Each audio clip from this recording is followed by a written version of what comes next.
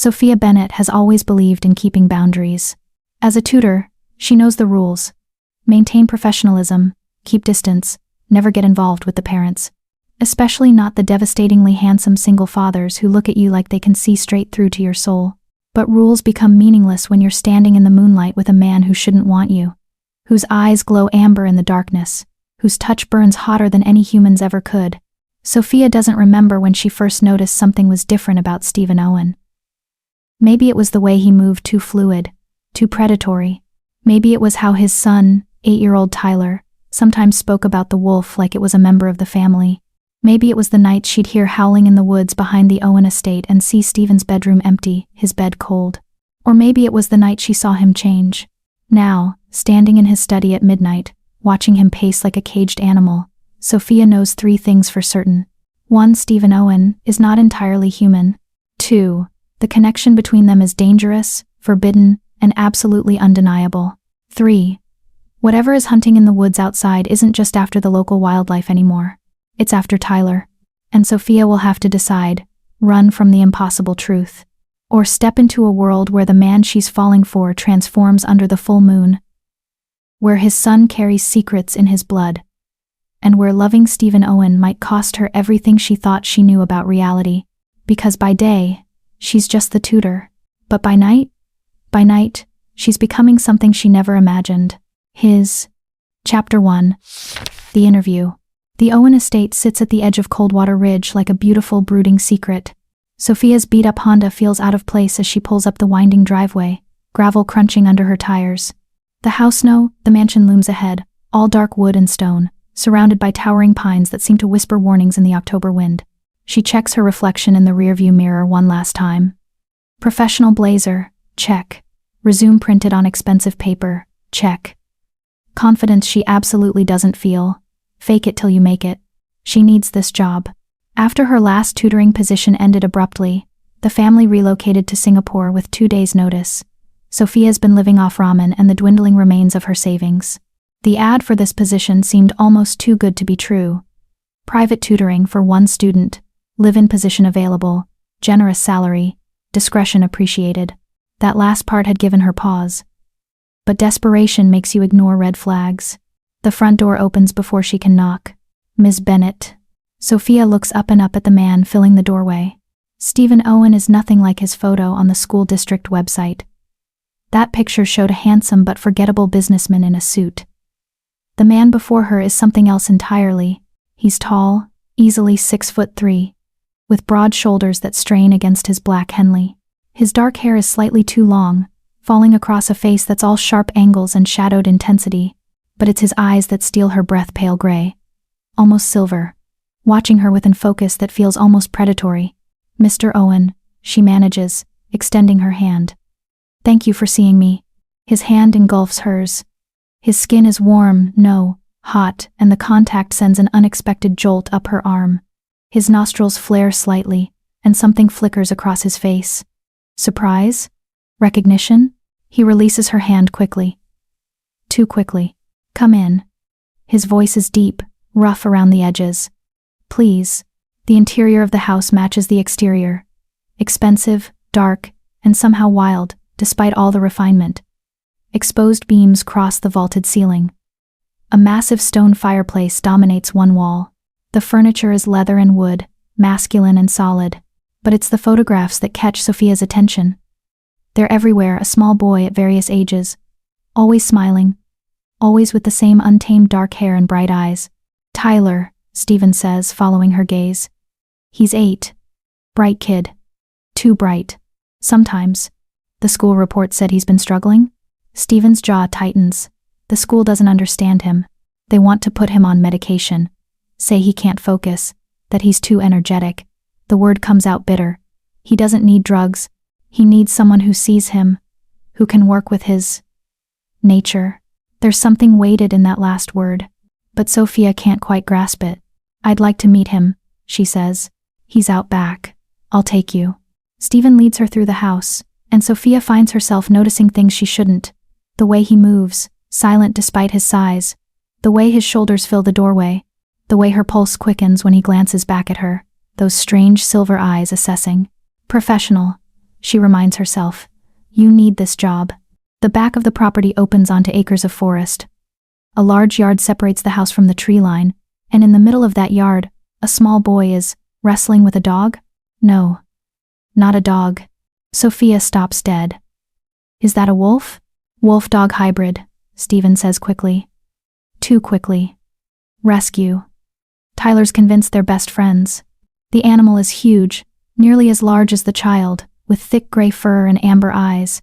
It's play fighting with Tyler, gentle despite its size, letting the boy tackle it and roll around in the grass.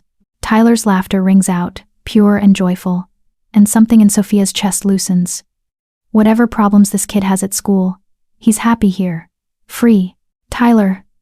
Stephen calls. Come here, son. Someone I want you to meet. The boy's head snaps up with unnatural speed. For a moment, just a moment, his eyes catch the light and flash amber, exactly like the wolf dog's. Sophia blinks, and it's gone, just a trick of the afternoon sun. Tyler runs over, the wolf dog loping behind him. Up close, the boy is beautiful, wild dark hair, high cheekbones, those startling bright eyes that seem to see everything. He's covered in grass, stains, and dirt, completely unconcerned. Hi, he says, grinning up at her. Then his nose wrinkles. You smell like books, and coffee, and lavender? Sophia laughs, surprised. I use lavender lotion. Good nose. Something passes between father and son, a look she can't interpret. Tyler, this is Miss Bennett, Stephen says. She might be your new tutor. I don't need a tutor, Tyler says. But there's no hostility in it. Just fact. School is boring. They want me to sit still all day and do worksheets about things I already know. Why would I need help with that? Because, Stephen says patiently, you need to pass 3rd grade, and you can't do that if you keep climbing out the window during math class. Tyler grins. That was only twice. 3 times. The 3rd time doesn't count. I came right back. Sophia tries not to smile. She fails. Tyler catches it and his grin widens. You think it's funny. I think you're smart enough to know when you're pushing boundaries, Sophia says. And I think you're bored. School's not challenging you. Tyler's eyes widen. He looks at his father, then back to her. Nobody ever says that. They just say I'm a problem. You're not a problem, Sophia says firmly. You're a bright kid stuck in a system that doesn't fit you. That's not your fault.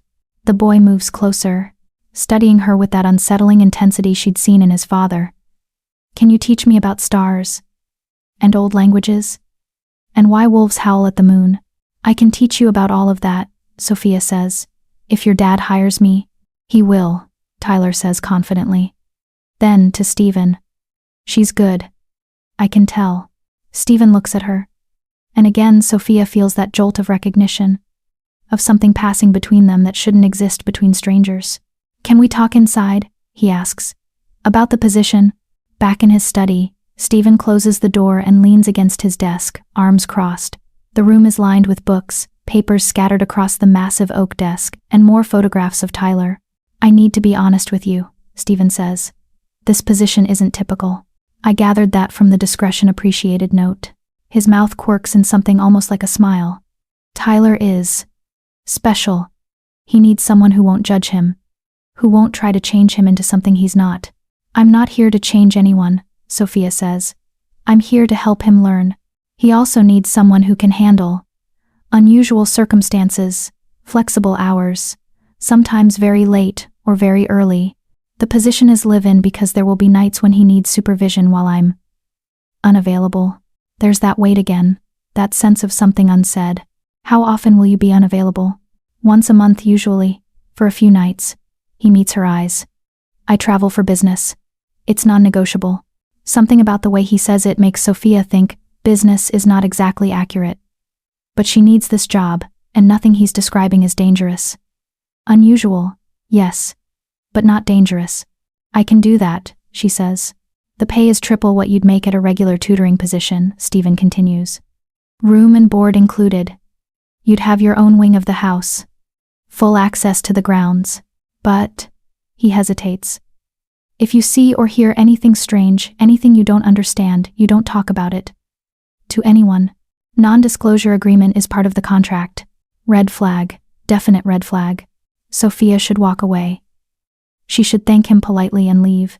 But she thinks of her empty bank account, her student loans, the eviction notice sitting on her apartment counter, and she thinks of Tyler, bright and wild and misunderstood, needing someone who sees him.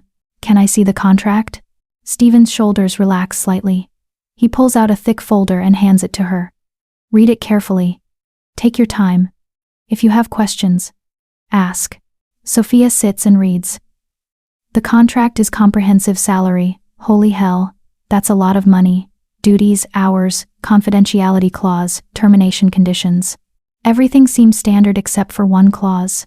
Employee acknowledges that the Owen family maintains private cultural practices and traditions that must not be disclosed to outside parties. Employee agrees to respect these practices without question or interference. Cultural practices? Sophia asks. Family traditions, Stephen says. Nothing that will affect you directly, but privacy is paramount.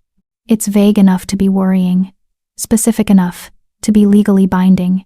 Sophia should ask more questions. She should definitely ask more questions. Instead, she finds herself saying, "Where do I sign?" That night, alone in her new rooms, a bedroom, bathroom, and small sitting area that are bigger than her entire apartment, Sophia wonders what she's gotten herself into. The wing Stephen mentioned is actually the entire third floor. Her windows overlook the forest, where the moon hangs full and heavy, painting everything silver. She unpacks her few belongings, trying not to feel out of place among the expensive furniture and art. This is temporary, she tells herself. A year, maybe 2, until she's saved enough to pursue her real dreams. A howl echoes from the forest. Sophia moves to the window, peering out into the darkness. The sound comes again, mournful, wild, and somehow lonely. Movement catches her eye. Down in the yard, a figure emerges from the house. Stephen. He's shirtless despite the October cold, wearing only loose sweatpants. Even from 3 floors up, Sophia can see the muscles moving under his skin as he walks toward the tree line. He shouldn't be out there. Not alone. Not at night with wolves nearby. She watches him pause at the edge of the forest, looking up at the moon. His whole body is tense, trembling. Then he steps into the shadows and vanishes. The howling comes again, closer now. Sophia tells herself she imagined the way his body seemed to shift in that last moment before the darkness swallowed him. Tells herself it was just a trick of the moonlight that made his shadow look wrong, too large, too shaped like something that walked on 4 legs instead of 2. Tells herself that the answering howl that echoes through the forest doesn't sound anything like the call of a wolf. But as she finally climbs into bed, Sophia knows she's lying. She knows something is very, very strange about the Owen family. And despite every instinct screaming at her to run, she finds herself wanting to stay, wanting to understand, wanting God help her to see those silver eyes again and figure out why they make her heart race and her skin flush and her body respond in ways that have nothing to do with fear. By day, she's the tutor. But by night? By night, she's starting to suspect she's stepped into a story she doesn't yet know how to read. A story written in moonlight and howls and the heated touch of a man who is decidedly not what he seems. Chapter 2. The mistake. Stephen knows he's made a mistake the moment Sophia Bennett's scent hits him. Lavender and coffee, and something uniquely her, warm, intelligent, with an underlying sweetness that makes his wolf surge forward with interest. He'd barely managed to control his reaction at the door, barely kept his eyes from flashing, barely stopped himself from leaning in and breathing deeper. Unacceptable. He doesn't need complications. He especially doesn't need complications that smell like heaven and look at his son with genuine understanding instead of fear or pity. But Tyler needs help. The school is threatening expulsion, and Stephen can't have social services sniffing around, asking questions about why an 8-year-old has behavioral issues that mysteriously worsen every full moon. Why the boy can hear things he shouldn't, move faster than humans, why he sometimes forgets and lets his eyes flash amber in frustration. Tyler is only half shifter, his mother was human, but the wolf in him is strong, too strong for a child to control without guidance, and Stephen is failing at teaching him. Because Stephen can barely control his own wolf lately. It's been 3 years since Geneva died. 3 years since the fire that took his wife and nearly took his son. 3 years of barely holding his pack together, raising Tyler alone, fighting the grief that threatens to drag him under every full moon. 3 years of being so carefully, desperately alone. And now Sophia Bennett is living in his house, smelling like temptation, looking at him with those sharp hazel eyes that seem to see too much. He watches from his office window as she and Tyler work in the garden. It's been a week since she started, and already the change in his son is remarkable. Tyler sits still for her lessons, actual lessons about astronomy and mythology and languages, not the dumbed-down worksheets the school provided. He laughs, engages, focuses in ways Stephen hasn't seen since before Geneva's death. And Sophia. God. Sophia glows when she teaches. Her whole face lights up, her hands moving as she explains constellations, pointing at the sky even though it's midday. Tyler is captivated. Stephen is captivated. Which is the problem? Boss. Stephen turns to find Israel, his second in command, standing in the doorway. The beta shifter's nose wrinkles slightly. He can smell Stephen's distraction, his interest, his arousal. Don't, Stephen warns. Didn't say anything. Israel grins. But the new tutor is off limits. Good with Tyler. I was going to say good with Tyler. Israel's grin widens. But interesting, that's where your mind went. Stephen growls, low and warning. Israel just laughs. The pack wants to meet her. Israel says, serious now. She's living in pack territory. They need to know her scent, know she's under protection. No. Stephen. She's human. Completely human. She doesn't need to know about us. She lives here. During the full moon. Israel crosses his arms. You really think she won't notice when half the staff disappears into the woods? When she hears howling from inside the house? He has a point. Stephen has been so focused on hiring someone to help Tyler that he hadn't fully thought through the logistics of having a human living here during moon cycles. We'll be careful, Stephen says. She stays in her wing during full moons. I'll tell her it's a safety precaution because of the wildlife. And when Tyler shifts for the first time. Because it's coming, Stephen. Soon. Maybe next moon, maybe the one after. But it's coming, and he's going to need help. And she's going to have questions when the kid she's tutoring suddenly sprouts fur and fangs. Stephen's stomach drops. He knows Israel is right. Tyler has been showing signs, the increased aggression, the way his eyes flash more frequently, how he complains about his bones hurting. First shift usually happens between 8 and 10 for half shifters. Tyler just turned 8. I'll handle it, Stephen says. Will you? Or will you keep avoiding the pretty tutor who makes you lose your famous control? Get out. Israel leaves, still grinning, and Stephen turns back to the window. Sophia is standing now, brushing dirt off her jeans. Jeans that fit far too well. Hugging curves that Stephen has absolutely no business noticing. Her honey blonde hair is pulled back in a ponytail, and there's a smudge of dirt on her cheek that makes her look younger, softer. As if sensing his gaze, she looks up. Their eyes meet across the distance. Even from here, Stephen can see her breath catch. Can almost hear her heartbeat quicken. The wind shifts, bringing her scent stronger, and his wolf surges forward with a possessive rumble. Mine, it says. Mate. No, Stephen tells it firmly. Absolutely not. But his wolf has never been good at listening. The full moon is 2 nights away, and Stephen is losing his mind. It's not just the moon though that's bad enough, pulling at his wolf, making him restless and aggressive. It's Sophia. She's everywhere. At breakfast with Tyler, smelling like sleep and something sweet. In the library, curled up in his favorite chair, reading mythology texts. In the garden, laughing at something Tyler said. In his thoughts, his dreams, his every waking moment. This morning he'd come downstairs to find her making coffee in his kitchen, wearing sleep shorts and a tank top that revealed far too much soft skin. She'd smiled at him, just a friendly good morning smile, and he'd nearly shifted right there. His wolf demanding he close the distance between them, pin her against the counter, bury his face in her neck, and he'd turned and left without coffee. Now it's evening, Tyler is asleep, and Stephen is trying to work in his study, trying and failing because he can hear Sophia moving around upstairs. Water running, she's in the shower. His wolf immediately supplies detailed imagery of water sliding over curves, steam and soap. And, stop. A knock on his door makes him jump. Mr. Owen? Of course.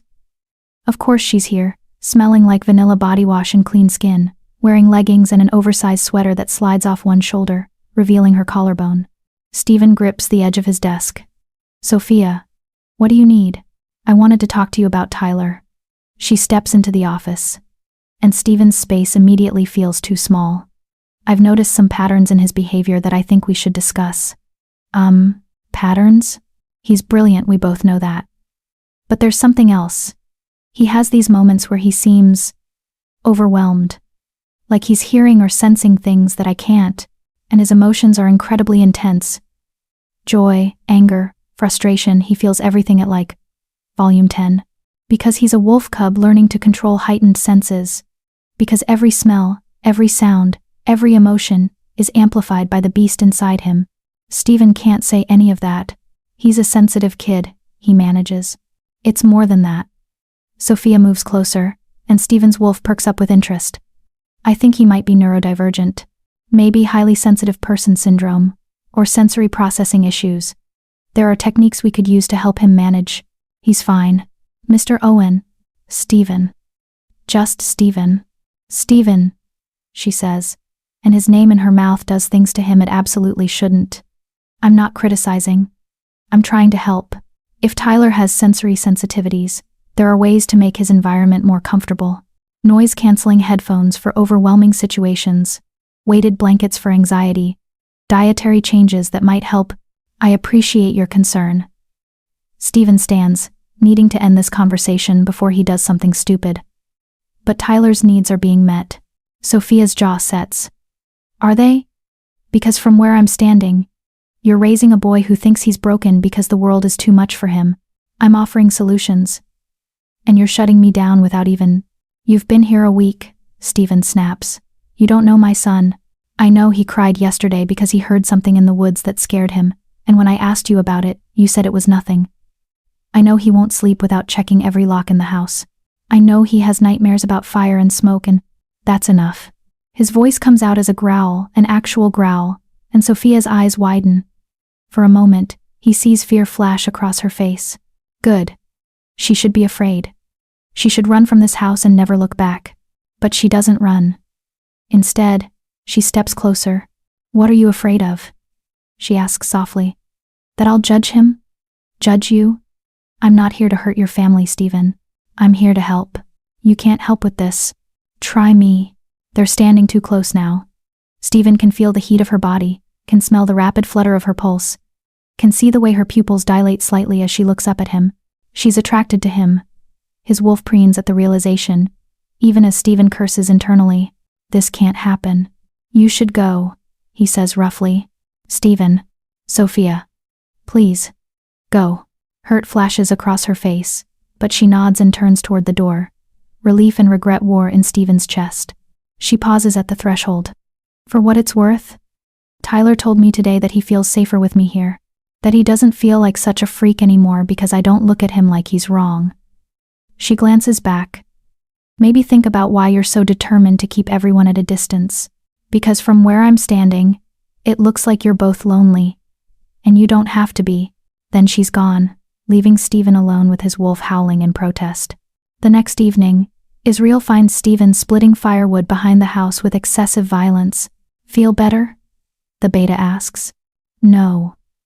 Stephen swings the axe again, splitting a log cleanly. Did you need something? Full moon's tomorrow night. Security is set. The pack will be in the east woods. But Stephen. Israel hesitates. Your control is slipping. I can smell it. Every shifter in a 10-mile radius can smell it. I'm fine. You're not fine. You're attracted to the human tutor, your wolf is screaming for her, and you're about to spend a full moon fighting your instincts instead of running them out. That's dangerous. I said I'm fine. And I'm saying that if you lose control tomorrow night, if your wolf decides it wants what it wants badly enough to override your human side, that girl upstairs becomes a target. Your target. Stephen drives the axe into the stump. I would never hurt her. Not intentionally. But wolves mate for life, Stephen, and yours seems to think it's found its match. You need to either claim her or put serious distance between you before the moon rises. She's human. Humans can become pack. No. Stephen rounds on him. Geneva was human. Look how that ended. Israel's expression softens. The fire wasn't your fault, wasn't it? I'm the one who bit her, who turned her against her will because I couldn't control myself. I'm the one who made her into something she never wanted to be. And when she couldn't handle it anymore, when the wolf made her crazy, she made her choice. Because I gave her no other option. Stephen's voice breaks. I loved her, and I destroyed her. I won't do that again. Sophia isn't Geneva. It doesn't matter. I'm not risking it. Israel studies him for a long moment. Then you need to send her away.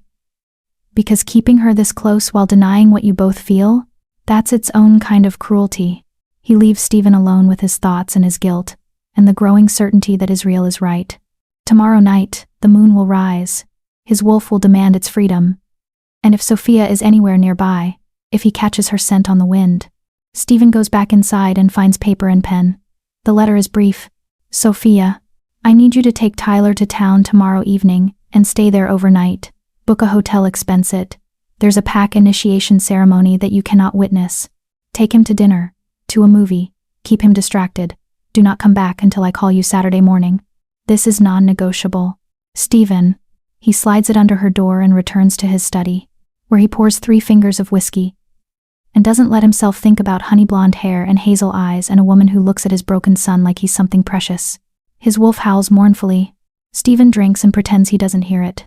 The note is waiting for her when she returns from putting Tyler to bed. Sophia reads it once, twice, 3 times. Pack initiation ceremony. The words stick. Pack.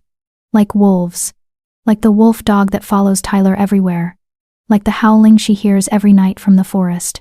Like the way Stephen sometimes moves too quickly, too silently.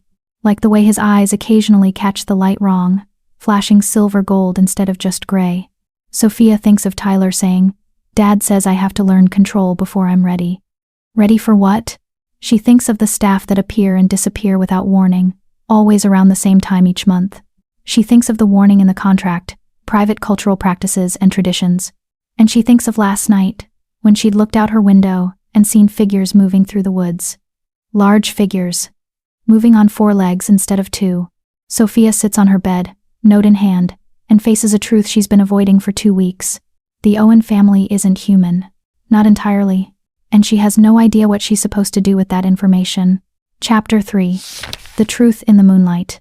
Sophia doesn't take Tyler to town. She knows she should. Stephen's note was clear, a command, really, not a request. But something in her rebels against being ordered away from her own home. And when did she start thinking of the Owen estate as home? More than that, she needs answers. So she tells Tyler they're having a movie marathon in the 3rd floor media room.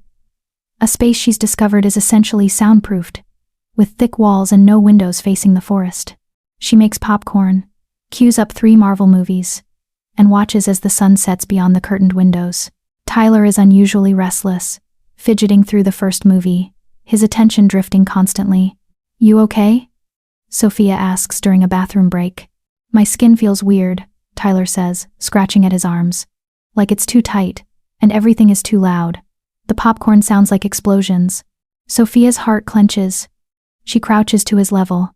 Does this happen a lot? Sometimes. Usually when the moon is full. He looks at her with those 2 bright eyes. Dad says it's normal. That it'll get easier when I'm older. What will get easier? Tyler's mouth opens, then closes. I'm not supposed to talk about it. Tyler, can we just watch the movie, please? She lets it go, but her mind races. Full moon, heightened senses, control that needs to be learned. By the time the 3rd movie starts, it's nearly 11 p.m., and Tyler has fallen asleep against her shoulder.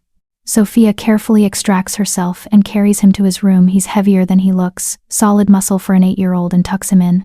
The wolf dog is already there, curled on the floor beside Tyler's bed. It lifts its massive head as Sophia enters, amber eyes watching her with unsettling intelligence. Keep him safe, Sophia whispers. The animal's tail thumps once against the floor. Agreement? Understanding? Sophia shakes her head at herself. It's just a dog. A very large, very wolf-like dog. But still just a dog. She checks the locks on Tyler's Windows habit now, since she learned about his nightmares, and slips out into the hallway. The house is silent. Too silent. Sophia realizes she hasn't seen any of the staff since this morning. The cook, the groundskeeper, even Israel, who's usually around, all gone. Pack initiation ceremony. She should go back to her room, should follow instructions, should mind her own business. Instead, she finds herself walking down the stairs, through the empty halls, toward Stephen's study. The door is open. The room is dark. Sophia flips on the light and immediately sees the destruction. The leather chair is shredded, stuffing everywhere. Deep gouges score the desk claw marks. Papers are scattered across the floor. And there's a smell, musky and wild, that makes her hindbrain scream danger. Looking for something? Sophia spins. Stephen stands in the doorway, and her breath catches. He's shirtless, wearing only torn jeans that hang low on his hips. His chest heaves like he's been running. Sweat gleams on his skin. His hair is wild, and his eyes are glowing. Not reflecting light, actually glowing, amber gold, like embers in the darkness. Stephen? Her voice comes out whisper soft. I told you to leave. His voice is rougher than usual, almost a growl. I told you to take Tyler and go. I couldn't. He needed to be away from me. Stephen slams his fist against the doorframe, and the wood cracks. He stares at the damage, then at his hand, breathing hard. You need to go upstairs, Sophia. Lock your door. Don't come out until morning. What's happening to you? Nothing that concerns you. Bullshit. The word surprises both of them. Sophia rarely curses, but fear and adrenaline are making her bold. I'm not stupid, Stephen. The howling every month, Tyler's sensitivity, the way you all disappear during the full moon, the way your eyes are literally glowing right now. Stop talking. Are you going to hurt me? The question hangs between them. Stephen's whole body trembles. No, he finally says. Never, but I might not be able to control. He cuts himself off, turning away. Please. Just go. Sophia should listen. Every survival instinct she has is screaming at her to run. But she thinks of Tyler. Sweet and wild. She thinks of the loneliness in Stephen's eyes. She thinks of the way her body responds to him, drawn like a compass to north. Tell me the truth, she says. Whatever it is, I can handle it. You can't. Try me. Stephen laughs, but there's no humor in it. You want the truth? Fine. He turns back to her, and his eyes are still glowing, still inhuman. I'm a werewolf. A shifter. So is Tyler, though he hasn't transformed yet. So is everyone who works here. This estate sits on packland, and tonight is the full moon, and every instinct I have is screaming at me to shift and run and hunt. He takes a step toward her. Sophia's back hits the wall. And the worst part? He's close now. So close she can feel the heat radiating from his skin. The absolute worst part is that my wolf has decided you're ours, that you smell like home and safety and everything we've been missing, that you're our mate. Sophia's heart is hammering so hard she's sure he can hear it. Mate? Wolves mate for life. When we find our mate, we know. Instantly. Completely. His hand comes up, hovering near her face but not quite touching. I knew the moment I opened the door and your scent hit me. My wolf knew. And it's been torture, having you here. So close. So perfect. And knowing I can never. He breaks off, backing away sharply. I'm losing control. You need to leave. Now. What happens if I stay? Sophia. What happens? I claim you. The words are raw, desperate. I bite you, mark you, make you mine in every way that matters. And you won't have a choice. Won't be able to consent. Because the moon makes us animals and animals don't ask permission. What if I want you to? The words are out before Sophia can stop them. Stephen freezes. You don't know what you're saying. Don't I? Sophia's mind is reeling, but underneath the shock is something else. Recognition. I felt it too. This pull between us. I thought I was going crazy, feeling so drawn to my employer. But it's not just attraction, is it? It's something more. You're human. So was Tyler's mother, according to the pictures. Pain flashes across Stephen's face. And look how that ended. Geneva couldn't handle what I made her. The wolf drove her mad. His voice breaks. She started the fire that killed her. Tried to take Tyler with her. I saved him, barely, but I couldn't save her. I won't do that to you. I won't destroy another person. He doesn't finish. But Sophia hears what he doesn't say. You don't know that I'd react the same way, she says softly. I won't risk it. So what then? We just pretend there's nothing between us? I stay here, raise your son, watch you tear yourself apart every full moon because you won't let yourself have what you want. Yes, the word is anguished, because the alternative is worse. They stare at each other, the air between them crackling with tension and want and impossibility. A howl rises from the forest, long and lonely. Stephen's body convulses, his hands elongate, fingers becoming claws, fur ripples along his forearms. Go, he gasps. Please, Sophia, go. This time, she listens. Sophia runs. Sleep doesn't come. Sophia lies in bed, door locked, listening to the sounds from below. Crashes, growls. At one point, the whole house shakes as something large slams into a wall. Then silence. Then, around 2 a.m., howling. Multiple voices, rising and falling in harmony. It's beautiful and terrifying and lonely all at once. Sophia gets up and goes to the window. The forest is bathed in moonlight, silver and ethereal. And moving through the trees, she sees them. Wolves. Dozens of them, larger than any natural wolf should be. They run and play and hunt, a coordinated pack moving as one organism. She watches them chase each other, tumble and wrestle, sees what might be joy in their movements. One wolf is larger than the others, darker. It moves with authority, power, and even from this distance, Sophia recognizes something in the way it carries itself. Stephen. As if sensing her gaze, the dark wolf stops, turns, looks directly up at her window. Their eyes meet across the distance. The wolf's howl is different from the others. Lower, more resonant, mournful. Sophia presses her hand against the glass. The wolf watches for another moment, then turns and disappears into the forest with its pack. Sophia stands at the window until dawn, watching, thinking, processing. Werewolves are real. Stephen is a werewolf. Tyler will be a werewolf. And Stephen thinks she's his mate. She should be terrified. Should be packing her bags, calling a cab, running as far from this supernatural nightmare as possible. Instead, she thinks about the gentleness in Stephen's eyes when he looks at Tyler. The way he's been so careful not to touch her, to maintain distance, fighting his own nature to protect her choice. The pain in his voice when he talked about his dead wife. He's not a monster. He's a man carrying too much guilt, too much responsibility, too afraid to let anyone close enough to help. And she, God help her, wants to help, wants to stay, wants to see where this impossible thing between them might lead. By the time the sun rises, Sophia has made her decision. She's staying. She's not running. And she's going to figure out a way to prove to Stephen that she's stronger than he thinks. That not all love stories end in tragedy. That sometimes, the impossible can become possible, if you're brave enough to try. Morning comes with a knock on her door. Sophia, who finally dozed off around 6, startles awake. Come in? The door doesn't open. It's Stephen. Can we talk, please? She gets up, still in her sleep shirt and shorts, and unlocks the door. Stephen looks exhausted. He's dressed now, jeans and a Henley, but his hair is still damp from a shower, and there are shadows under his eyes. He won't quite meet her gaze. I owe you an apology, he says to the floor, and an explanation, and probably a very generous severance package because I understand if you want to leave immediately. I'm not leaving. His head snaps up. What? I'm not leaving, Sophia repeats. Unless you're firing me? I know.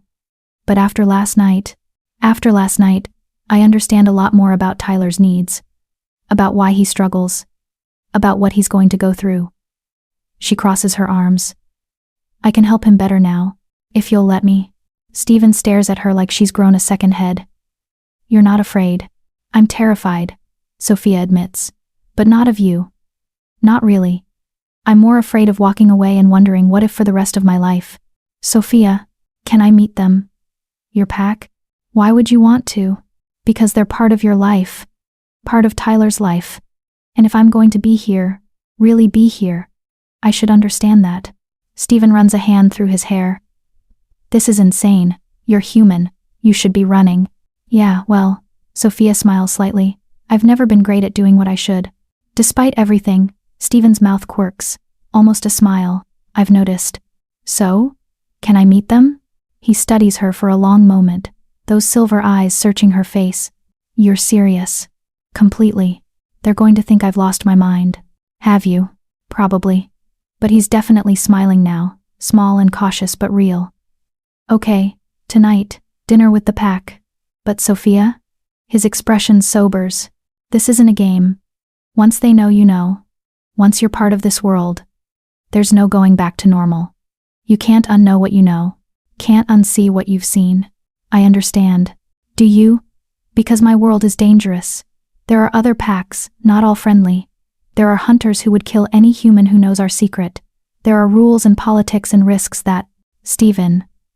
Sophia steps closer. I understand. And I'm choosing to stay anyway. He looks at her like she's something precious and impossible, like he wants to touch her but doesn't dare. Why? He finally asks. Why would you choose this? Because when you look at me I feel seen. Because your son needs someone who understands.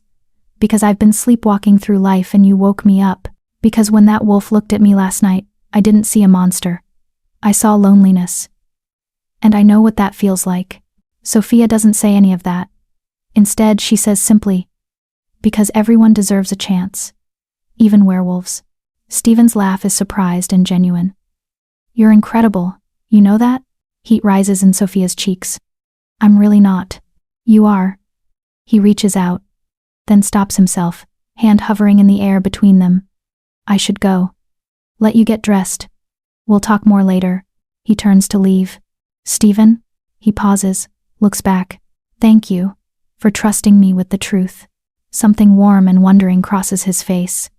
Thank you for not running. After he leaves, Sophia sits on her bed and lets herself process everything. Werewolves, packs, mates, full moons, an entire hidden world existing alongside the mundane reality she's always known. And in the center of it all, a man who looks at her like she's something worth protecting. A boy who needs guidance through an impossible transformation. And a choice. Walk away from the safe, predictable life she'd planned, or step into the unknown.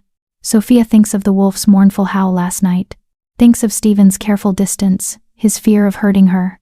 Thinks of Tyler's bright eyes and wild spirit. And she knows with absolute certainty that she's already made her choice. She's staying. Whatever comes next, she's staying. Chapter 4. The pack meets the human. Stephen spends the entire day questioning his sanity. Bringing Sophia to pack dinner is unprecedented.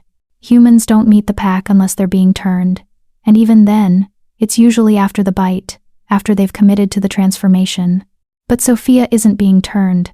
She's not his mate. Not officially. Not in any way that matters beyond his wolf's insistent claims. She's Tyler's tutor. An employee. A human who happened to discover their secret, and somehow, impossibly, decided to stay. You're making that face again, Israel says, leaning against the kitchen counter. What face?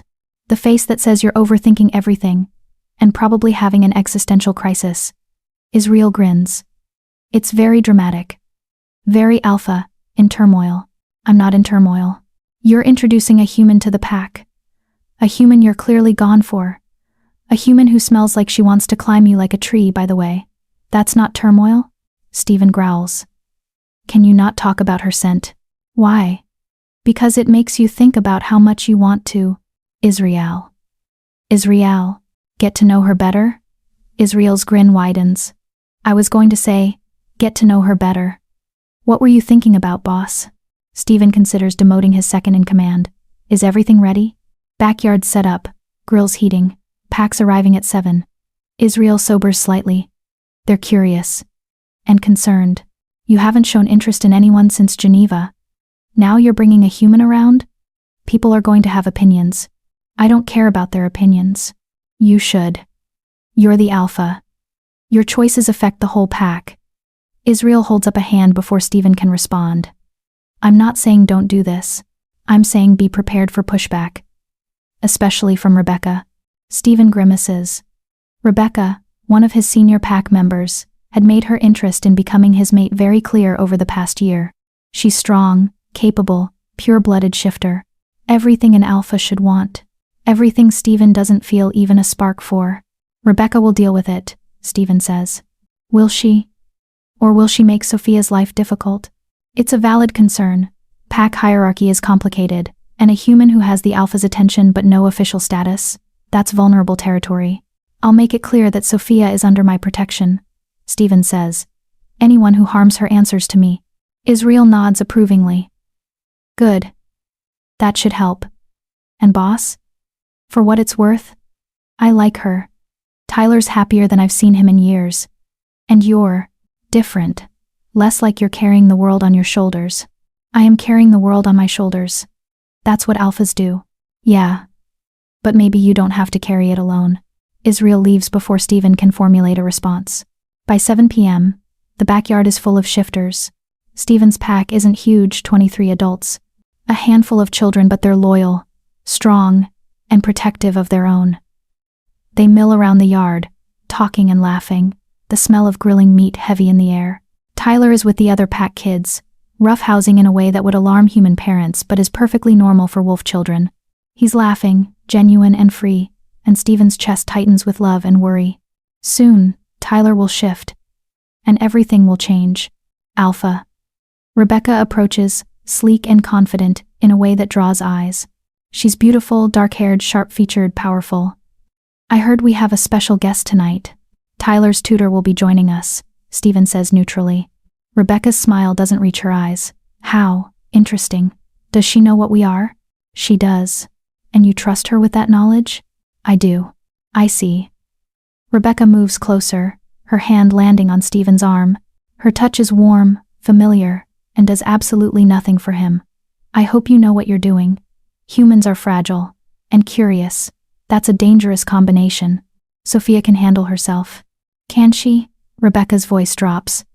Or are you letting your wolf make decisions your human side will regret? Before Steven can respond, the back door opens. Sophia steps out, and Steven's breath catches. She's dressed simply jeans and a soft blue sweater that brings out the green in her hazel eyes, but she's stunning. Her honey blonde hair is down, falling in waves around her shoulders. She's nervous. He can see it in the way she holds herself, can smell it in the slight spike of adrenaline in her scent. But she's not running. She's not hiding. She's walking straight into a yard full of predators with her head high and her shoulders back. Steven has never wanted anyone more in his entire life. The pack falls silent as she approaches. Every eye tracks her movement. Steven hears someone inhale sharply, catching her scent, noting the way it mingles with his own from hours spent in his house. He moves to her side immediately. Everyone, this is Sophia Bennett, Tyler's tutor. Sophia lives on pack land and is under my protection. Anyone who threatens her threatens me. Understood? It's not a request. It's an alpha command, backed by power and authority. The pack murmurs acknowledgement. Rebecca's eyes narrow. Hi, Sophia says, her voice steadier than Steven expected. I know this is unusual. I appreciate you letting me into your space. Our alpha's word is law, Israel says, stepping forward with a friendly smile. You're welcome here, Sophia. I'm Israel, Steven's second. The grumpy-looking woman glaring at you is Rebecca. Ignore her. She glares at everyone. Rebecca's glare intensifies. A woman with kind eyes and gray-streaked hair approaches. I'm Patricia. I help with the pack children. Tyler's told us so much about you. All good things, I hope, Sophia says, relaxing slightly. He says you're the smartest person he's ever met, Patricia says warmly. And that you make learning fun. That's high praise from that boy. He makes teaching fun, Sophia replies. He's brilliant. More pack members introduce themselves. Sophia handles it well, polite and genuine, asking questions, remembering names.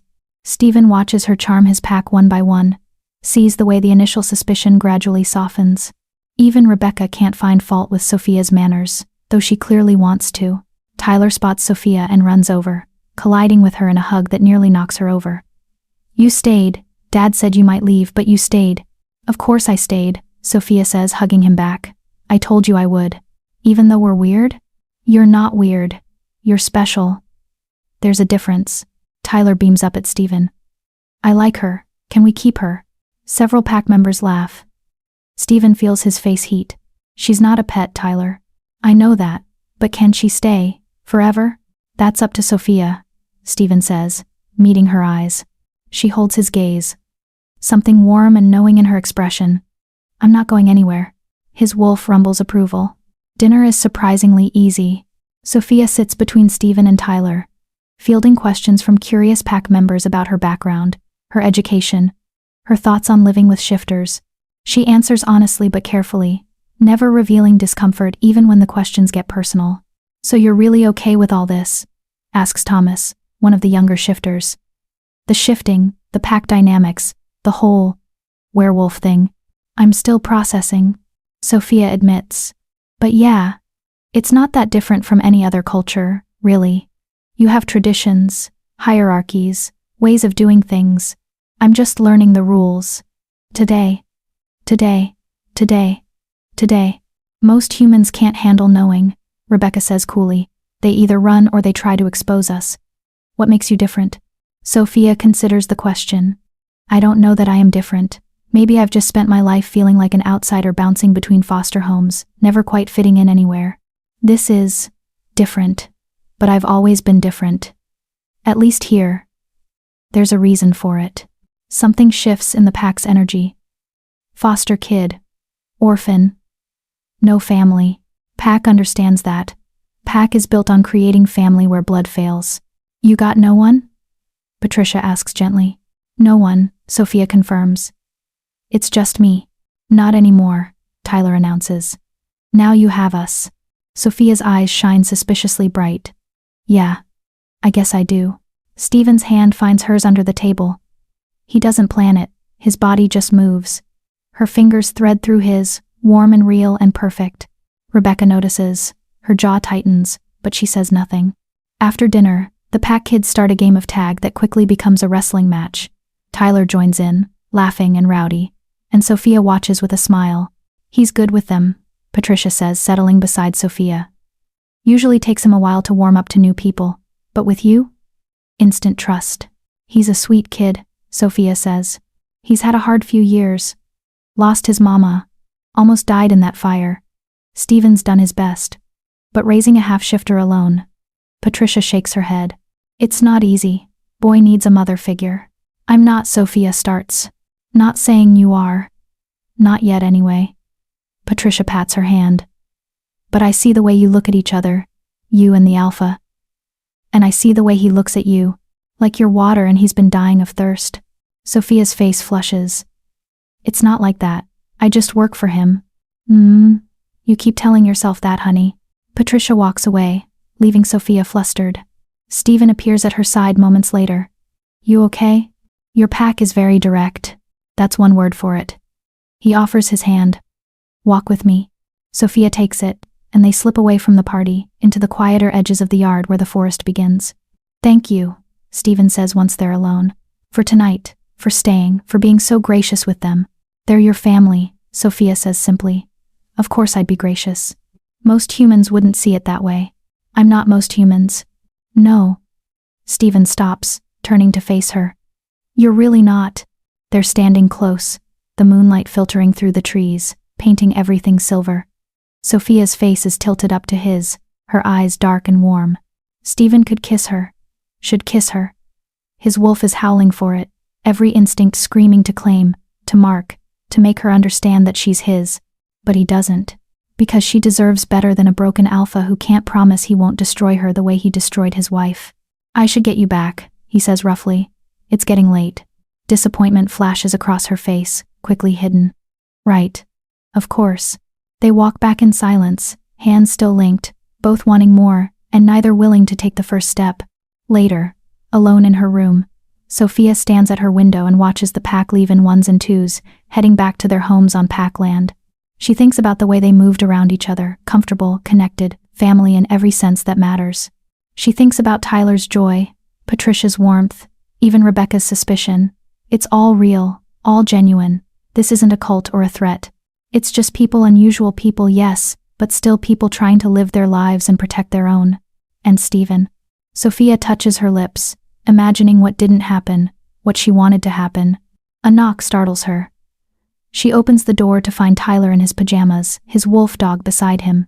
Can't sleep? She asks. Did you have fun tonight? Tyler asks. Instead of answering. I did. Your pack is wonderful. They're your pack too now, if you want them to be. Sophia's throat tightens. Is that how it works? Dad said you're under his protection. That means you're pack adjacent. Not quite pack, but not totally outside either. It's like... Tyler struggles for the words. Like you're in the waiting room before the real thing. And the real thing would be? Being turned, becoming a shifter. Tyler looks up at her with solemn eyes. Is that what you want? To be like us? I don't know, Sophia admits. I haven't really thought about it. You should, because Dad likes you. Like really likes you. And if he bites you, you'll be stuck with us forever. Stuck? Okay, not stuck. But you'll be pack. And pack is forever. That's kind of a big deal. Sophia crouches to his level. Do you want me to be pack? Yeah. No hesitation. You make Dad smile. He hasn't smiled like that since Mom died. And you make me feel normal, like maybe being different isn't so bad. Being different is never bad, Tyler. It's what makes you special. That's what Mom used to say. Tyler's voice goes quiet. Before she changed. Before the wolf made her sad. What do you mean? Tyler looks at his wolf dog, then back at Sophia. Can I tell you a secret? Always. Mom didn't want to be a wolf. Dad bit her because she was dying. There was an accident, and the bite was the only way to save her. But she never wanted it. And after she changed, she got really sad. Really angry. She'd cry all the time, and sometimes she'd look at Dad like she hated him. Sophia's heart breaks. Oh, Tyler. The fire wasn't an accident. Tyler whispers. Mom started it. She wanted to make it stop. The wolf, the feelings, all of it. She thought if she burned the house down she'd be free. And you were inside. Tyler nods, tears streaming down his face. Dad saved me. Ran through the fire even though it burned him. But he couldn't save Mom. She wouldn't let him. Sophia pulls the boy into her arms, holding him while he cries. Understanding crashes over her Stephen's guilt. His fear of turning her. His desperate need to keep distance. Your dad blames himself, she says softly. He shouldn't. It wasn't his fault. Tyler pulls back, wiping his eyes. But he's scared. Scared if he cares about someone again, the same thing will happen. That's why he won't let himself be happy. And you're telling me this because? Because you should know. Before you decide if you want to be Pack. Tyler's eyes so much older than 8 meet hers. Being with Dad means being a wolf, and not everyone can handle that. But I think you could. I think you're strong enough. What if I'm not? Then you leave, and Dad never forgives himself, and we both go back to being sad and lonely. Tyler says it matter-of-factly. Or you stay, and you figure it out together, and maybe we all get to be happy. He hugs her once more, then leaves, his wolf dog trailing behind. Sophia sits in the dark, processing. Stephen's wife died because he turned her against her will. Because the wolf drove her to madness and suicide. And now he's terrified of caring for Sophia because he's convinced the same fate awaits her. But Sophia isn't Geneva. She's choosing this with open eyes. She's staying knowing what it means. And if when the time comes, it will be her choice to accept the bite or not. Stephen needs to understand that. And Sophia needs to be brave enough to make him believe it. Chapter 5. Lines crossed. The days after the Pack dinner settle into a new rhythm. Sophia teaches Tyler in the mornings real lessons now, incorporating what she knows about his heightened senses and upcoming transformation. They study wolf behavior, Pack dynamics throughout history, even the mythology of shapeshifters across cultures. Tyler soaks it up like a sponge, finally having a framework to understand himself. Afternoons, they work on control exercises, meditation to manage overwhelming sensory input, breathing techniques for when emotions spike, physical activities to burn off excess energy, and evenings.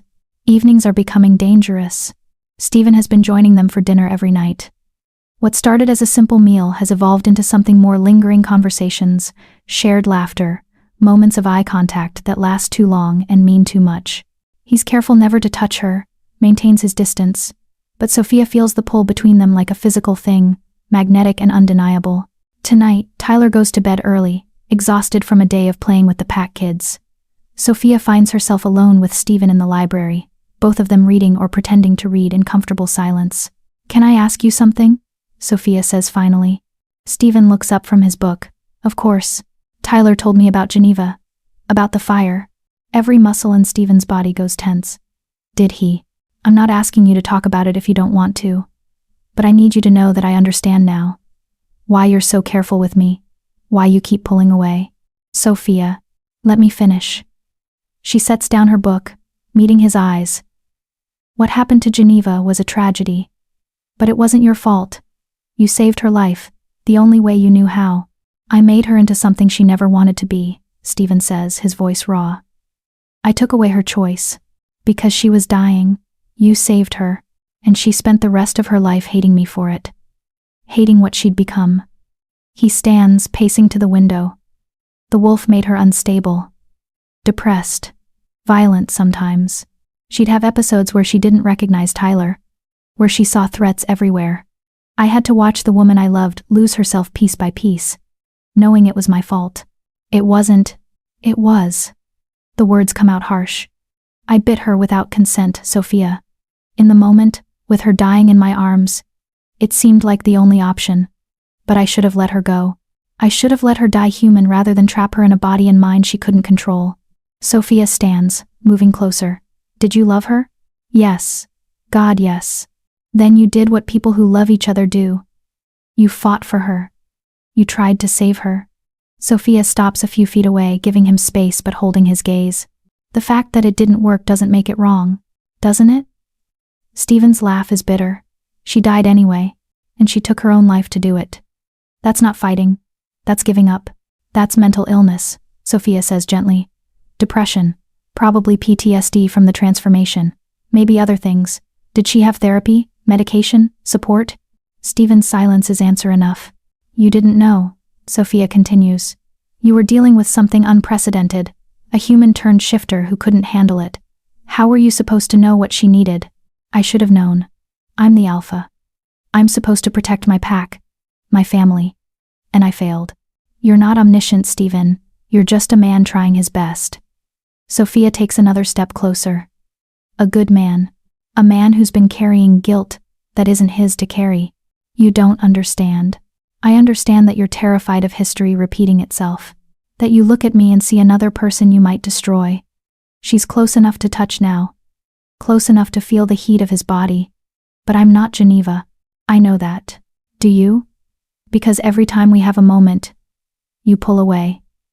Every time I think we might actually talk about this thing between us, you shut down. Her voice softens. I'm not fragile, Stephen, and I'm not going to break if you let yourself feel something. You don't know what you're asking. Then tell me. Explain it to me.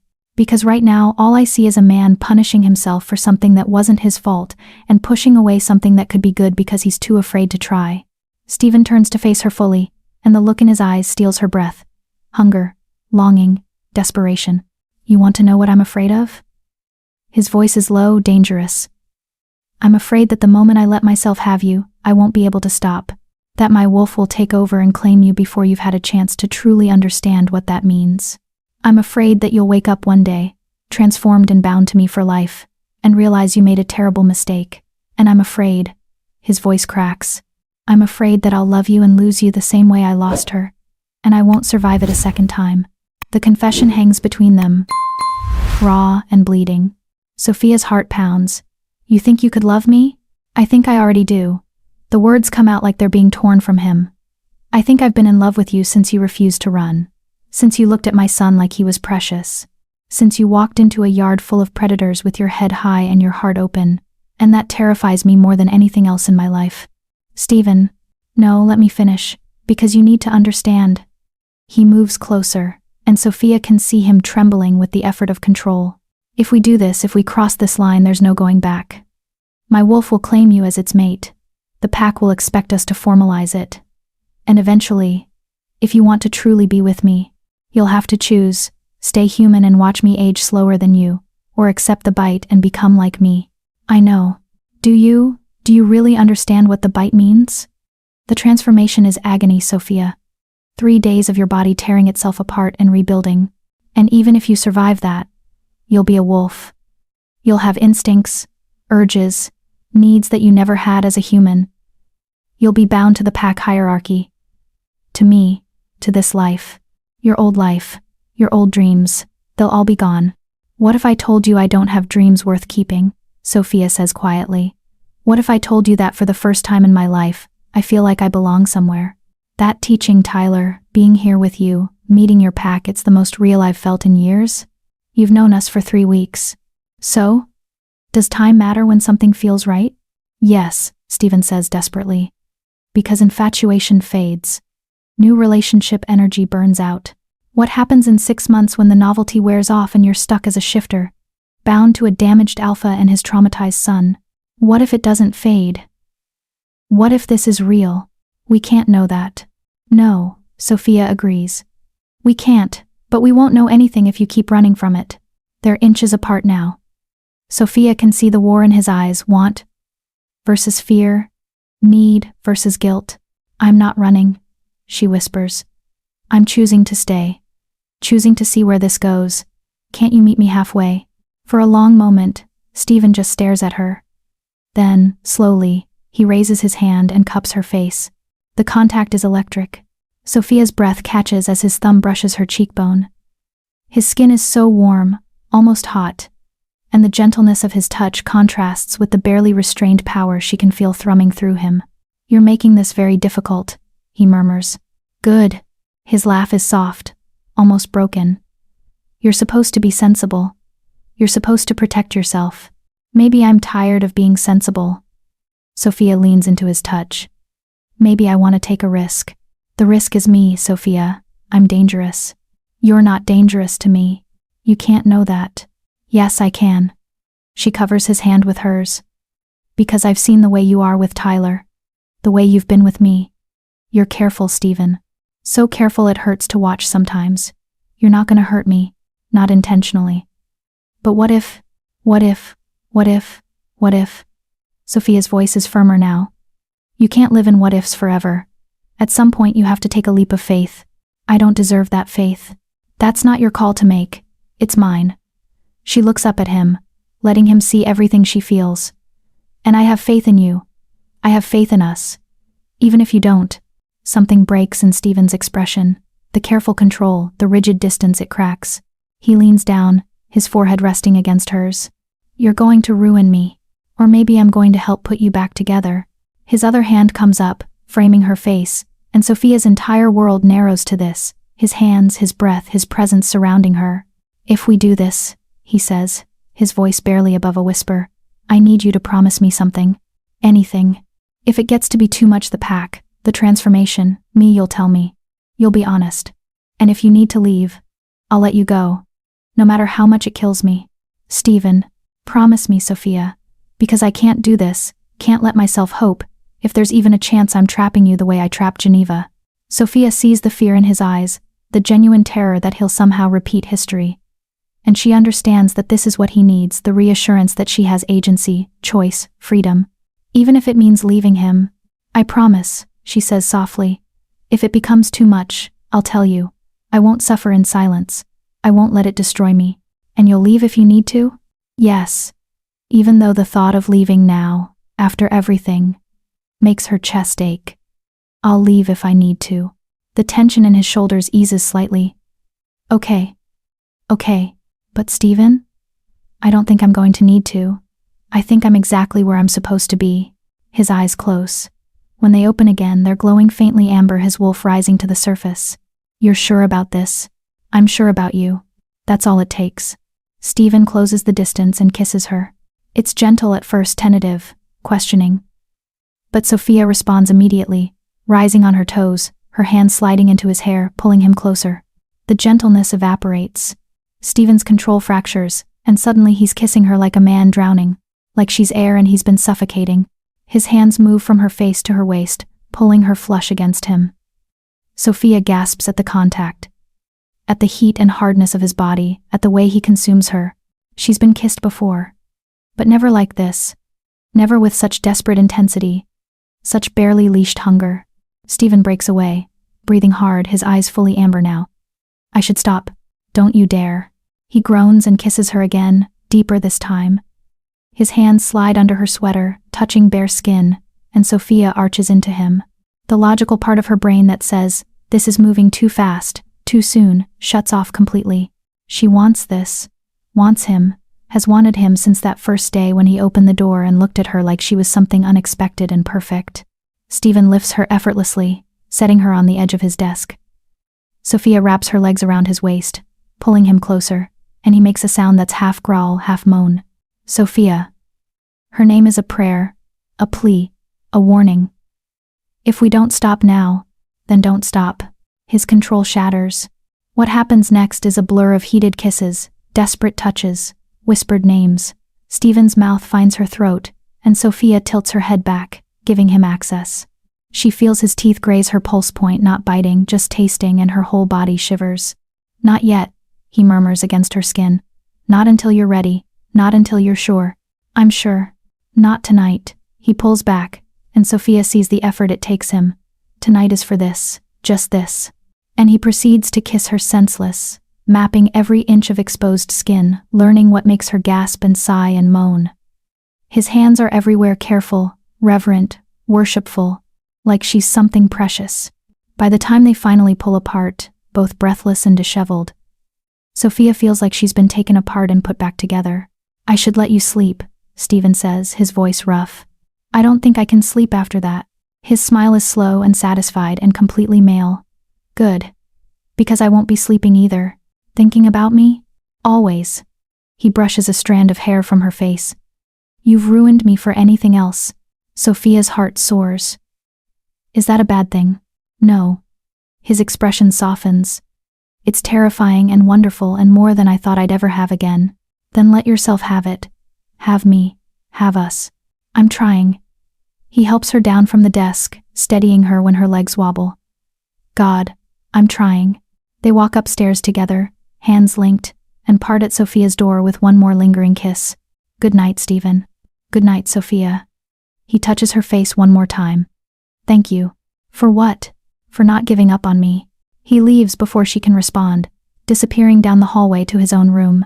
Sophia enters her room and leans against the closed door, touching her kiss-swollen lips. Everything has changed. She's crossed the line from employee to something more.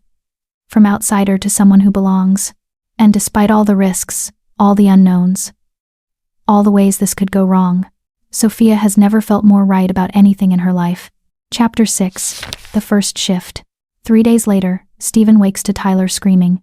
He's moving before he's fully conscious. His wolf responding to the distress call of his cub. He crashes through Tyler's door to find his son curled on the floor, thrashing and crying. "It hurts. Dad, it hurts." Stephen drops to his knees, gathering Tyler into his arms. The boy is burning up, his skin slick with sweat.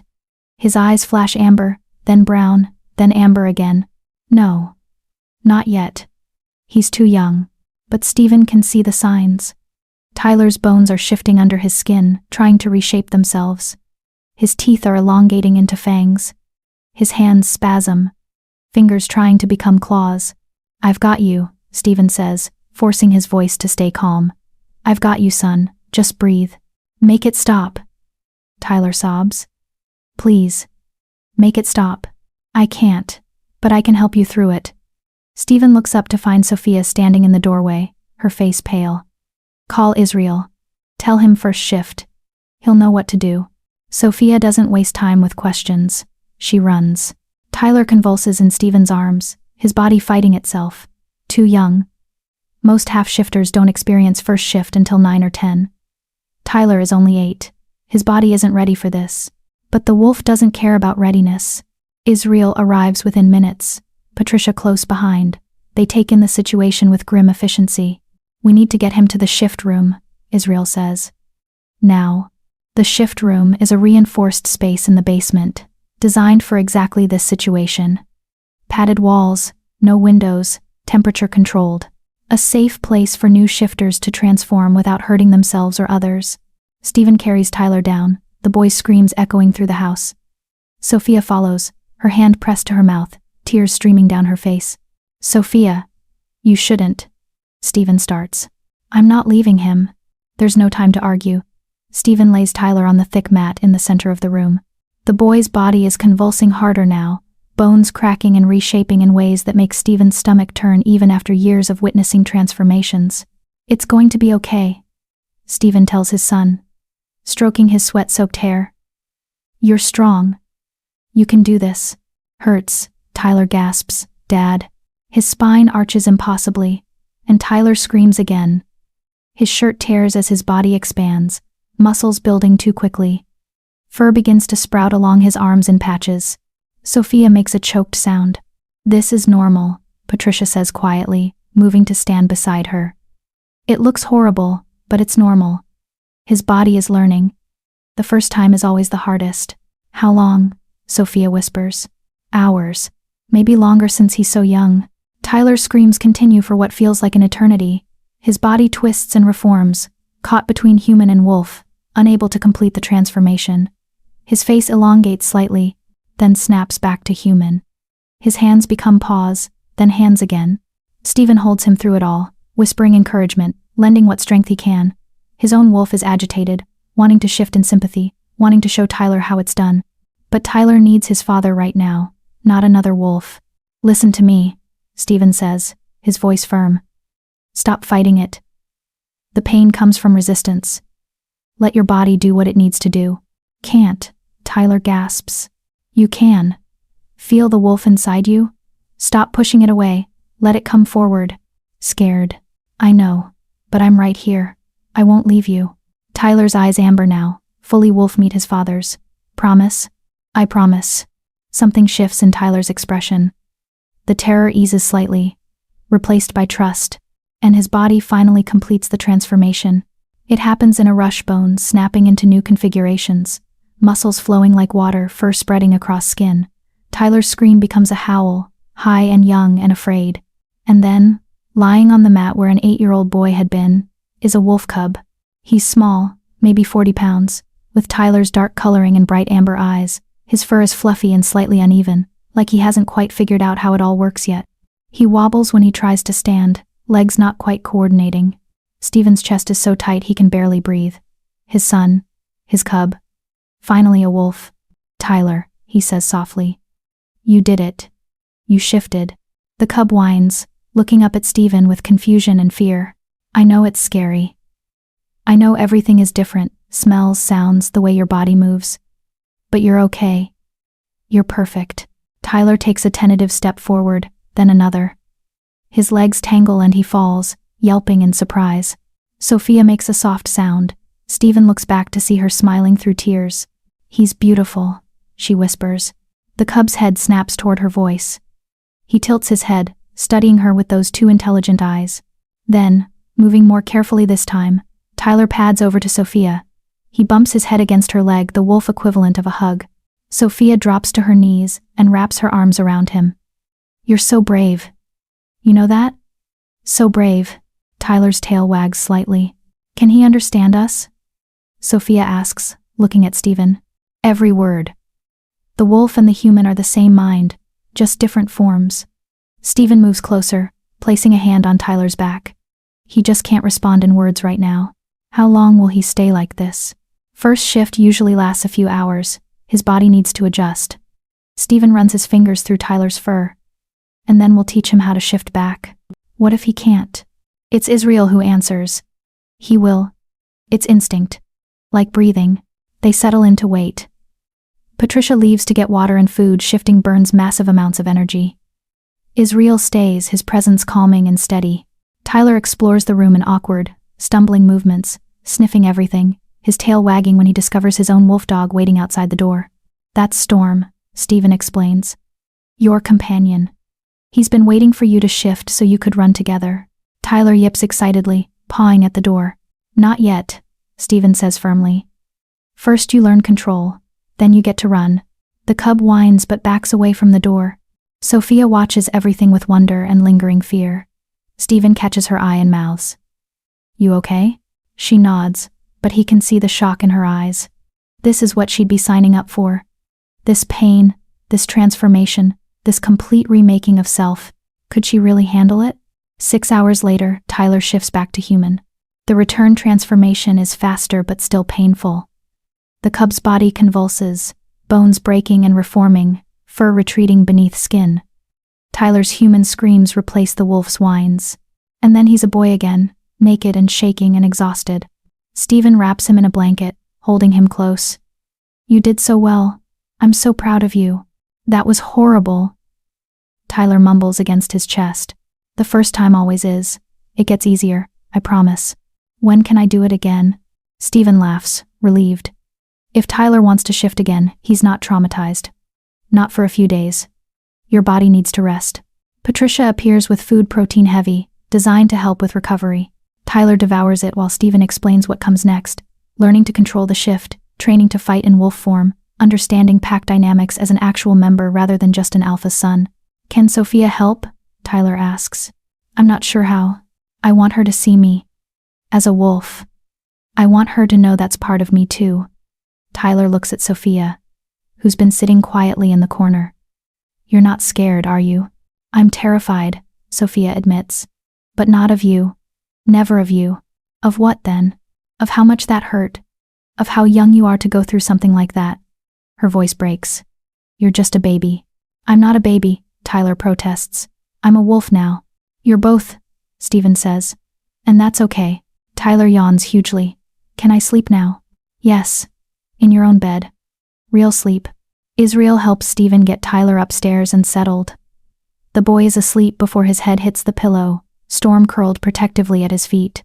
Stephen stands in the doorway for a long moment, just watching his son breathe, his cub, his wolf. He's crossed a threshold. There's no going back to the child he was. You okay? Sophia's voice is soft behind him. Stephen pulls the door mostly closed and turns to face her. I don't know. He runs a hand through his hair. He's so young, Sophia. Too young for this. But he got through it. Because you were there. Barely. Did you see him? The pain he was in? I saw a little boy being incredibly brave. I saw a father who never left his side. Sophia steps closer. You did everything right, Stephen. It didn't feel right. It felt like torture. Because it was, but necessary torture. He's a shifter. This is part of his life now. She hesitates. This would be part of my life too. If I chose it. Stephen's stomach drops. You saw what it's like, what you'd have to go through. I did. And? Sophia is quiet for a long moment. Ask me again when I'm not exhausted and emotionally wrung out. When I can think clearly. That's fair.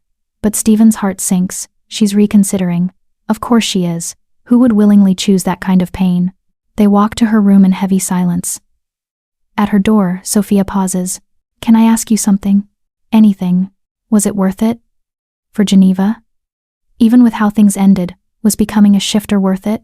Stephen considers the question. For me? Yes. Being a wolf is part of who I am. I can't imagine existence without it. But for Geneva? He shakes his head. No. She never wanted it. It was forced on her, and she resented it every day until she died. That's the difference between a willing transformation and a forced one. And if someone went into it willingly, knowing what to expect, then they'd have a much better chance of adapting. He meets her eyes. But that doesn't make the transformation less painful. It doesn't make the adjustment easier. It just means you chose it. Choice matters. Choice is everything. Sophia nods slowly. Thank you. For being honest. Always. He touches her face, unable to help himself. Get some rest. We can talk more tomorrow. Stephen? For what it's worth? She leans into his touch. Watching you with Tyler today, the way you held him through that, the way you never left his side, that was the most beautiful thing I've ever seen. You're an amazing father. The words hit him square in the chest. I don't feel like one. I feel like I'm failing him constantly. You're not. You're giving him exactly what he needs. She kisses his palm. And you're teaching me what real love looks like. Messy and painful and absolutely worth it. She slips into her room before Stephen can respond, leaving him standing in the hallway with his heart in pieces. That night, Stephen dreams of fire. It's the same nightmare he's had for 3 years. The house burning, Geneva screaming, Tyler's terrified cries, the smell of smoke and burning flesh, the impossible choice of who to save when you can't save everyone. In the dream, he always chooses Tyler, always saves his son, and he always watches Geneva burn. But tonight, the dream changes. Tonight, when he runs back into the flames for Geneva, he finds Sophia instead. She's standing in the fire, calm and unafraid, her eyes meeting his with perfect trust.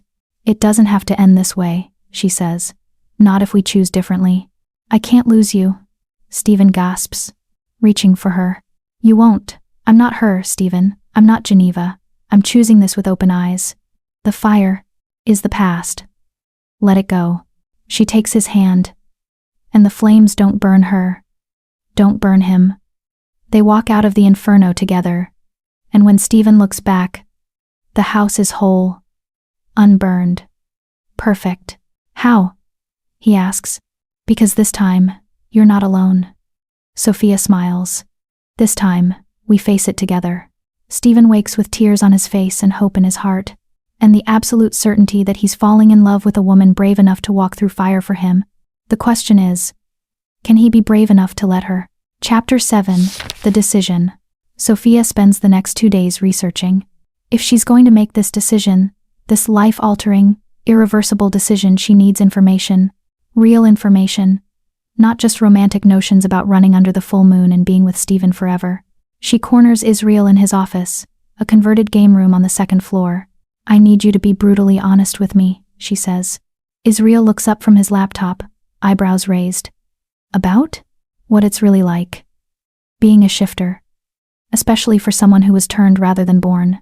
Understanding crosses his face. "You're considering it. I'm considering everything, which means I need facts, not fairy tales." Israel closes his laptop, giving her his full attention. "Fair enough. What do you want to know?" "Everything. Start with the transformation process." Tyler's first shift lasted hours. "Would mine be the same?" "Worse," Israel says bluntly. Tyler's half-shifter, his body was already predisposed to the change. For a full human, the initial transformation after the bite takes anywhere from 48 to 72 hours. Sophia's stomach drops. 3 days? 3 days of agony while your entire genetic structure rewrites itself.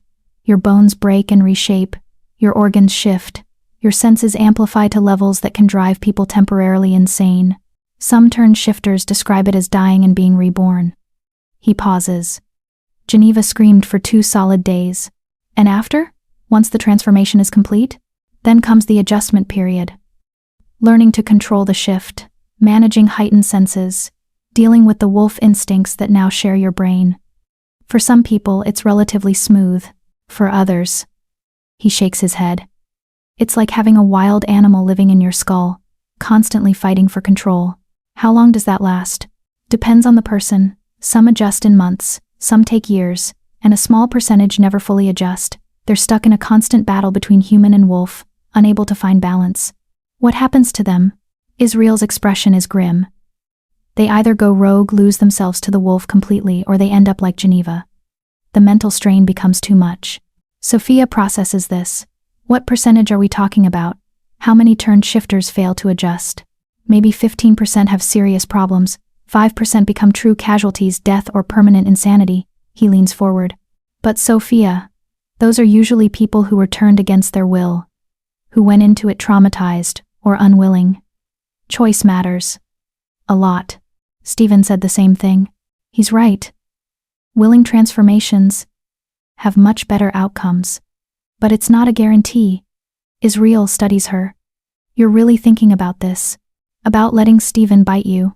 "I don't know. Maybe. I just need to understand what I'd be signing up for." "Okay. Then let's talk benefits too, because it's not all nightmare fuel." Israel ticks off points on his fingers. Enhanced senses, you'll see, hear, and smell things humans can't. Increased strength and speed. Accelerated healing. Extended lifespan, shifters age about half as fast as humans once we hit maturity. And the pack. Built-in family. Loyalty. Belonging. And the downsides beyond the initial transformation? Loss of privacy. Pack hierarchy means everyone knows everyone's business. Monthly full moons where you have to shift whether you want to or not. The constant hunger, shifters burn calories like crazy. You'll eat twice what you do now. And the instincts. Israel's voice is serious now. The wolf wants what it wants. Territorial, possessive, aggressive. You'll have urges you never had as a human. Like, to hunt, to fight, to mark your territory, to protect your pack with violence if necessary. He pauses. And if Stephen is your mate, to be near him constantly.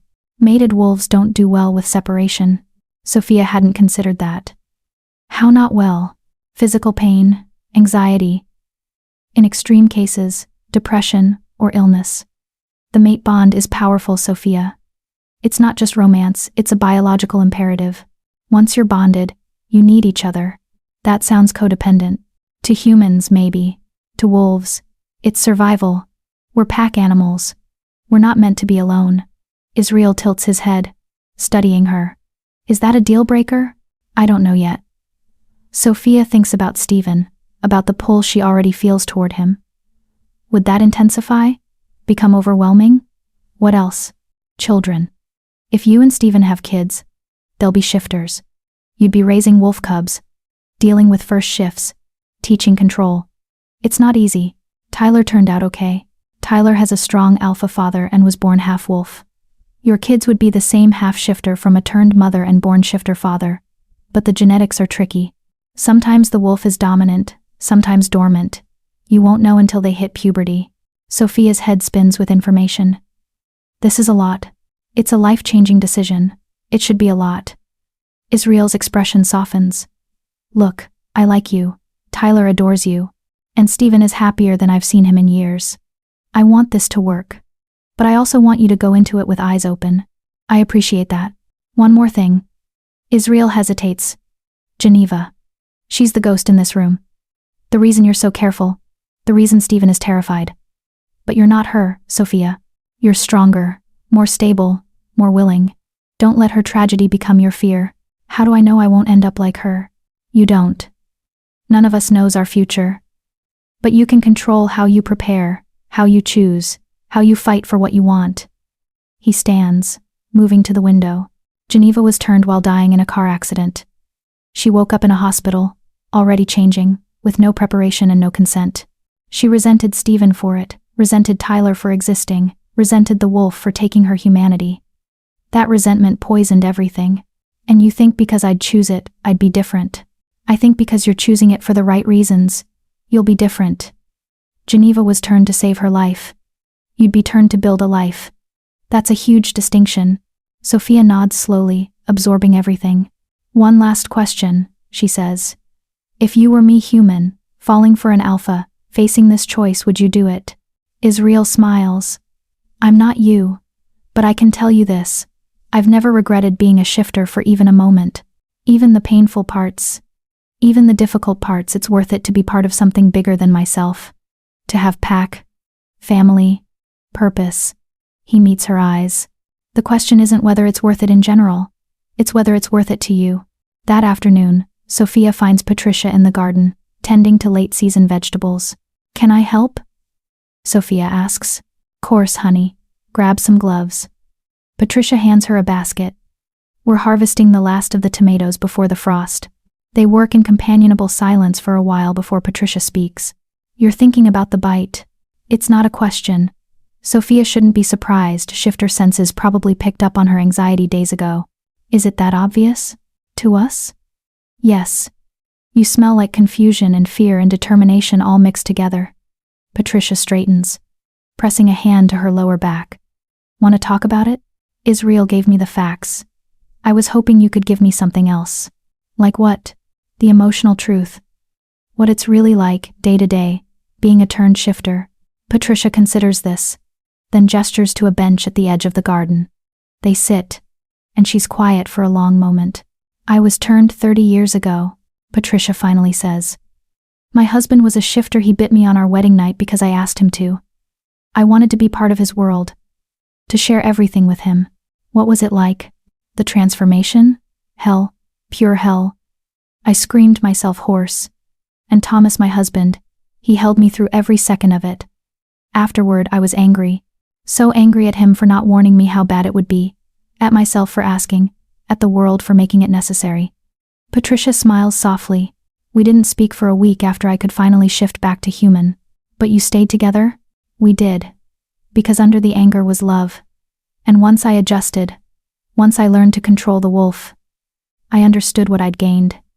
She looks at Sophia. I'm 73 years old, honey. I look and feel 50. I'm going to live another 100 years at least. I've raised 6 children, helped raise 17 grandchildren, and I'm part of a pack that would die for me. That's what the bite gave me. But, Geneva didn't want it. That's the difference. Patricia's voice is gentle but firm. She loved Stephen, but she loved her humanity more. When he took that from her, even to save her life, he destroyed what she valued most. She couldn't forgive him, couldn't forgive herself for surviving, couldn't forgive the wolf for existing. How do I know I won't feel that way? You don't. But honey, you already live in this world. You already know what shifters are, what we do, how we live. You're making an informed choice. Geneva never had that. Sophia plucks a tomato from the basket, turning it in her hands. What if I can't handle it? What if the wolf is too much? Then you fight. You lean on your pack. You let Stephen help you. Patricia covers Sophia's hand with her own. And you remember that being a shifter doesn't erase who you are. It adds to it. I'm still Patricia. Still the woman who loves gardening and baking and fussing over children. I just happen to also be a wolf who can run 50 miles without getting tired. Do you ever regret it? Not once. Not even during the transformation, when I wanted to die just to make the pain stop. Because I look at my life now, at my family, my pack, the years I still have ahead, and I know it was worth every second of agony. She squeezes Sophia's hand. But that's my truth. You need to find yours. How? By being honest with yourself. Why do you want this? Is it for Stephen? For Tyler? For the pack? Patricia's eyes are kind but penetrating. Or is it for you? Sophia opens her mouth to answer, then closes it. She doesn't know. Think about it, Patricia says, standing. Because if you're doing this for someone else, it won't sustain you through the hard parts. You need to want it for yourself. That evening, Sophia finds herself in the library, surrounded by books on wolf behavior, shifter mythology, and transformation accounts. One book in particular catches her attention. A journal, leather-bound and worn, with Geneva's name embossed on the cover. Sophia knows she shouldn't read it. It feels like a violation, but she needs to understand. She opens to a random page. Day 47 post-transformation. The wolf is screaming at me again. It wants out, wants to run, wants to hunt, but I'm terrified of letting it take control. What if I can't shift back? What if I hurt someone? Stephen says it gets easier, but I don't believe him. Every day I wake up feeling less like myself, and more like a stranger wearing my skin. Sophia turns the page. Day 103. I tried to hold Tyler today, and the wolf surged forward, saw him as prey. I had to lock myself in the bathroom until Stephen came home. I'm a danger to my own son. What kind of mother can't hold her child? Another entry. Day 156. Stephen is being so patient, so understanding. It makes me hate him more. He did this to me. He turned me into a monster and now expects me to be grateful for surviving. I wasn't supposed to survive. The accident should have killed me. I should be dead, not trapped in this nightmare. Sophia's hands shake as she reads entry after entry, Geneva's descent into depression, resentment, self-loathing. The wolf became her enemy, something to be fought rather than integrated, and with no one to help her see it differently, she'd spiraled. The final entry is dated 2 days before the fire. I can't do this anymore. The wolf has won. I'm not Geneva anymore. I'm just a hollow shell being puppeted by an animal. Tyler deserves better. Stephen deserves better. They both deserve someone who can love them without resenting every breath she takes. I'm sorry. I'm so sorry. But this is the only way I can be free. Tears stream down Sophia's face. This is what Stephen lives with, the knowledge that the woman he loved hated what he made her. That his act of salvation became her torture. You shouldn't be reading that. Sophia jumps. Stephen stands in the doorway, his face unreadable. I'm sorry. I needed to understand. And do you? He moves into the room, taking the journal from her hands. Do you understand why I'm terrified of doing the same thing to you? Yes. But Stephen. Sophia stands, facing him. I also understand that she was alone. That she saw the wolf as an enemy instead of a part of herself. That she had no support system, no preparation, no choice. None of that changes the outcome. It changes everything. Sophia's voice is firm. I've spent the last 2 days learning everything I can about what the bite means. I've talked to Israel about the transformation, to Patricia about adjusting. I've read accounts from dozens of turn shifters. And you know what I've learned? What? That the people who succeed, who thrive as shifters, are the ones who choose it. Who go into it willing and prepared. Who see the wolf as a gift, not a curse. She steps closer. Geneva wasn't given that chance. But I have it, and I'm not her. I know you're not. Do you? Because you're still looking at me like I'm fragile, like I'm going to break. Because I can't lose you. The words explode out of him. I can't watch another person I love destroy themselves because of what I am. I can't do it again, Sophia.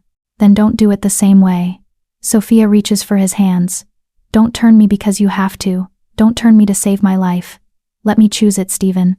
Let me walk into it with eyes open and heart willing. And if you can't handle it, then I'll fight. With you beside me. With the pack supporting me.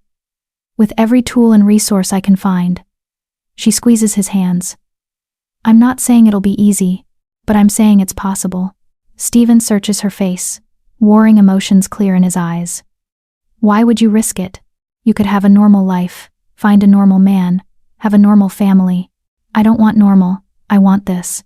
I want you, Tyler, the pack, all of it, wolves included. You say that now. I say it now, and I'll say it after the transformation, and I'll say it when I'm 150 years old and still running beside you. Sophia's voice is fierce. I'm not making this decision lightly, Stephen. I'm making it because for the first time in my life, I've found where I belong. And I'm not letting fear, yours or mine, take that away. Stephen stares at her, and Sophia sees the moment something shifts in him.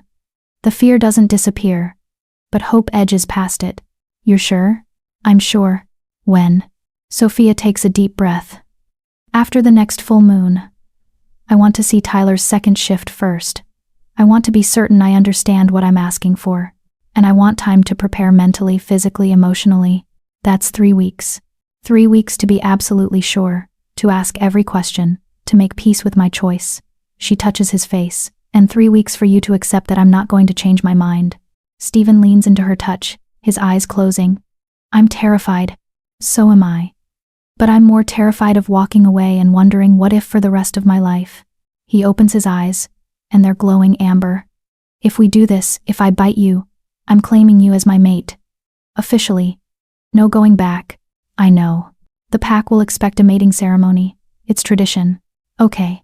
And once the bite heals, once you've transformed, you'll be bound to me for life. Literally. Our lifespans will sync. Our health will be linked. If I die, you'll feel it. Stephen. Sophia smiles. You're trying to scare me off. Is it working? Not even a little. He laughs, the sound raw and relieved. Then he pulls her into his arms, holding her so tightly she can barely breathe. You're insane, he murmurs into her hair. Probably. And I love you for it. Sophia's heart stops. What? Stephen pulls back, meeting her eyes. I love you. I've been trying not to, trying to keep distance, trying to protect us both. But I love you, Sophia, and if you're really willing to do this, to become pack, to be my mate god, I will spend the rest of my very long life making sure you never regret it. Tears spill down Sophia's cheeks. I love you too. He kisses her, then deep and claiming and full of promise. And Sophia kisses him back, pouring 3 weeks of longing and fear and hope into it. When they finally break apart, both breathless, Stephen rests his forehead against hers. 3 weeks, he says. 3 weeks, she confirms. And then you're mine. And you're mine. It's a vow. A promise. The beginning of something impossible and perfect, and absolutely terrifying. And Sophia has never been more certain of anything in her life. Chapter 8. 3 weeks. The next 3 weeks are the longest and shortest of Stephen's life. He wants to rush them, get to the mating ceremony, the bite, the moment Sophia becomes his in every way that matters. But he also wants to freeze time, to savor these last days of her humanity, to give her every possible chance to change her mind. She doesn't change her mind. Instead, she throws herself into preparation with the same intensity she brings to teaching Tyler. She trains with Israel every morning, building strength and endurance. She runs with the pack in human form, learning their patterns and hierarchy. She sits with Patricia and other turn-shifters, absorbing their experiences and advice. And every evening, she comes to Stephen, and they talk. About everything. About his childhood as a born shifter, learning control from his father. About the death of his parents in a territorial dispute with a rival pack. About becoming alpha at 25, younger than tradition dictated, and having to prove himself to older, stronger wolves.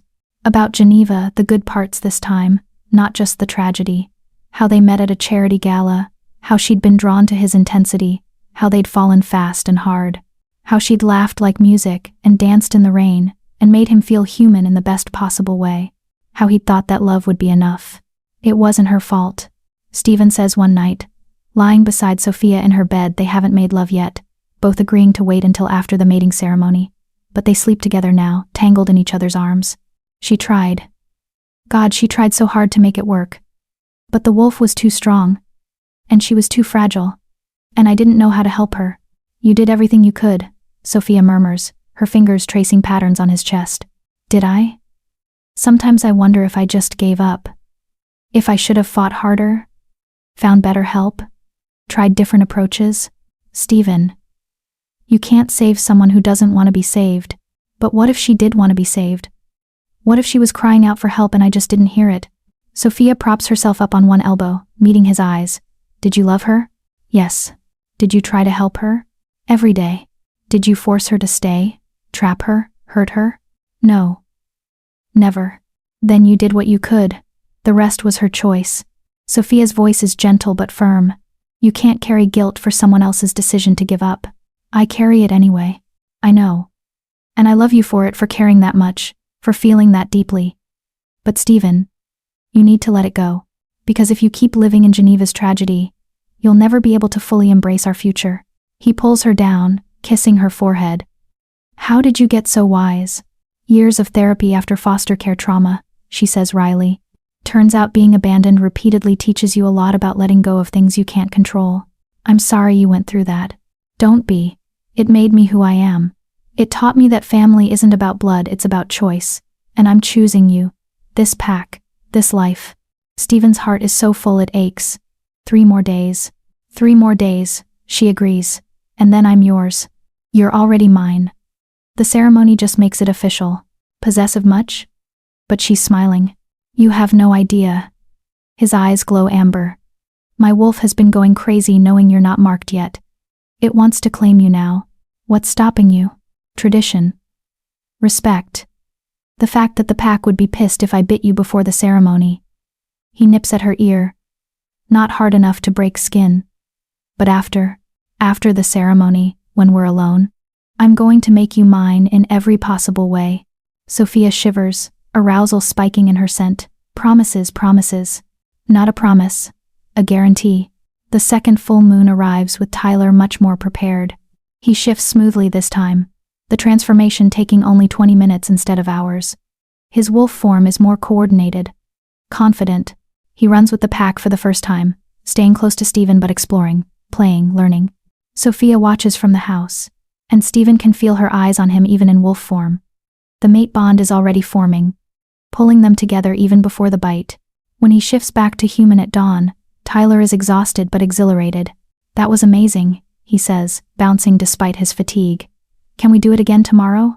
Only during full moons until you're older, Stephen reminds him. Your body needs time to adjust. But I want to shift whenever I want, like you do. You will, when you're ready. Control comes with age and practice. Tyler pouts but accepts it. Then his expression brightens. Only 3 more days until Sophia's ceremony. I know. Are you nervous? Terrified. Why? You love her. She loves you. What's scary about that? From the mouths of babes, I'm afraid of hurting her, of the transformation being too much. Tyler considers this seriously. Sophia's strong. Stronger than people think. She'll be okay. How do you know? Because she stayed. When she found out about us, about what we are, she didn't run. She asked questions and learned and decided we were worth it. Tyler hugs his father. Anyone who thinks we're worth it is strong enough for anything. Stephen holds his son close, drawing strength from his certainty. When did you get so smart? I have a really good tutor. The mating ceremony is set for the night before the full moon. Tradition dictates that new mates seal their bond under the moon's power, then run together as wolves for the first time the next night, which means Sophia will transform during the full moon, her first shift guided by lunar power and Stephen's presence.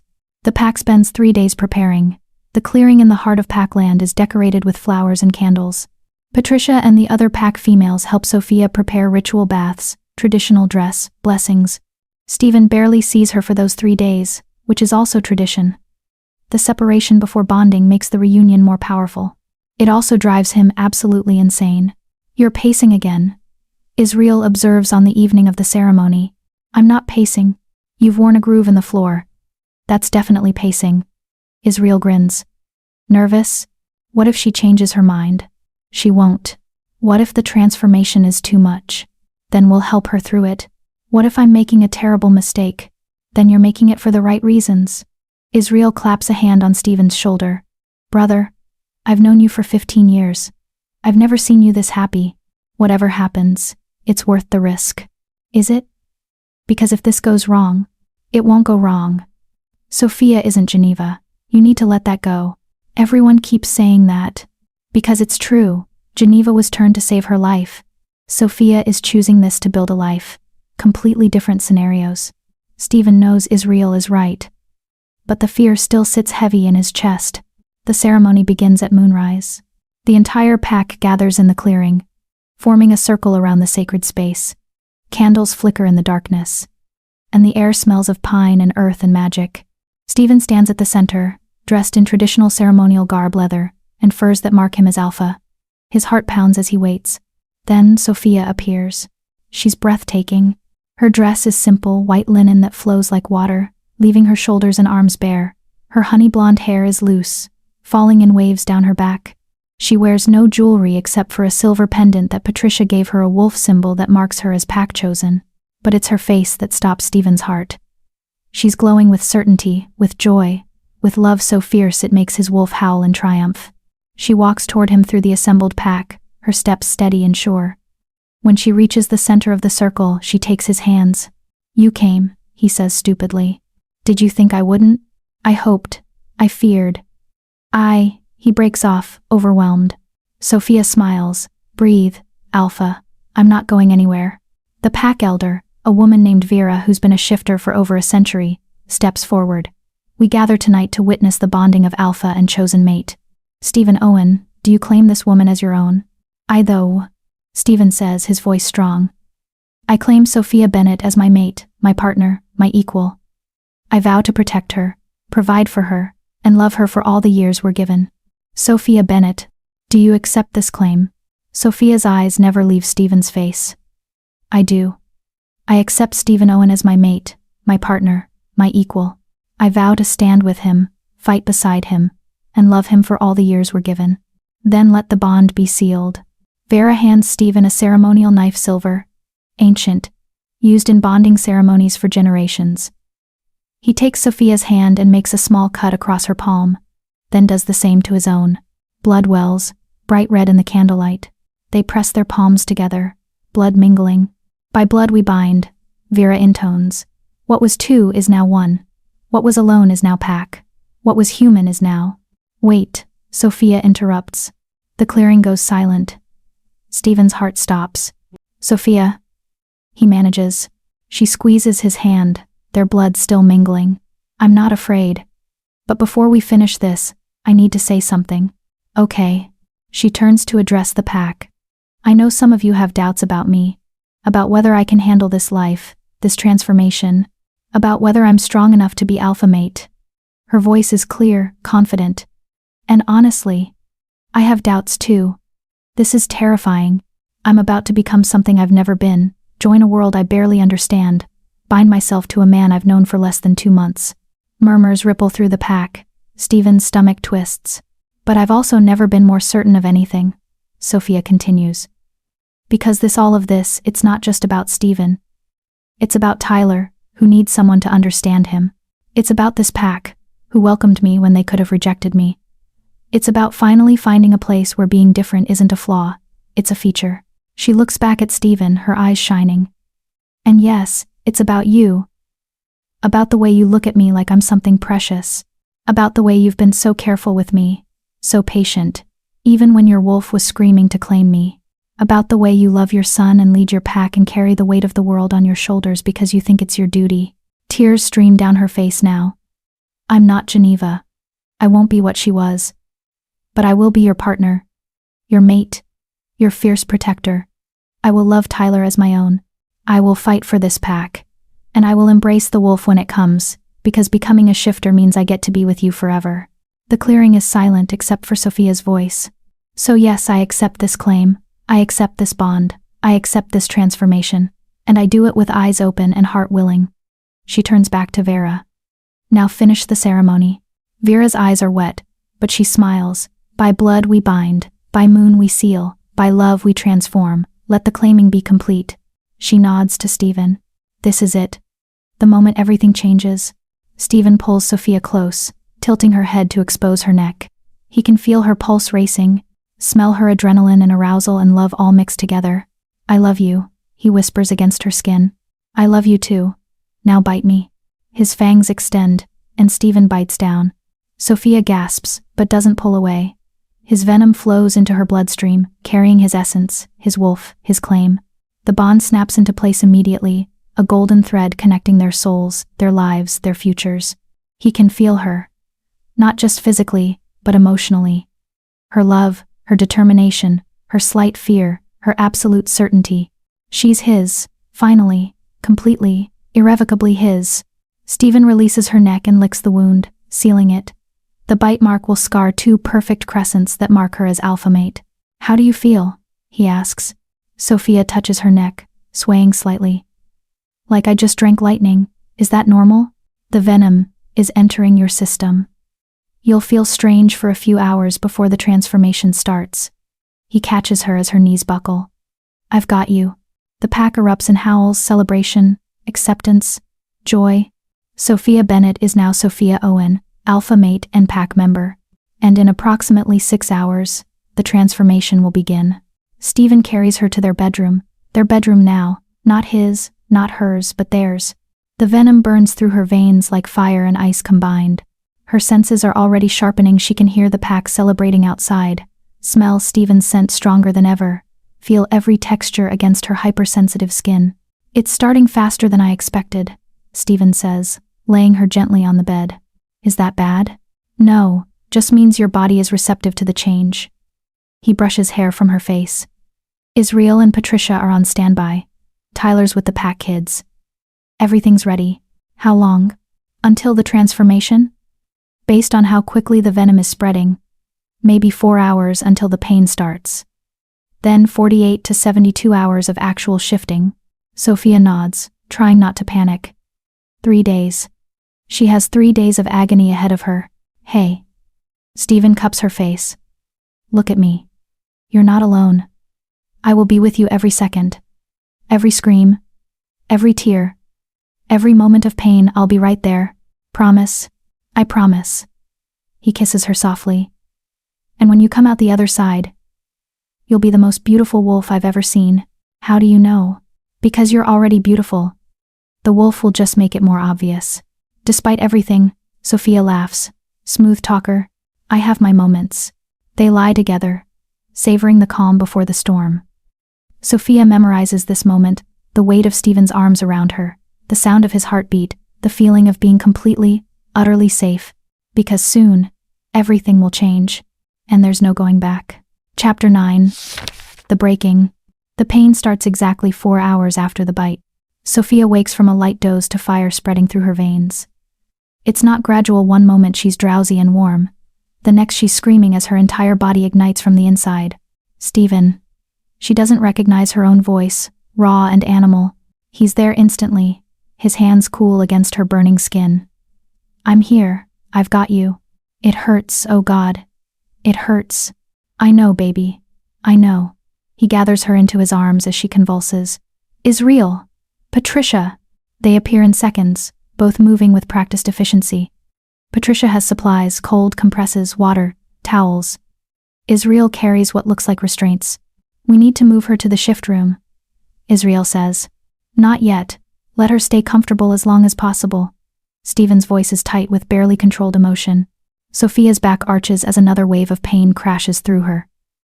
She can feel it now, something foreign moving through her bloodstream, rewriting her DNA strand by strand. Her bones ache like they're being squeezed in a vice. Make it stop, she gasps. Please, Stephen, make it stop. I can't. But I'm here. I'm right here. Time becomes meaningless. Minutes or hours pass, Sophia can't tell.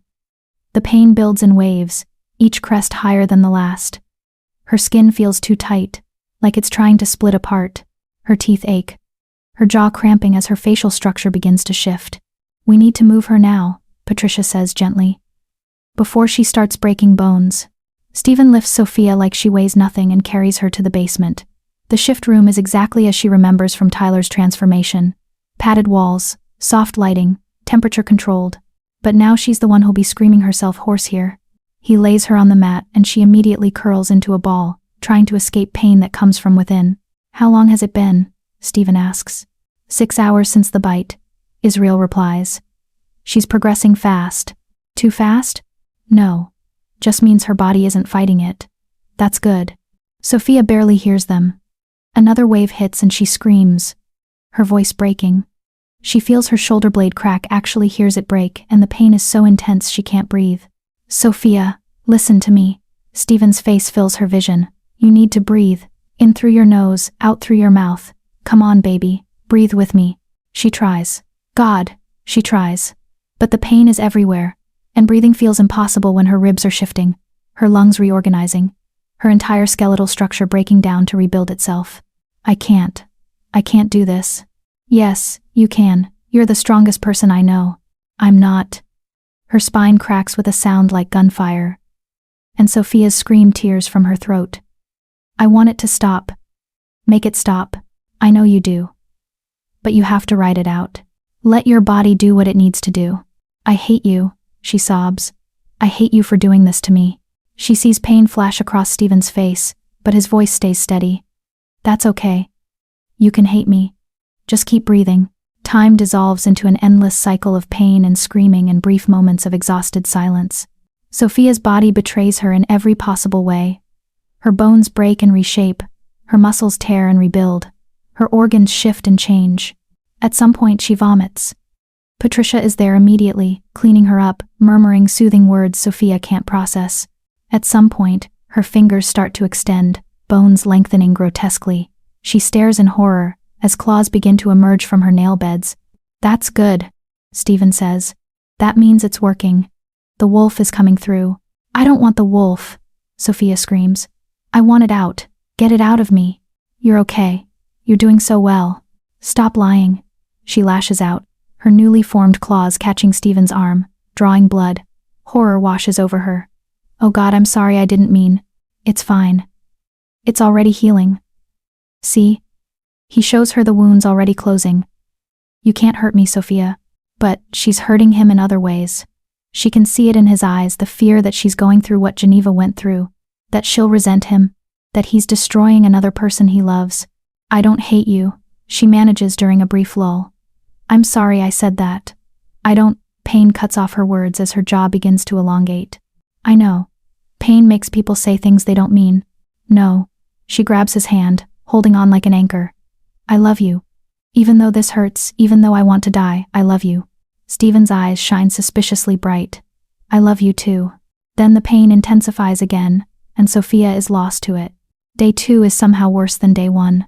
Sophia's body is caught between forms. Not human, not wolf, but a grotesque mixture of both. Her face is elongated but not fully muzzled. Her hands are clawed but still recognizably human. Fur grows in patches across her skin. She catches sight of herself in the reflective surface of a metal tray and immediately looks away, nauseated. She's a monster, a thing that shouldn't exist. Don't look, Stephen says, moving the tray out of sight. This is the hardest part, the in-between. Once your body commits fully to wolf form, it'll be easier. When? Her voice is barely recognizable, roughened by hours of screaming. Soon. Your body is fighting the final transition. You need to let go. Stop trying to hold on to your human form. I can't. If I let go, I won't be me anymore. Yes, you will. The wolf doesn't erase who you are, Sophia. It just adds to it. But she doesn't believe him. How can she, when her body is tearing itself apart, when every instinct screams that this is wrong, unnatural, impossible? Tyler appears in the doorway, his face pale and scared. Buddy, you shouldn't be here, Stephen says. I want to see her. I want to tell her it's okay. Stephen looks at Sophia, questioning. She nods weakly. Let Tyler see what he insisted she could handle. The boy approaches slowly, his eyes wide. Up close.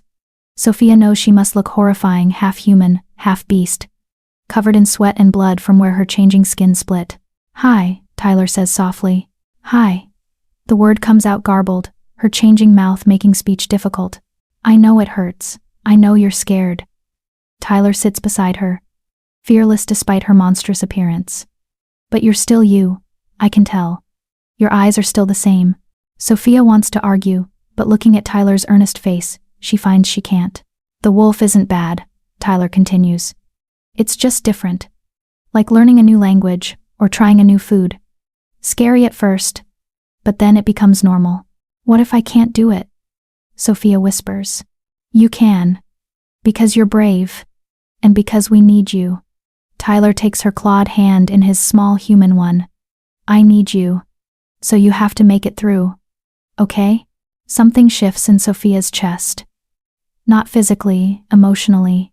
Tyler needs her. Steven needs her. The pack is waiting for her. She's not doing this alone. And maybe, just maybe, that makes all the difference. Okay, she rasps. I'll try. Tyler hugs her, uncaring of her monstrous appearance, and something in Sophia breaks open. Not painfully this time, but like a dam releasing. She stops fighting, stops trying to hold onto her human form, stops resisting the wolf that's been trying to emerge for 2 days, and her body responds immediately. The transformation accelerates. Her bones snap and reshape faster now, her muscles flowing like water into new configurations. Fur spreads across her skin in a wave. Her face elongates fully, jaw reshaping into a muzzle. The pain is still there, still intense, but somehow more bearable because she's not fighting it anymore. Steven pulls Tyler back, giving Sophia space as her body completes the final changes. That's it, he says, his voice thick with emotion. Let it happen, let the wolf come. Sophia's world narrows to sensation, the feeling of power building in her limbs. Enhanced senses exploding into awareness.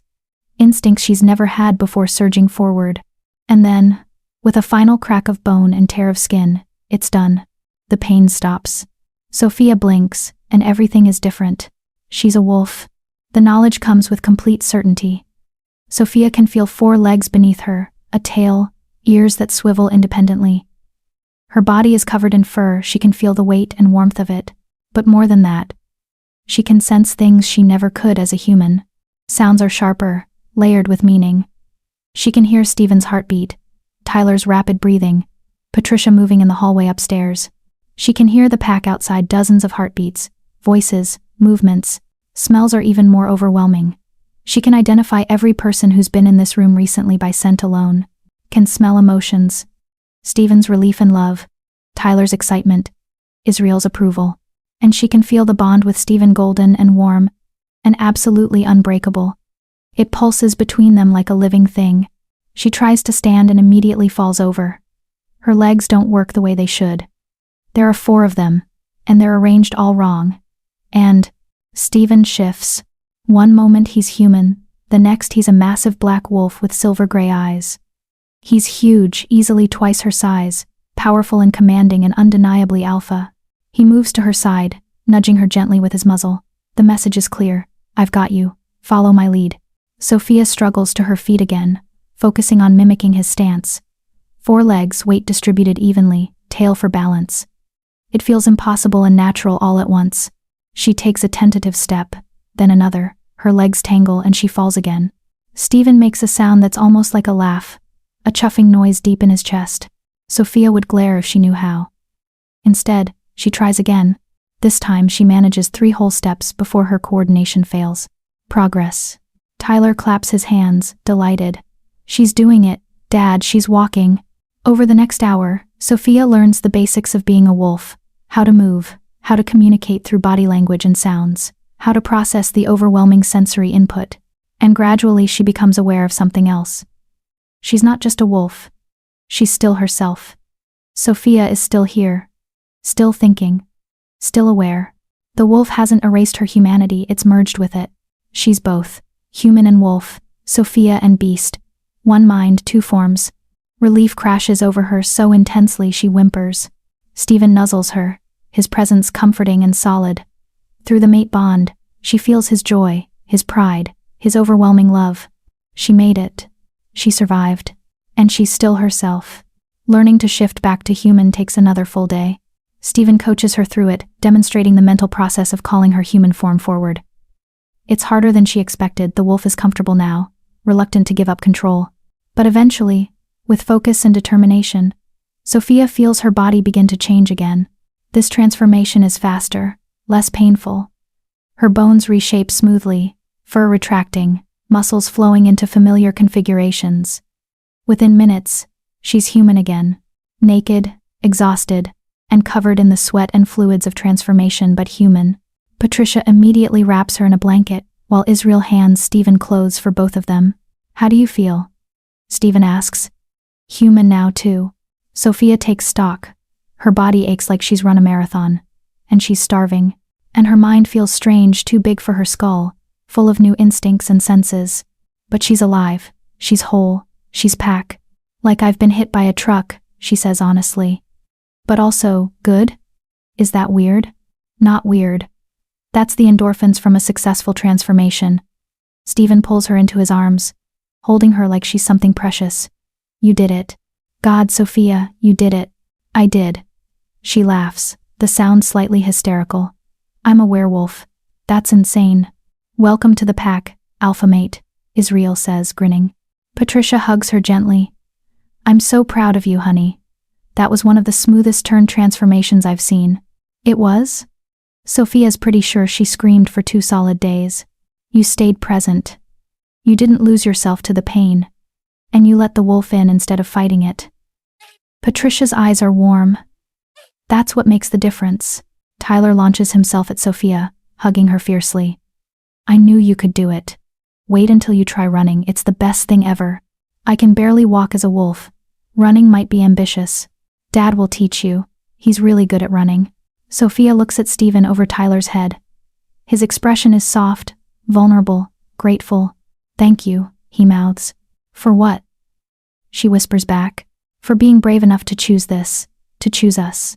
Sophia pulls him into the hug with Tyler, the 3 of them holding each other in the aftermath of her transformation. This is her family now. Her pack. Her life. And despite the pain, despite the fear, despite every moment she thought she'd break, she wouldn't change a single thing. That night, finally alone in their bedroom, Stephen holds Sophia like she might disappear. I'm not going anywhere, she murmurs against his chest. I know. But after the last 3 days, watching you suffer, knowing I caused it. His voice breaks. I need to feel that you're okay. That you're really here. I'm here. I'm okay. Better than okay. She tilts her head up to look at him. And you didn't cause my pain, Stephen. You gave me a gift. This being a wolf, being your mate, being packed, this is everything I wanted. Even though it hurt? Even though it hurt. Some things are worth suffering for. He kisses her then, deep and desperate and claiming. And this time there are no barriers between them. No wait until after the ceremony. No we should be careful. No fear of hurting her. She's pack now. She's his mate. She's strong enough to handle everything he is. And as Stephen makes love to her with a passion that borders on feral, as their bodies move together and their bond flares gold and electric, Sophia understands what Patricia meant. The transformation wasn't just physical. It was spiritual, emotional, fundamental. She's not the same person who accepted Stephen's bite 3 days ago. She's more. Stronger. Fiercer. Whole in a way she's never been before. And as Stephen whispers his love against her skin, as she feels their bond pulse with shared pleasure and joy, Sophia knows with absolute certainty, this is where she belongs. This is who she was always meant to be. And the best part? This is just the beginning. Chapter 10. First run. The full moon rises the next evening, and Stephen watches Sophia pace nervously in their bedroom. What if I can't shift on command? She asks for the 3rd time. What if I get stuck between forms? You won't. You shifted back and forth twice yesterday with no problems. Stephen catches her hand, pulling her to a stop. You're ready for this. Running with the pack is different from practicing in the basement. It's better. You'll see. He kisses her forehead. The moon will help. It calls to the wolf, makes the transformation easier, more natural. Tyler's shifting too, right? Yes. It'll be his 2nd full moon run. He'll stick close to us. Sophia takes a deep breath. Okay. I can do this. You can do this. They walk downstairs together, finding Tyler already waiting by the back door. He's bouncing with excitement, his eyes flashing amber in anticipation. Finally. I thought you guys would never come down. Tyler grabs Sophia's hand. Wait until you feel the moon pull. It's amazing. If you say so, Sophia says, but she's smiling. The pack is gathering in the yard, 23 adults and 5 children, all preparing for the run. They greet Sophia with respect now, acknowledging her as alpha mate. Even Rebecca, who'd been coldly polite at best, offers a genuine nod of approval. You made it through, Rebecca says. Not everyone does. Welcome to the pack, truly. Thank you. Israel approaches, grinning. Ready for your first hunt? Hunt? Sophia's eyes widen. We're hunting? Deer usually, maybe elk if we're lucky. Don't worry, instinct kicks in. He winks. Trust your wolf. The moon rises higher, and Stephen feels the familiar pull. His wolf surges forward, eager and demanding. Beside him, Sophia gasps. I feel it, she whispers. The moon. It's like it's calling to me. Let it call. Let the wolf answer. Stephen is already shifting, his body flowing into wolf form with practiced ease. All around them, the pack shifts. It's a ripple effect, one person becoming wolf, then another, then another. The air fills with the sound of bones cracking and reforming. The smell of transformation magic. Tyler shifts quickly, his small wolf form appearing with barely a whimper of discomfort. Sophia is the last to change. Stephen watches as she closes her eyes, reaching for her wolf. The transformation is slower than his, less practiced, but smooth. Her body flows into wolf form, sleek and golden brown, smaller than most but perfectly proportioned. She's beautiful. Sophia opens her eyes, now amber and wild, and looks at Stephen. He sees the wonder in her expression, the joy of being wolf under the full moon. Ready? He asks through the pack link. It's not telepathy exactly, more a sense of emotion and intent that wolves can share. Sophia's tail wags uncertainly. I think so. Stay close. Follow my lead. Stephen throws his head back and howls. The pack joins in, a chorus of voices that echoes through the forest. Sophia adds her voice higher, less practiced, but genuine. Then they run. Running with the pack is freedom. Stephen has done this 1,000 times, but tonight feels different.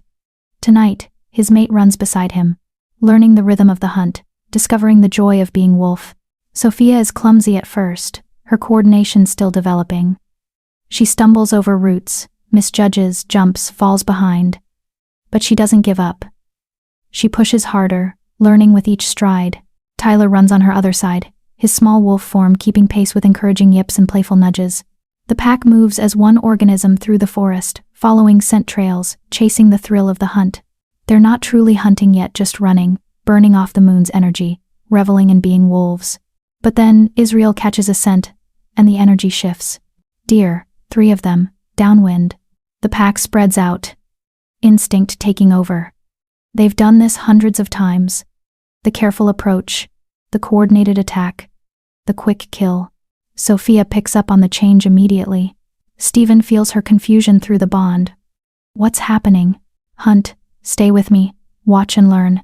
He can feel her hesitation, her human conscience warring with wolf instinct. But as they creep closer to the deer, as the scent of prey fills her nostrils, something shifts. The wolf in Sophia wakes fully. Her pupils dilate, her muscles coil. A growl builds in her chest, low and primal and hungry. That's it, Stephen encourages. Trust your instincts. The pack moves. Israel takes point, the fastest runner. Patricia and 3 others flank left, cutting off escape.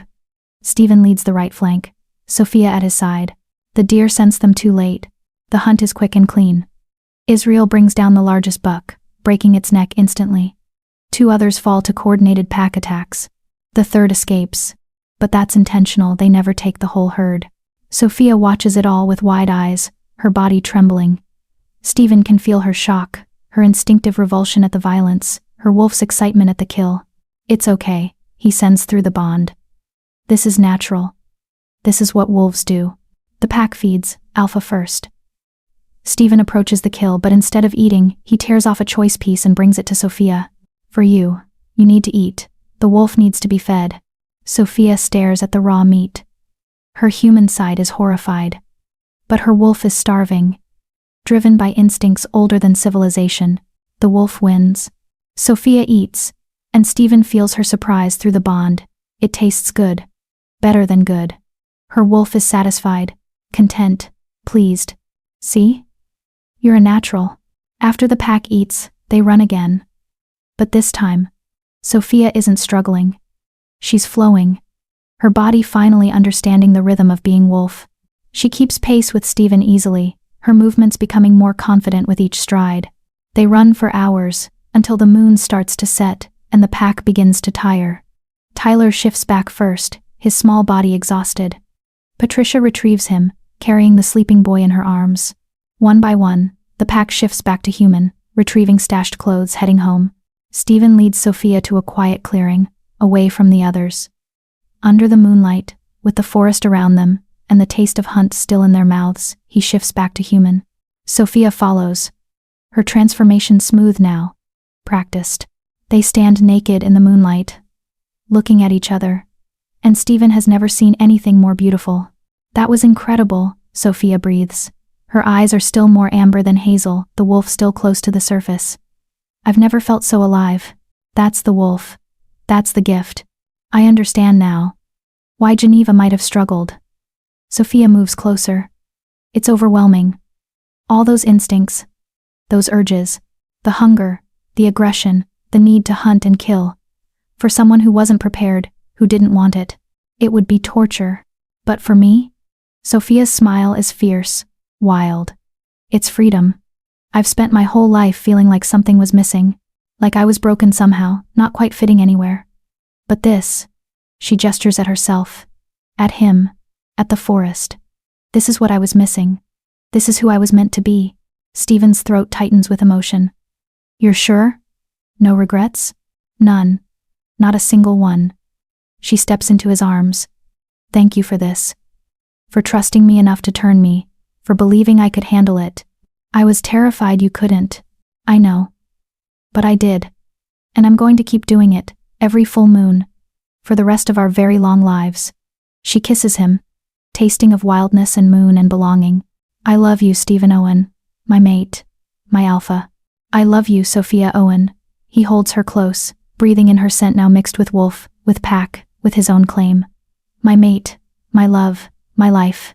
They make love there in the clearing, under the setting moon, wolves made human but still wild, still fierce, still connected by bonds deeper than words. And when they finally return to the house as dawn breaks, finding Tyler asleep in their bed having crawled in during the night, they curl around him together, a family, a pack, complete. The next 2 weeks pass in a blur of teaching and learning, and settling into new rhythms. Sophia adapts to being a shifter faster than anyone expected. She masters control quickly, learning to shift at will rather than only during the full moon. She trains with Israel daily, building wolf form strength and fighting skills. And she continues tutoring Tyler, now with a deeper understanding of what he's experiencing. Your senses are going to keep getting stronger, she tells him one afternoon during a lesson. You'll need coping mechanisms. Want to learn meditation? Is that the sitting still thing? I'm not good at sitting still. You will be, because it's how you'll manage when everything gets too loud or too bright or too much, Sophia demonstrates, and Tyler miraculously follows along. Stephen watches from the doorway, his heart so full it aches. This is what he dreamed of after Geneva died. A partner who understands. A mother figure for Tyler who gets what being a young shifter means. A mate who doesn't just tolerate his wolf but embraces her own. You're staring again, Israel says, appearing beside him. I'm allowed to stare at my mate. True. But you're doing that sappy thing where you look like you're about to cry. I'm not. Stephen breaks off because he is, actually, on the verge of tears. Happy tears. But still, it's okay to be happy, boss. You deserve it. Do I? After everything with Geneva. Stop. Israel turns to face him fully. Geneva's death was a tragedy. But it wasn't your fault.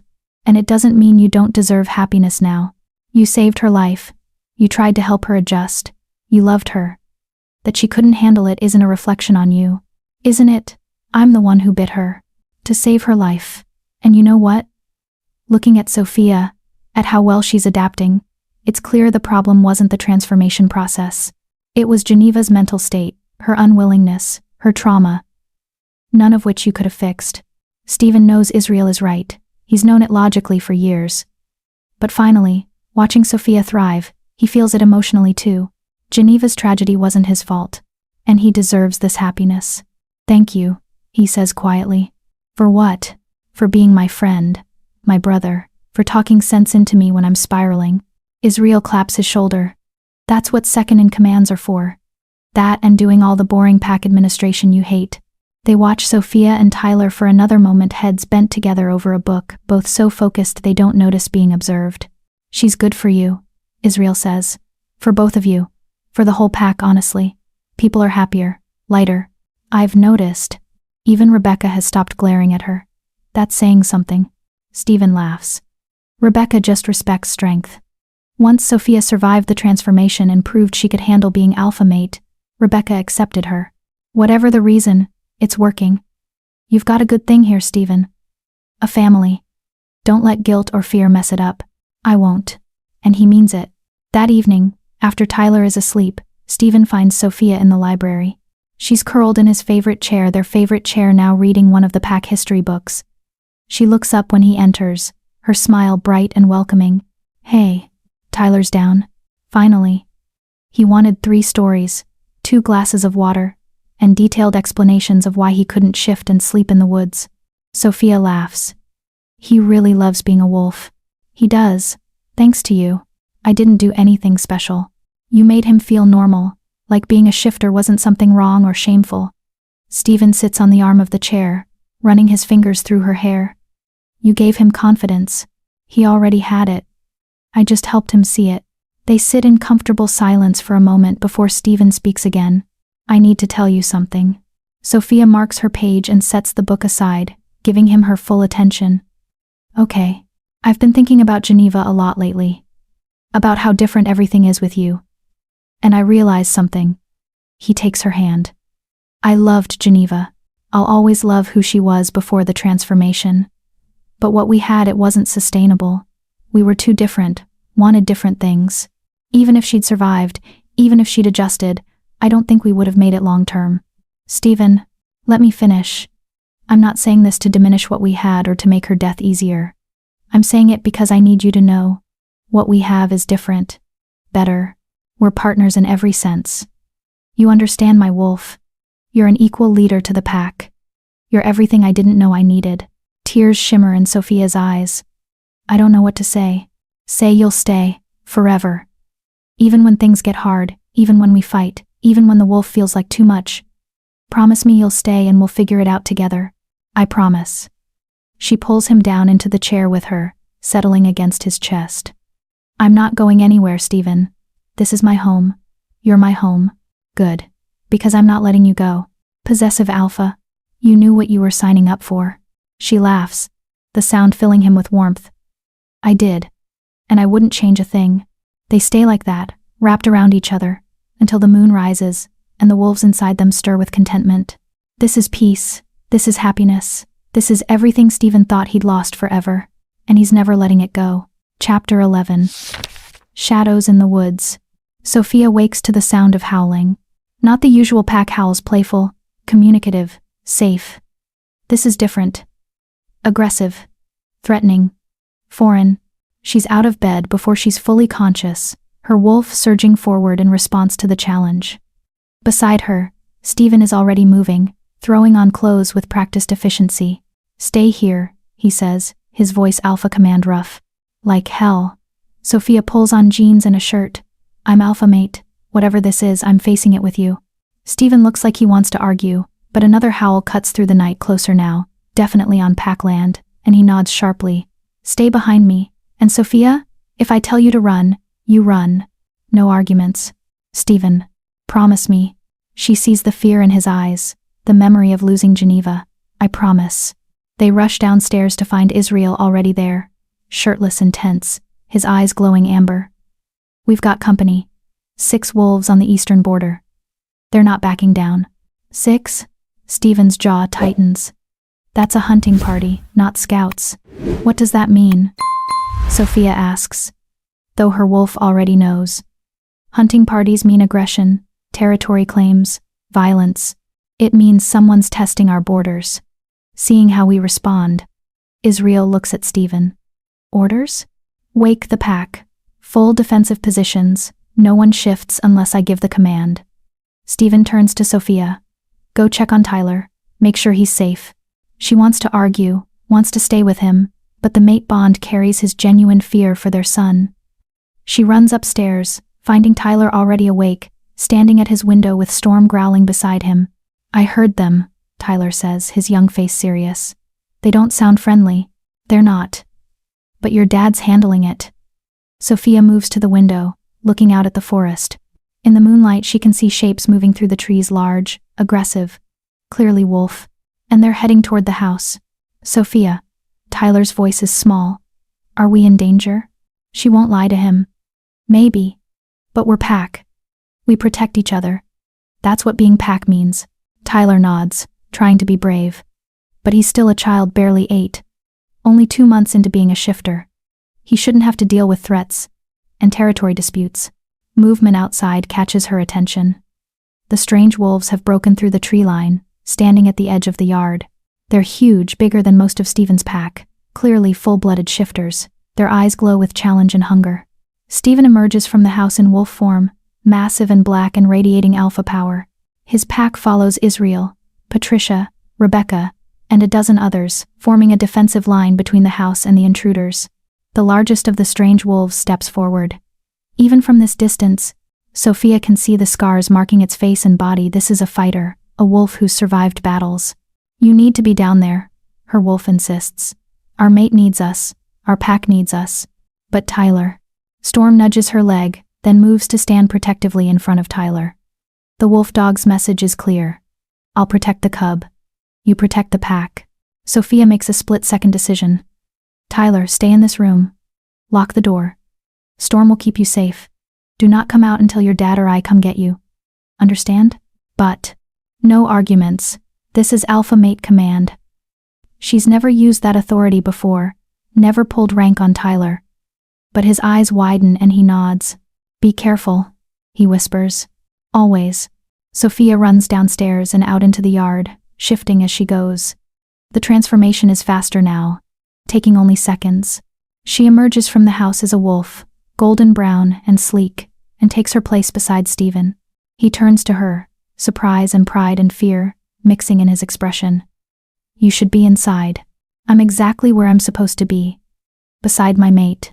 The scarred wolf's attention shifts to Sophia. Its lips pull back in what might be a smile or a threat. When it speaks through the pack link, its voice is rough and mocking. So this is the famous alpha mate. The human who thought she could become wolf. Sophia's hackles rise. I didn't think. I became. And I'm pack now, which means I defend pack land. Brave words for a newborn pup. The scarred wolf circles slowly, assessing. I am Garrett, beta of the Newton pack. My alpha sent me with a message for Stephen Owen. Then deliver it and leave, Stephen growls. You're trespassing. Your land borders ours. The boundaries were drawn decades ago, when both packs were smaller. Now the Newton pack is growing. And we need more territory. The boundaries stand. They were agreed upon by both alphas. Your father agreed. You were just a pup then. Garrett's tone is dismissive. My alpha, Silas Newton, believes it's time to renegotiate. He offers you a choice. Cede the eastern forest to us peacefully, or we'll take it by force. The clearing erupts in growls from Stephen's pack. Rebecca steps forward, teeth bared. We don't surrender territory to anyone. Then you'll fight for it. Garrett sounds almost pleased. Silas expected you'd refuse. He's given you 3 days to evacuate the eastern territory. After that, any wolves found there will be considered hostile. That's half our hunting ground. Israel snarls. We can't survive on half the territory. Not our problem. Garrett turns back to Stephen. 3 days, Owen. Make your choice. Tell Silas to come himself if he wants to negotiate, Stephen says, his voice pure alpha command. I don't deal with betas. Silas doesn't negotiate with weaker packs. He conquers them. Garrett's laugh is sharp and cruel. 3 days. And Owen? We know about your son. Half-shifter, barely trained. How long do you think he'd last in a real fight? The threat is clear. Sophia's wolf lunges forward before she can stop herself, a snarl ripping from her throat. She places herself between Garrett and the house where Tyler waits. Touch him and you die, she projects with every ounce of authority she possesses. Garrett studies her with interest. Protective, good. You'll need to be. He turns, gesturing to his wolves. 3 days. Think carefully, Owen. The Newton wolves retreat into the forest, their howls echoing through the night, not a goodbye, but a promise of violence to come. The pack gathers in the main house, tension thick enough to cut. Sophia has shifted back to human, Tyler tucked safely against her side. The boy is trying to be brave, but she can feel him trembling. We can't give them the eastern territory, Rebecca argues. It sets a precedent, shows weakness. And we can't fight them, Patricia counters. The Newton pack has 40 wolves to our 23. We'd be slaughtered. There has to be another option, Israel says, looking at Stephen. Stephen stands at the window, staring out at the forest, his shoulders tight with tension. He hasn't spoken since the Newton wolves left. Stephen? Sophia approaches carefully, placing a hand on his back. Talk to us. They threaten Tyler. His voice is flat, controlled, which is somehow more frightening than rage. Garrett specifically mentioned our son. That's not about territory. That's personal. Why would they make it personal? Because Silas Newton hates me. Stephen turns to face the pack. 20 years ago, when I was young and stupid, I dated his sister, Lydia. She wanted to become my mate, join our pack. Silas forbade it, said she wouldn't lower herself to a smaller pack. We tried to run away together. What happened? Sophia asks, though she's not sure she wants to know. Silas caught us, challenged me to a fight. I was 20, barely trained. He nearly killed me. Stephen's hand goes unconsciously to his side, where a long scar marks his ribs. Lydia stopped him, begged him to spare me. He did, but only after making me swear to never contact her again. She was mated off to another alpha within the month. He's held a grudge for 20 years? Rebecca sounds incredulous. He's held a grudge because he thinks I shamed his family. Pursuing Lydia, making her want to leave her pack for mine in his eyes. That's unforgivable. Stephen's expression is grim. He's been waiting for an excuse to come after me. The territory dispute is just that, an excuse. So what do? Israel asks. We can't fight them directly. We'd lose. Stephen starts pacing. But we can't surrender territory either. The pack needs that hunting ground to survive. Challenge, Sophia says suddenly. Everyone turns to her. If this is personal between you and Silas, make it an alpha challenge. Winner takes the disputed territory. That's suicide, Patricia says gently. Silas is older, more experienced, and he's been alpha for 30 years. Stephen, you're strong, but I'll lose, Stephen finishes. Yeah. I know. Then we find another way, Sophia insists. We contact the Council of Alphas. There are laws about territory disputes, right? Mediation processes. The council won't intervene in regional disputes unless both alphas request it, Israel explains. And Silas won't request it. He wants this fight. The room falls silent, everyone trying to think of solutions that don't end in bloodshed. Tyler speaks up, his voice small but clear. What if we evacuate? Move the whole pack somewhere else? And abandon our land, our home? Rebecca shakes her head. That's not how wolves work, pup. We don't run. But if staying means dying, then we die defending what's ours. Rebecca's voice softens slightly. I know that sounds harsh, but it's pack law. Our ancestors died for this land. We don't surrender it. There has to be another way, Sophia says desperately. She looks at Stephen. Talk to Silas. Face to face. Appeal to whatever humanity he has left. He doesn't have any, not for me. But Stephen considers it. Although, maybe there's something he wants more than revenge. Like what? Like his sister, Lydia. Stephen turns to Israel. Find out where she is now, who she's mated to, if she's happy. Why? Because if she's not happy, if her mating was forced, maybe she'd be willing to help us. Stephen's expression is calculating now. Strategic. Silas cares about his sister. If she asked him to back off, he might listen. That's a lot of ifs, Israel points out. It's better than certain death. Israel nods. I'll make some calls. See what I can find out. The pack disperses slowly, heading back to their homes with instructions to stay alert, stay armed, and keep children close. Only Sophia, Stephen, and Tyler remain. Dad? Tyler's voice wavers. Are we going to die? Stephen drops to his knees, pulling his son into a fierce hug. No, I won't let that happen, I promise. But if they attack, then we fight. And we win. Because we're Owen Pack, and we protect our own. Tyler nods against his father's shoulder, trying to be brave. Sophia joins the hug, wrapping her arms around both of them. Through the mate bond, she can feel Stephen's fear, his determination, his love for their son. We'll figure this out, she sends to him. Together. I won't lose you, he sends back. Either of you. I'll die first. You won't die. None of us will. We're going to find a way through this. She hopes she's right. Because in 3 days, if they haven't found a solution, the Newton pack will come. And this time, they won't be delivering messages. They'll be coming for blood. Chapter 12. Old Wounds. Israel returns the next morning with information. His expression grim. Found her, he says, dropping a folder on Stephen's desk. Lydia Newton. Well, Lydia Morrison now. She was mated to Gregory Morrison, Alpha of the Northern Ridge Pack. Was? Sophia catches the past tense. She's sitting in on the meeting, having earned her place as alpha mate and strategic partner. Gregory died 3 years ago. Hunting accident. Israel's tone suggests it wasn't an accident. Lydia's still there with the pack, but from what I can gather, she's basically a prisoner.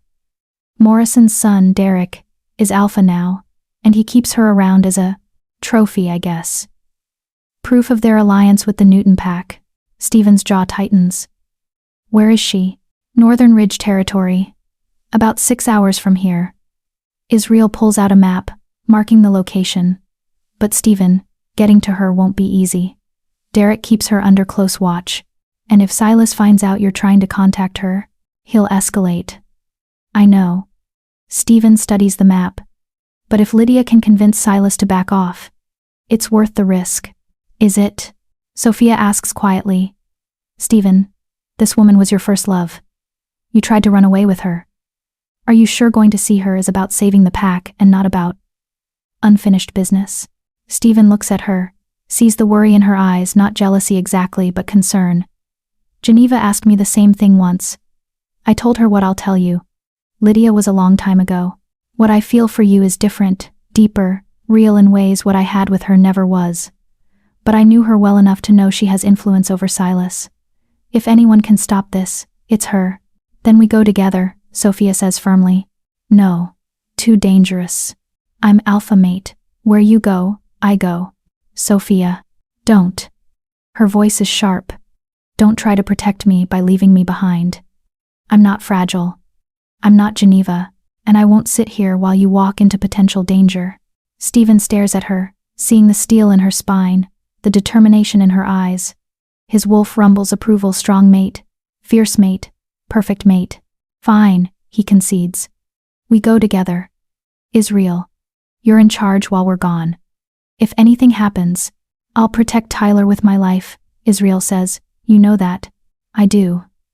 But if the Newton pack attacks before we return, I'll evacuate the pack to the safe house. We practice the drills. Everyone knows what to do. Stephen nods, trying to ignore the fear clawing at his chest. He's leaving his son, his pack, during a threat. Everything in him screams it's wrong. But staying means certain war. Going might give them a chance at peace. We leave in an hour, he says. The drive north is tense and quiet. Sophia sits in the passenger seat, her hand in Stephen's, occasionally squeezing when the silence gets too heavy. They've left Tyler with explicit instructions to stay close to Israel and Storm, to practice his shifting, to be ready to run if needed. The boy had been scared but brave. Come back safe, he'd whispered, as he hugged them goodbye. Stephen had promised, though he wasn't sure he could keep it. Tell me about her, Sophia says as they cross into Northern Ridge Territory. Lydia, what was she like? Curious question. I need to know what we're walking into. And, Sophia hesitates. I need to understand what she meant to you, so I know what to expect. Stephen considers how to explain. She was fire and rebellion. Silas kept her on a tight leash, traditional alpha brother. Very controlling. She hated it. Wanted freedom.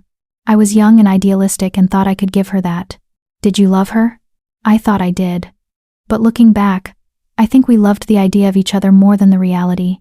She saw me as escape. I saw her as adventure. He glances at Sophia.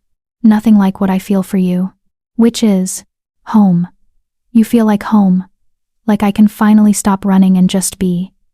He lifts her hand, kissing her knuckles. Lydia was a wildfire.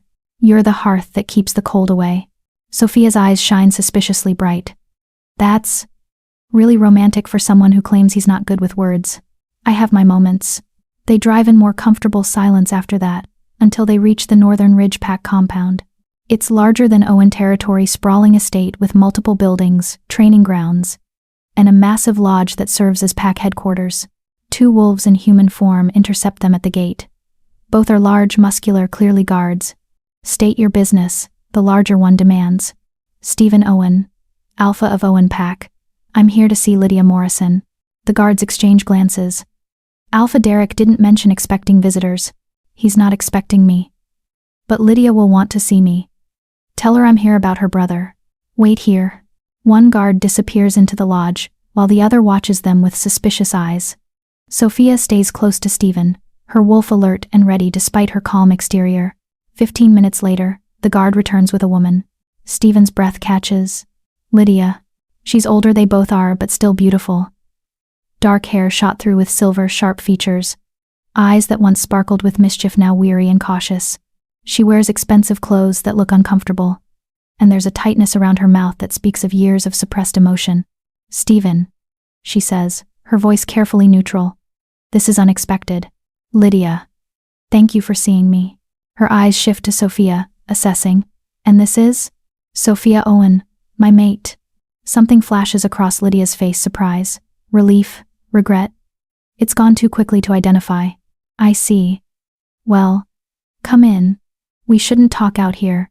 She leads them into the lodge, through halls decorated with hunting trophies and pack memorabilia, to a private sitting room. Once the door is closed, her careful composure cracks slightly. What are you doing here, Stephen? If Derek finds out, is he that controlling? He's worse than his father was, worse than Silas. She sinks into a chair, suddenly looking every one of her 40+ years. I am essentially a prisoner here, a symbol of the alliance between our packs, kept around to remind everyone of the Newton Pack's power. I'm sorry, Stephen says, and means it. I didn't know. How could you? We haven't spoken in 20 years. You moved on, built a life, found love. Her eyes land on Sophia again, genuine warmth in them this time. I'm glad. You deserve happiness. So do you, Sophia says gently. And I'm sorry you haven't found it. Lydia laughs bitterly. Wolves like me don't get happiness. We get duty and alliance and the illusion of choice. She shakes her head. But you didn't come here to discuss my failed life. What's this about Silas? Stephen explains the situation, the territory dispute, the threat to Tyler, the impossible choice between surrendering land or facing a war they can't win. Lydia's expression grows darker with each word. That bastard. He's still holding a grudge after all these years? Apparently, he won't negotiate, won't listen to reason. The only thing I could think of was to come to you, see if you could convince him to back off. Lydia stands, pacing. Stephen, I haven't spoken to my brother in 5 years. He's made it clear he doesn't care what I think or want. Why would he listen to me about this? Because despite everything, he loves you. You're the only family he has left. Love? Lydia's laugh is sharp. He doesn't love me, he owns me. There's a difference. Then help us another way, Sophia says. You know him, you know how he thinks.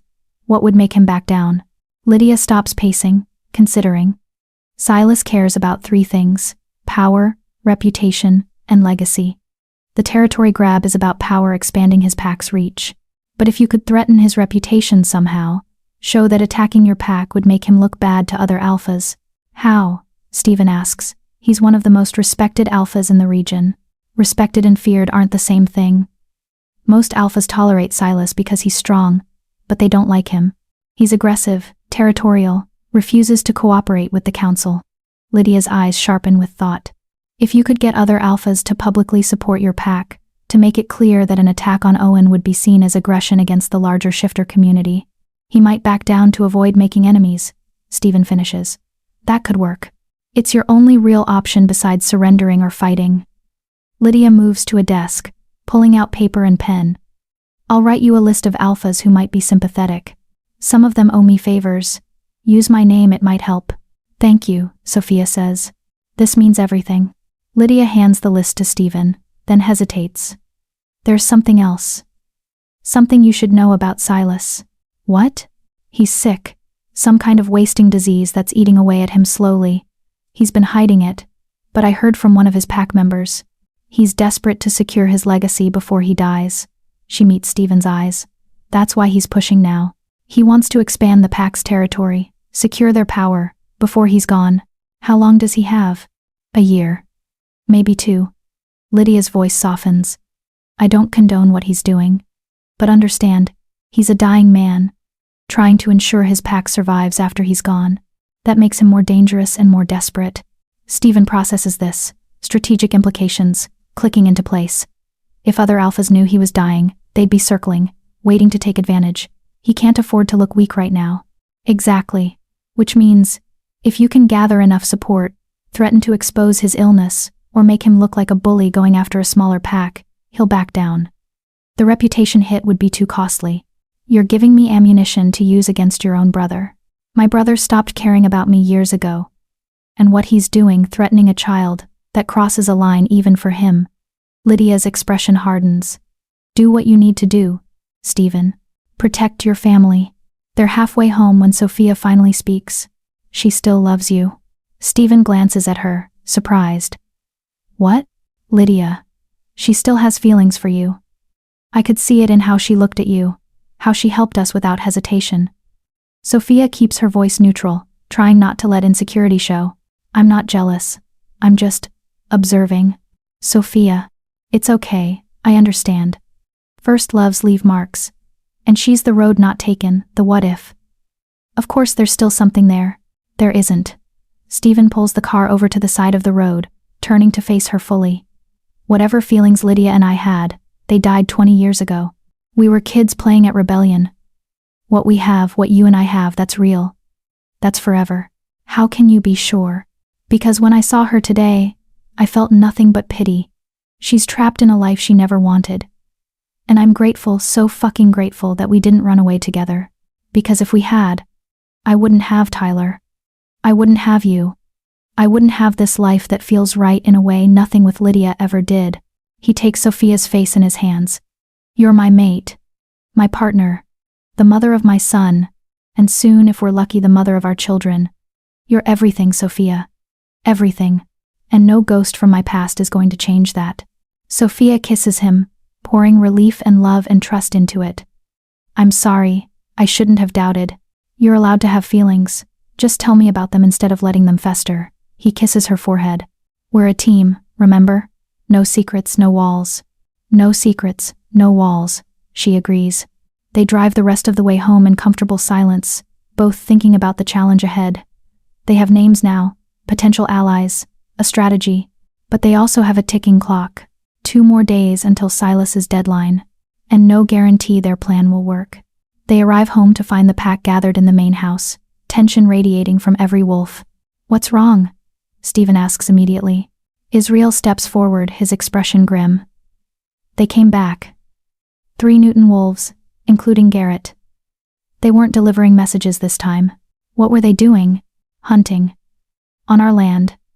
They killed 2 deer in the eastern forest, left the carcasses as a warning. It's a direct challenge. Hunting on another pack's territory is one of the gravest insults in wolf culture. It's saying, your land is our land, your prey is our prey, you're too weak to stop us. Anyone hurt? Sophia asks. No. They ran when we confronted them.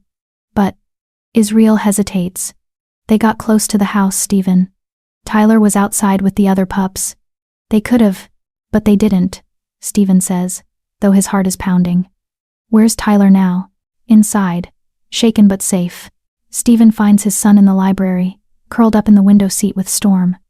Tyler's eyes are red from crying, though he's clearly trying to be brave. Hey, Stephen says softly, sitting beside him. Israel told me what happened. They were huge, Dad. And they looked at me like... Tyler's voice trembles. Like they wanted to hurt me. They were trying to scare us. That's all. It worked. Tyler wipes his eyes angrily.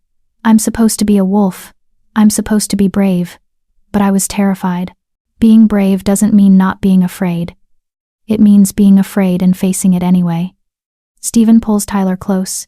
You did exactly right. You stayed with the pack. You didn't engage. You got to safety. That's smart, not cowardly. Sophia appears in the doorway, and Tyler immediately reaches for her. She joins them in the window seat. The 3 of them huddled together. We have a plan, Sophia tells Tyler. A way to stop the Newton pack without fighting. Will it work? We're going to make sure it does, Stephen says, with more confidence than he feels. Because the alternative war with a pack twice their size, with his son as a potential target, is unthinkable. They will make this work. They have to. Chapter 12. Old Wounds. Israel returns the next morning with information, his expression grim. Found her, he says, dropping a folder on Stephen's desk. Lydia Newton. Well, Lydia Morrison now. She was mated to Gregory Morrison, Alpha of the Northern Ridge Pack. Was? Sophia catches the past tense. She's sitting in on the meeting, having earned her place as alpha mate and strategic partner. Gregory died 3 years ago. Hunting accident. Israel's tone suggests it wasn't an accident. Lydia's still there with the pack. But from what I can gather, she's basically a prisoner. Morrison's son, Derek, is alpha now, and he keeps her around as a trophy, I guess. Proof of their alliance with the Newton pack. Stephen's jaw tightens. Where is she? Northern Ridge Territory. About 6 hours from here. Israel pulls out a map, marking the location. But Stephen, getting to her won't be easy. Derek keeps her under close watch, and if Silas finds out you're trying to contact her, he'll escalate. I know. Stephen studies the map, but if Lydia can convince Silas to back off, it's worth the risk. Is it? Sophia asks quietly. Stephen, this woman was your first love. You tried to run away with her. Are you sure going to see her is about saving the pack and not about unfinished business? Stephen looks at her, sees the worry in her eyes, not jealousy exactly, but concern. Geneva asked me the same thing once. I told her what I'll tell you. Lydia was a long time ago. What I feel for you is different, deeper, real in ways what I had with her never was. But I knew her well enough to know she has influence over Silas. If anyone can stop this, it's her. Then we go together, Sophia says firmly. No, too dangerous. I'm alpha mate. Where you go, I go. Sophia, don't. Her voice is sharp. Don't try to protect me by leaving me behind. I'm not fragile. I'm not Geneva. And I won't sit here while you walk into potential danger. Stephen stares at her, seeing the steel in her spine, the determination in her eyes. His wolf rumbles approval. Strong mate, fierce mate, perfect mate. Fine, he concedes. We go together. Israel, you're in charge while we're gone.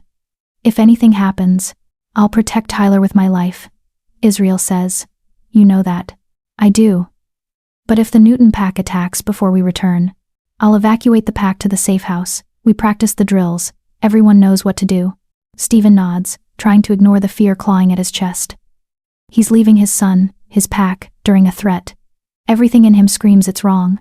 But staying means certain war. Going might give them a chance at peace. We leave in an hour, he says. The drive north is tense and quiet. Sophia sits in the passenger seat, her hand in Stephen's, occasionally squeezing when the silence gets too heavy. They've left Tyler with explicit instructions to stay close to Israel and Storm, to practice his shifting, to be ready to run if needed. The boy had been scared but brave. Come back safe, he'd whispered as he hugged them goodbye. Stephen had promised, though he wasn't sure he could keep it. Tell me about her, Sophia says as they cross into Northern Ridge Territory. Lydia, what was she like? Curious question. I need to know what we're walking into, and… Sophia hesitates. I need to understand what she meant to you, so I know what to expect. Stephen considers how to explain. She was fire and rebellion. Silas kept her on a tight leash, traditional alpha brother, very controlling. She hated it, wanted freedom. I was young and idealistic, and thought I could give her that. Did you love her? I thought I did, but looking back, I think we loved the idea of each other more than the reality. She saw me as escape. I saw her as adventure. He glances at Sophia. Nothing like what I feel for you, which is home. You feel like home, like I can finally stop running and just be. He lifts her hand, kissing her knuckles. Lydia was a wildfire. You're the hearth that keeps the cold away. Sophia's eyes shine suspiciously bright. That's really romantic for someone who claims he's not good with words. I have my moments. They drive in more comfortable silence after that, until they reach the Northern Ridge Pack compound. It's larger than Owen Territory, sprawling estate with multiple buildings, training grounds, and a massive lodge that serves as pack headquarters. 2 wolves in human form intercept them at the gate. Both are large, muscular, clearly guards. State your business, the larger one demands.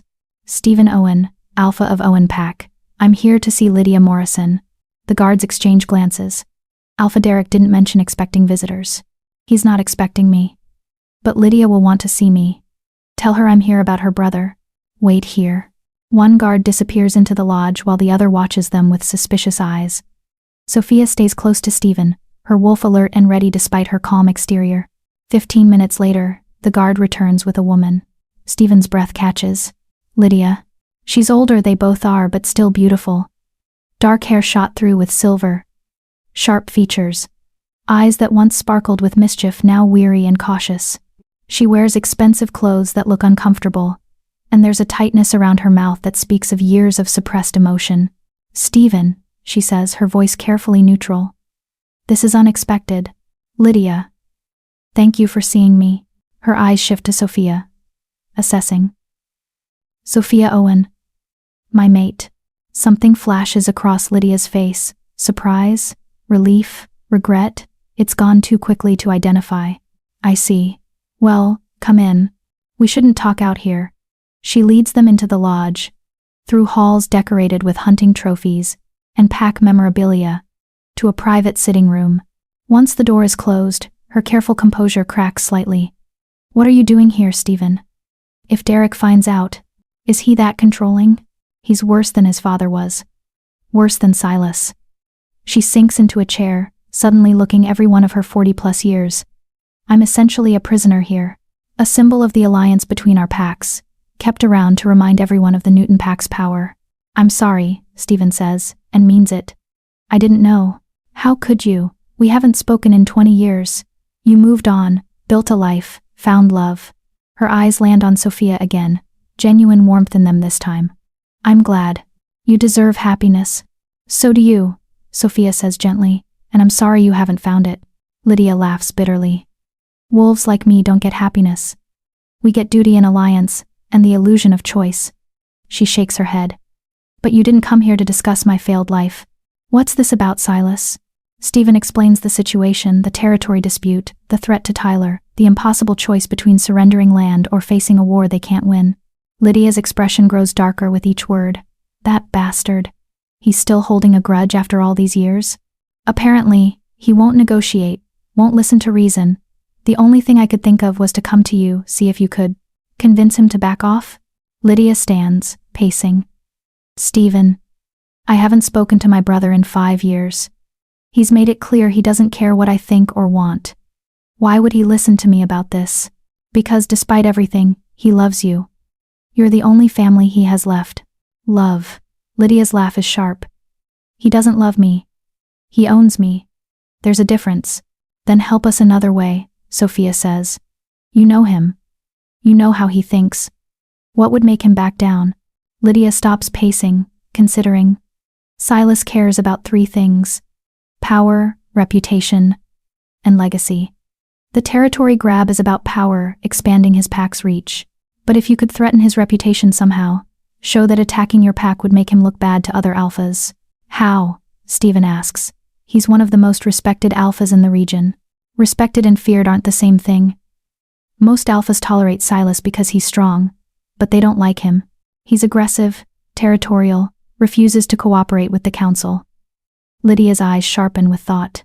If you could get other alphas to publicly support your pack, to make it clear that an attack on Owen would be seen as aggression against the larger shifter community, he might back down to avoid making enemies, Stephen finishes. That could work. It's your only real option besides surrendering or fighting. Lydia moves to a desk, pulling out paper and pen. I'll write you a list of alphas who might be sympathetic. Some of them owe me favors. Use my name, it might help. Thank you, Sophia says. This means everything. Lydia hands the list to Stephen, then hesitates. There's something else. Something you should know about Silas. What? He's sick. Some kind of wasting disease that's eating away at him slowly. He's been hiding it, but I heard from one of his pack members.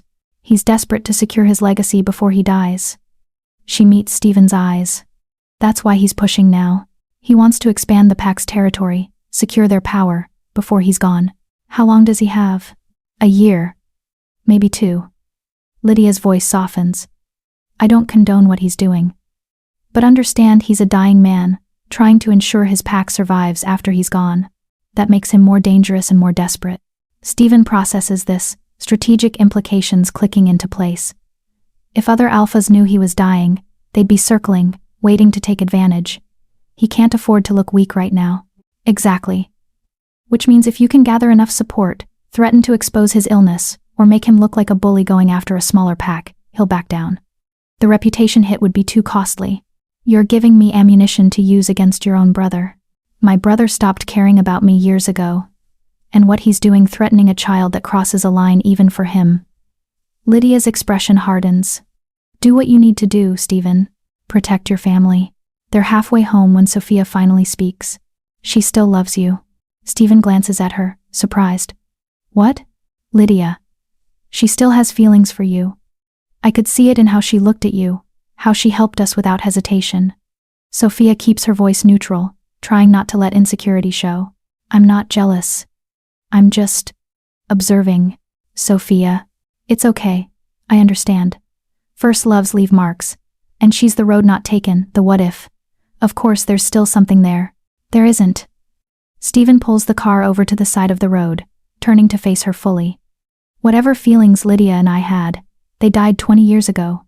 We were kids playing at rebellion. What we have, what you and I have, that's real. That's forever. How can you be sure? Because when I saw her today, I felt nothing but pity.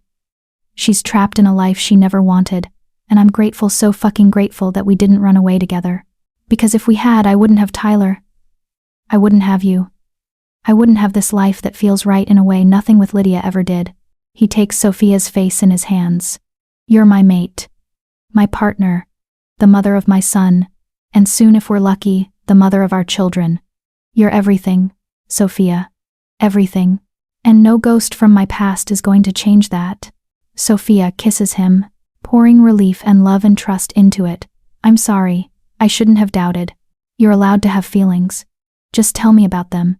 Instead of letting them fester. He kisses her forehead. We're a team, remember? No secrets, no walls. No secrets, no walls, she agrees. They drive the rest of the way home in comfortable silence, both thinking about the challenge ahead. They have names now, potential allies, a strategy, but they also have a ticking clock. 2 more days until Silas's deadline. And no guarantee their plan will work. They arrive home to find the pack gathered in the main house, tension radiating from every wolf. What's wrong? Stephen asks immediately. Israel steps forward, his expression grim. They came back. 3 Newton wolves, including Garrett. They weren't delivering messages this time. What were they doing? Hunting. On our land. They killed 2 deer in the eastern forest. Left the carcasses as a warning. It's a direct challenge. Hunting on another pack's territory is one of the gravest insults in wolf culture. It's saying, your land is our land. Your prey is our prey. You're too weak to stop us. Anyone hurt? Sophia asks. No. They ran when we confronted them. But Israel hesitates. They got close to the house, Stephen. Tyler was outside with the other pups. They could have, but they didn't. Stephen says, though his heart is pounding. Where's Tyler now? Inside, shaken but safe. Stephen finds his son in the library, curled up in the window seat with Storm. Tyler's eyes are red from crying, though he's clearly trying to be brave. Hey, Stephen says softly, sitting beside him. Israel told me what happened. They were huge, Dad. And they looked at me like... Tyler's voice trembles. Like they wanted to hurt me. They were trying to scare us. That's all. It worked. Tyler wipes his eyes angrily. I'm supposed to be a wolf. I'm supposed to be brave. But I was terrified. Being brave doesn't mean not being afraid.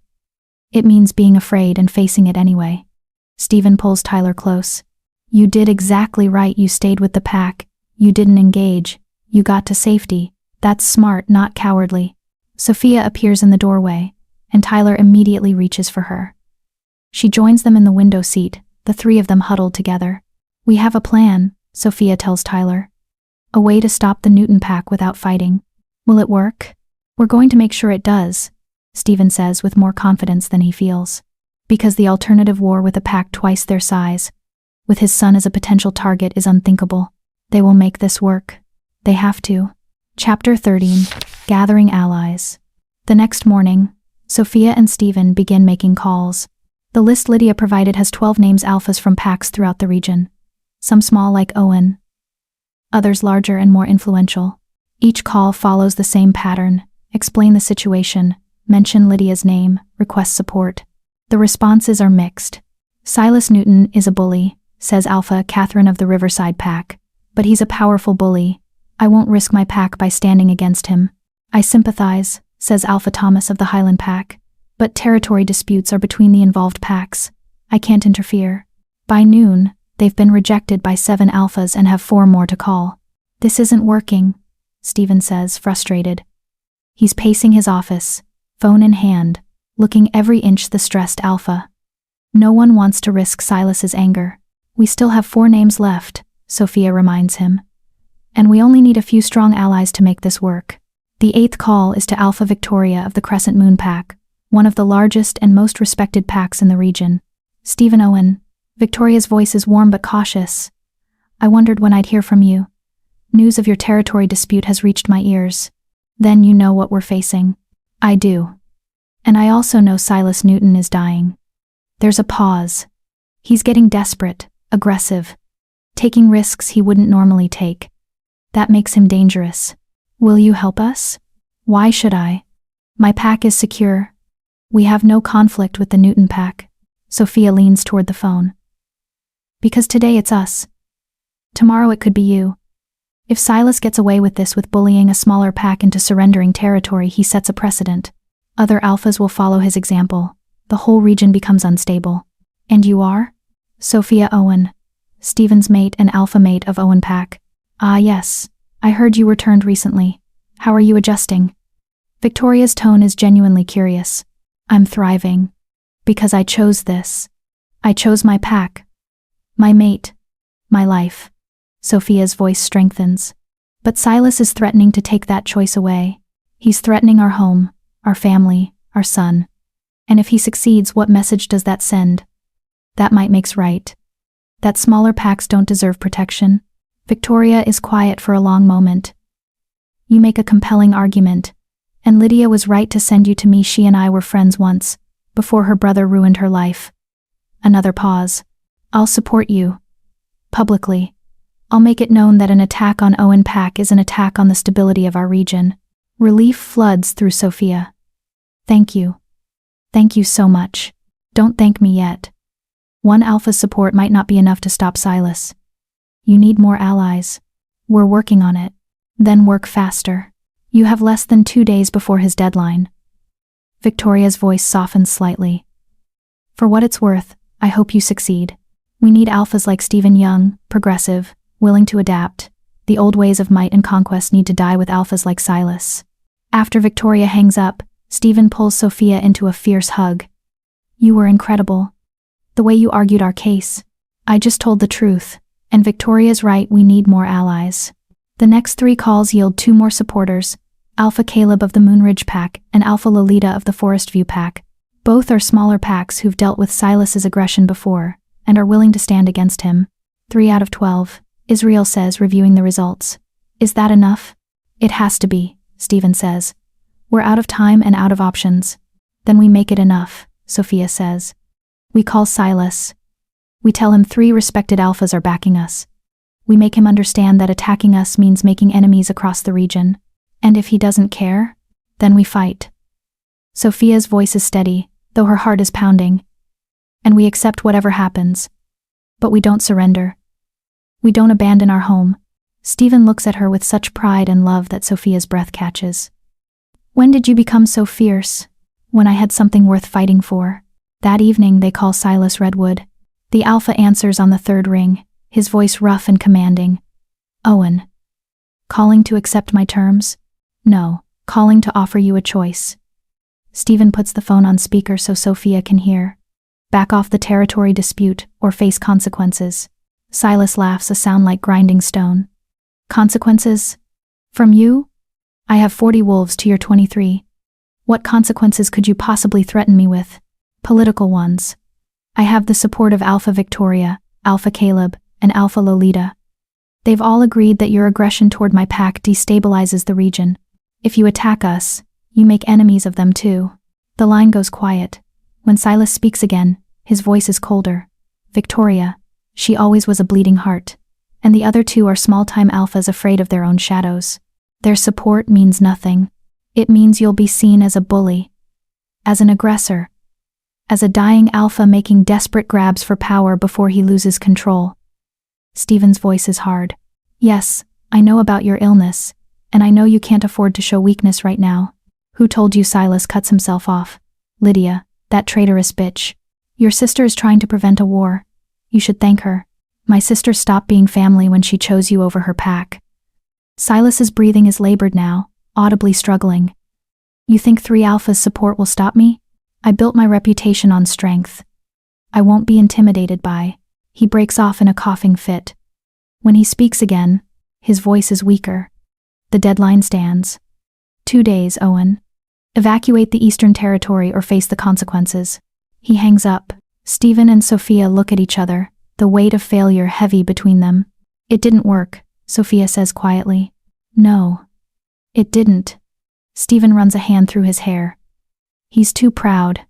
Too desperate. He'd rather die fighting than back down. Then what do? We prepare for war. The pack spends the next day preparing. Weapons are distributed, silver blades that can harm shifters, though using silver is considered a last resort. Fighting positions are assigned. Escape routes are mapped. The pack's children, elderly, and those unable to fight are moved to a secure location 3 hours away. Tyler refuses to go. I'm not leaving, he says stubbornly, his 8-year-old face set in determination. I'm part of this pack. I fight with my pack. You're a child, Stephen says, trying to stay patient. Your job is to stay safe.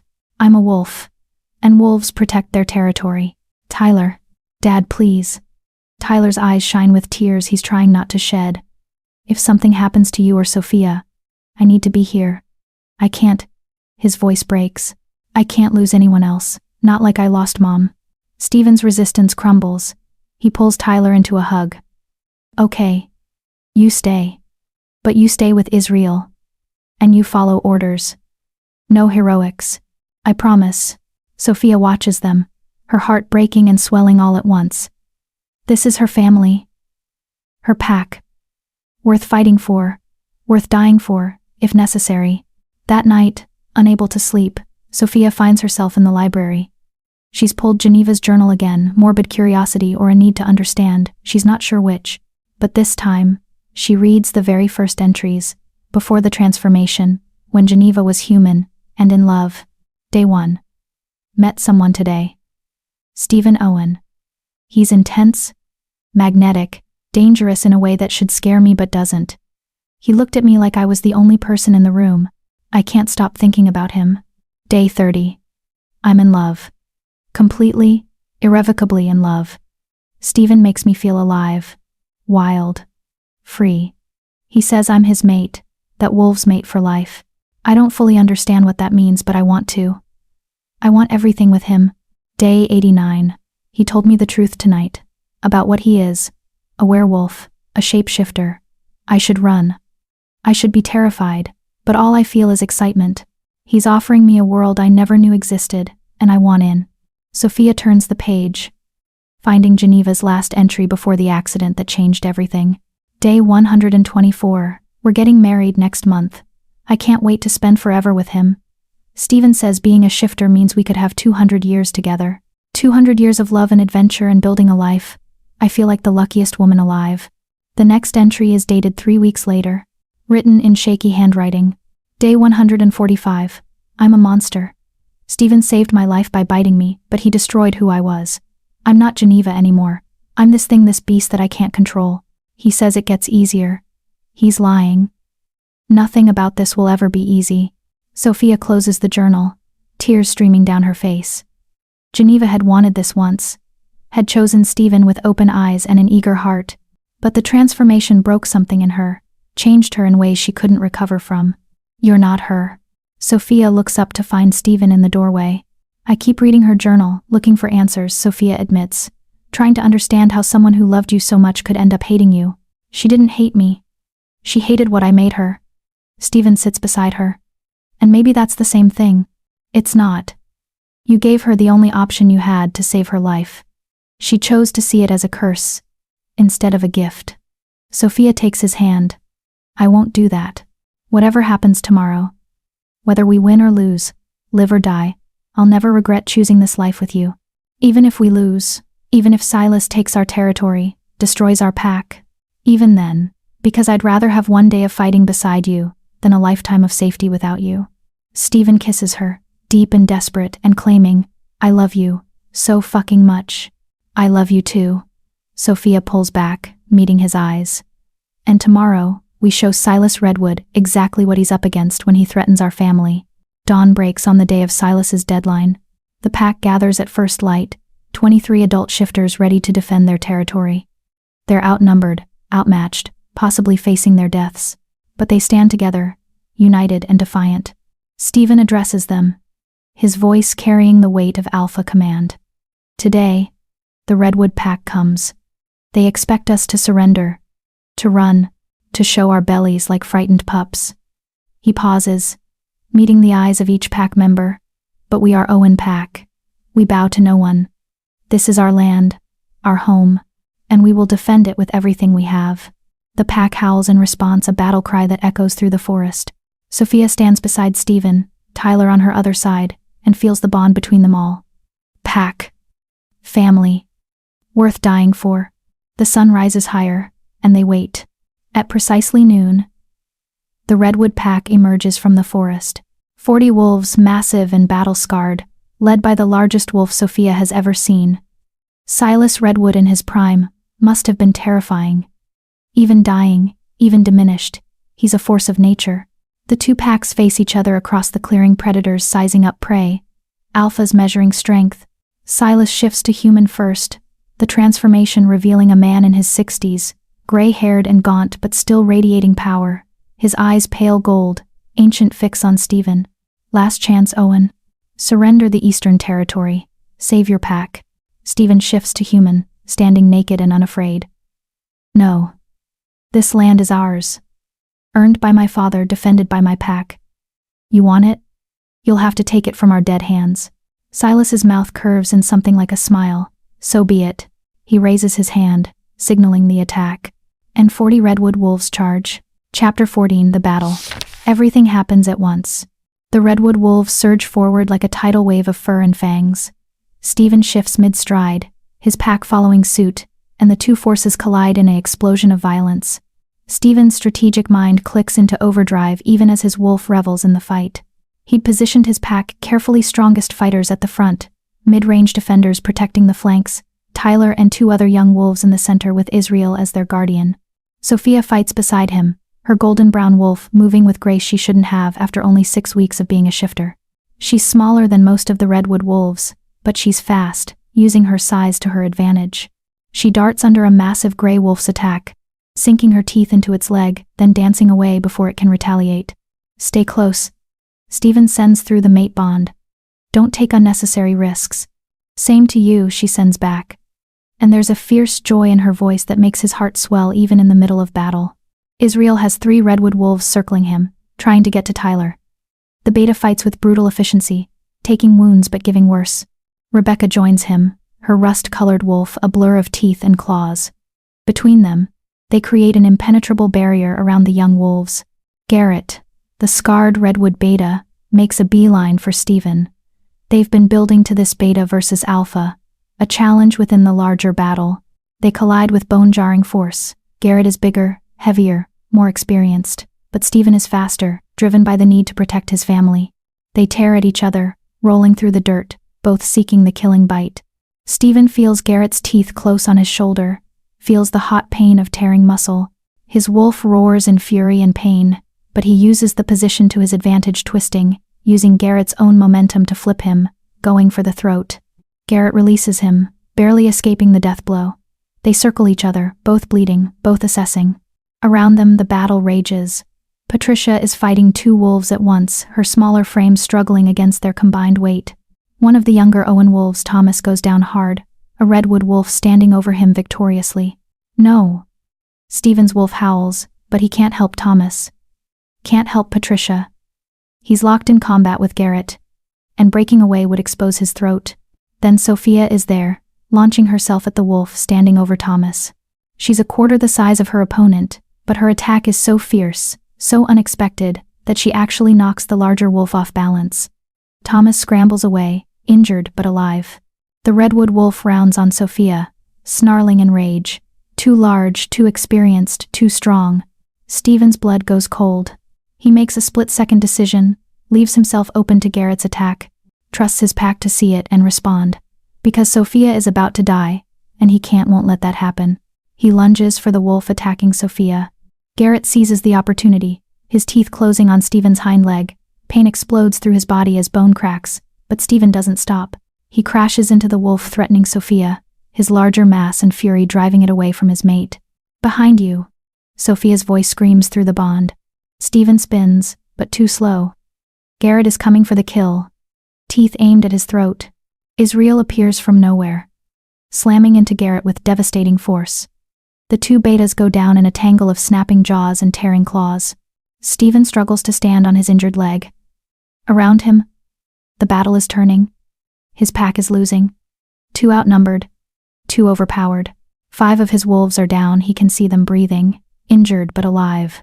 But how long before injuries become deaths? Silas hasn't even joined the fight yet. The ancient alpha stands at the edge of the clearing in human form, watching with satisfaction as his pack destroys Stephen's. This is it. They're going to lose. Stephen is going to watch his pack be scattered, his territory taken, possibly his son killed. No, his wolf snarls. Never. Stephen gathers his strength, preparing for one last desperate attack on Silas. If he can kill the alpha, the redwood pack will have to retreat, regroup. It might give his pack time to escape. He limps forward, ignoring the pain in his leg, Sophia moving to support his injured side. "What are you doing?" she sends. Panicked. Ending this. One way or another. Stephen, no. A howl cuts through the battle. Not a redwood howl. Not a Owen howl. A stranger's howl. Everyone freezes, both packs, all wolves, even Silas. Because that howl carries power, authority, the unmistakable resonance of an alpha. From the forest a new pack emerges. 20 wolves, sleek and powerful, led by a silver-gray wolf that radiates dominance. The newcomers spread out, forming a line between the two fighting packs. The silver wolf shifts to human. A woman, maybe 50, with steel-gray hair and eyes like ice. Victoria, alpha of the Crescent Moon pack. "Enough," she says, her voice cutting through the clearing like a blade. "This battle ends now." Silas shifts to human, fury written across his gaunt face. "You have no right to interfere, Victoria." "I have every right. This territory dispute threatens the stability of our entire region." Victoria stands tall, unintimidated. "I'm invoking council law. Section 7. Paragraph 3. Any territory dispute that threatens civilian populations or regional peace can be mediated by a neutral alpha of standing. This is between my pack and Owen. No. It's between your ego and Stephen's survival." Victoria's voice is hard. "I've watched you bully smaller packs for 20 years, Silas. I've tolerated it because you kept it within reason. But this?" She gestures at the battlefield, at the injured wolves. "This is excessive. This is you trying to secure a legacy by destroying another alpha's home. Careful, Victoria. I have more wolves than you. Do you? Right now, in this moment, you have 40 wolves who are exhausted from fighting. I have 20 fresh wolves ready to defend Owen Pack if necessary." Victoria's smile is cold. "And before you threaten me, know that Alpha Caleb and Alpha Lolita are waiting just beyond the ridge with their packs. Combined, we have 60 wolves to your 40. So please, continue with your aggression. See how that works out for you." Silas's face twists with rage. "You're bluffing." On cue, 2 more howls echo through the forest. Caleb and Lolita, confirming their presence. Silas looks around at his tired pack, at the 3 groups of fresh wolves now surrounding them, at Stephen's pack still standing despite injuries. For the first time, Stephen sees fear cross the ancient alpha's face. "This isn't over," Silas growls. "Yes, it is." Victoria moves closer. "Here's what's going to happen. You're going to take your pack and leave Owen territory. The boundaries stand as they were. No more threats, no more intimidation. In return, I won't tell the council about your illness." Silas's eyes flash. "How? I have my sources. And I know that if the council learns you're dying, they'll start circling." Other alphas will see opportunity. Your pack will be vulnerable. Victoria's voice softened slightly. I don't want to destroy you, Silas. But I will protect the balance of our region. Go home. Spend your remaining time securing your pack's future through alliances and strategy, not violence. The silence stretches. Every wolf waits for Silas's response. Finally, the old alpha shifts back to wolf form. He howls not a challenge, but a retreat. His pack responds, gathering their injured, falling into formation. Garrett limps past Stephen, his scarred face showing grudging respect. This isn't over, Owen. But you fought well. Your mate too. Then the redwood pack is gone, disappearing into the forest as quickly as they came. Stephen's legs give out. The adrenaline crash hits him all at once, and he collapses. Sophia is there immediately, shifting to human, cradling his wolf head in her lap. You're okay, she says, tears streaming down her face. We're okay. We survived. Victoria shifts back to human, accepting a robe from one of her wolves. Quite the mate you have there, Owen. She's the one who called me this morning, convinced me to bring backup instead of just moral support. Stephen shifts to human, looking up at Sophia in amazement. You did what? I called Victoria at dawn. Told her we needed more than political support, we needed physical presence. That Silas wouldn't back down to words, only force. Sophia's hands shake as she touches his face. I know I should have told you. But you would have said it was too risky. And I couldn't just wait for us to die. Stephen pulls her down and kisses her. You saved us. You brilliant, incredible, perfect woman. You saved all of us. We saved each other, Sophia corrects. That's what pack does. The aftermath of battle is always chaos. Injuries need tending. Wolves need shifting back to human. Adrenaline needs processing. Victoria's pack helps their medic assessing the wounded while their fighters secure the perimeter. Tyler finds them, his small human body launching into Stephen's arms.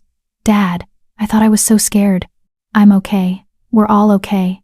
Stephen holds his son close, breathing in his scent, reassuring himself Tyler is safe. You followed orders? Israel wouldn't let me fight even when I wanted to. He said my job was to survive, and to watch and learn. Tyler pulls back, his eyes suspiciously bright. I learned that fighting is scary, and I never want to do it again. Good. That's the right lesson. Israel limps over, his human form sporting numerous cuts and a spectacular black eye. That was insane. I thought we were done for. We would have been without Victoria. Stephen clasps his second shoulder. Thank you. For protecting Tyler. For fighting Garrett when I couldn't. That's what pack does. Israel grins despite his injuries. Plus, someone has to keep you from doing stupid heroic things. The pack gathers slowly, accounting for everyone. 5 wolves are seriously injured but will heal with time and rest. No deaths.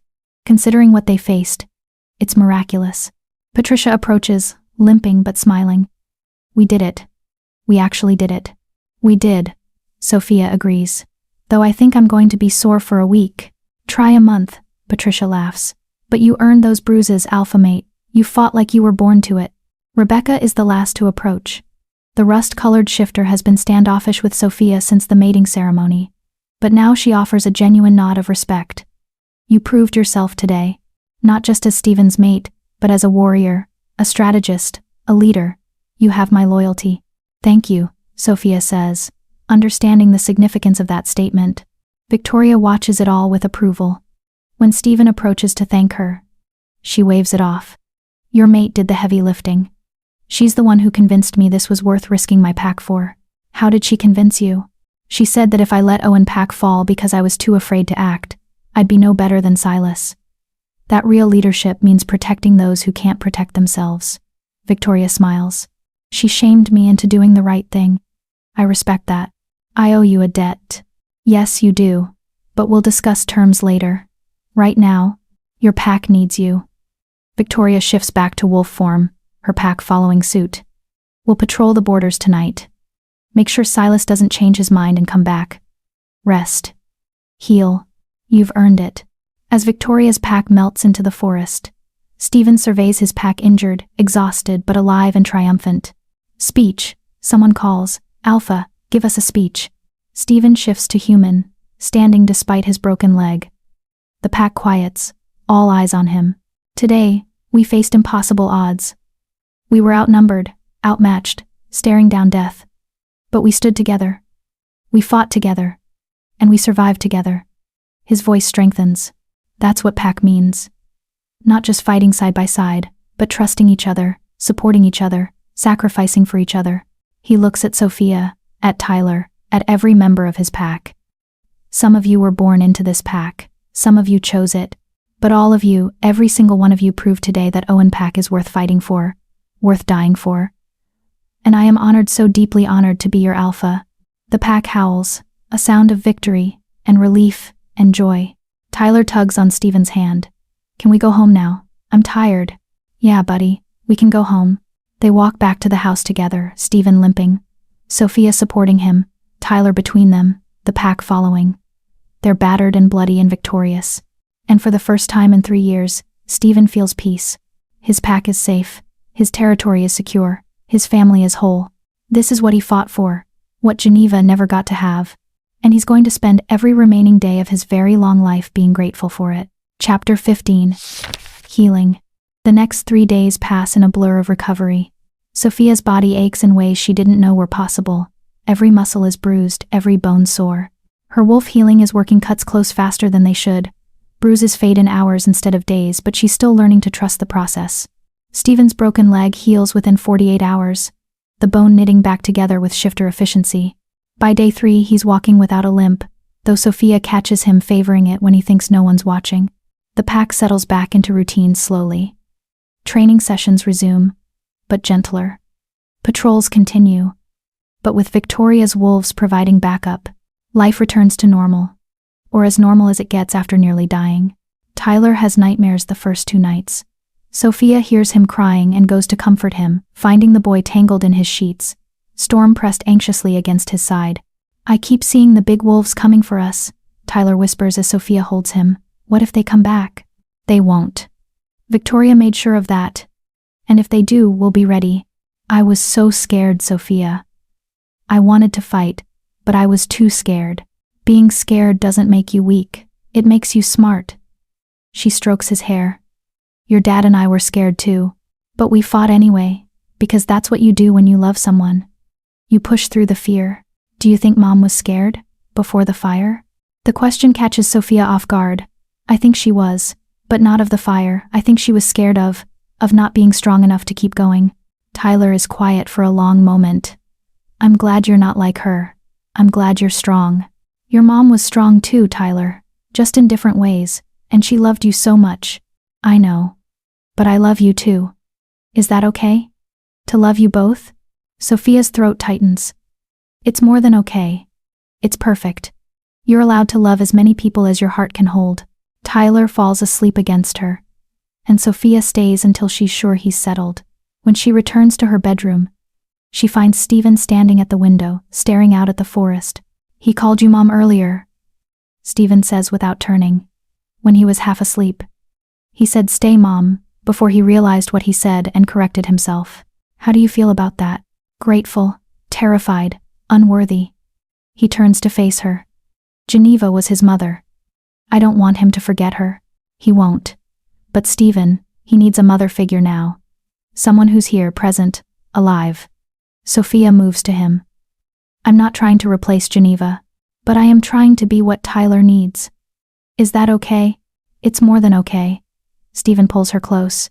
You're everything we need, both of us. They stand together, watching the moon rise, both thinking about how close they came to losing everything. On the 4th day after the battle, Victoria returns with news. Silas Redwood is dead, she announces without preamble. The words land like stones. Steven, Sophia, and Israel are in the office when Victoria arrives, and they all freeze. When? Steven asks. 2 days ago. Heart failure, according to his pack doctor. His illness finally caught up with him. Victoria sits, accepting the tea Patricia brings. His son Jonathan is alpha now. He sent a formal message requesting peace talks. Jonathan. Steven's expression is unreadable. He's reasonable. Not like his father. He's also weak. Taking over a pack when the previous alpha died in disgrace, his position is precarious. Victoria sips her tea. Which works in your favor? Jonathan wants to make peace, solidify alliances. Show he's a better leader than Silas. He's offering a formal treaty. What kind of treaty? Mutual non-aggression. Shared hunting rights in the buffer zone between territories. And Victoria pauses. A formal apology for his father's actions. Sophia blinks. An apology? Jonathan recognizes that Silas was in the wrong. The territory grab was unjustified, the threats to your family inexcusable. He wants to make amends. Stephen leans back in his chair, processing. And in return? Support. When other packs inevitably challenge his leadership, he wants assurance that Owen Pack won't join them. That you'll respect his authority as alpha. That's all? That's all. He's trying to clean up his father's messes. Make the Redwood Pack respectable again. Victoria sets down her tea. I've advised him that you're a reasonable alpha.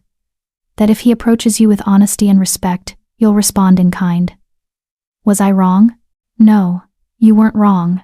Stephen looks at Sophia, then Israel. What do you think?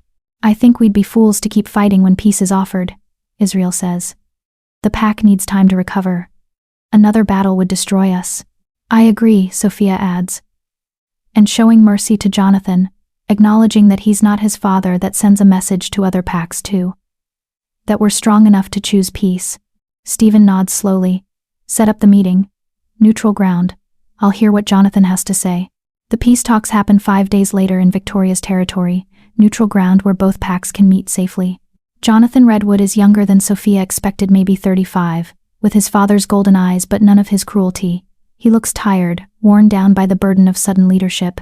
Alpha Owen, Jonathan says, offering his hand. Thank you for meeting with me. Alpha Redwood, Stephen replies, shaking it. My condolences on your father's passing. Thank you. Though we both know his death solved problems for both our packs. Jonathan's honesty is refreshing. I won't pretend my father was a good man in his final years. The illness made him paranoid, aggressive, desperate. He hurt a lot of people, including your family. I'm here to make that right. They sit, Jonathan with Garrett at his side, Stephen with Sophia and Israel. Victoria presides as neutral mediator. I'm offering a formal treaty, Jonathan says, sliding papers across the table. Non-aggression pact, shared resources in the buffer zone, mutual defense if either pack is threatened by outside forces. In return, I ask for your political support when not if other alphas challenge my leadership. Stephen reads through the treaty carefully. Sophia watches Jonathan, trying to assess his sincerity. His scent is clean, honest, with no underlying deception. His body language is open, non-threatening.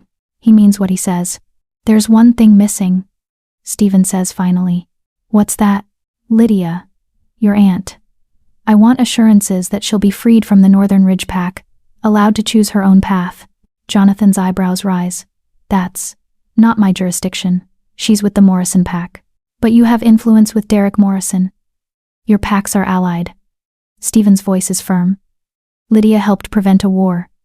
She deserves freedom. Make it happen, and I'll sign your treaty. Jonathan studies Stephen for a long moment.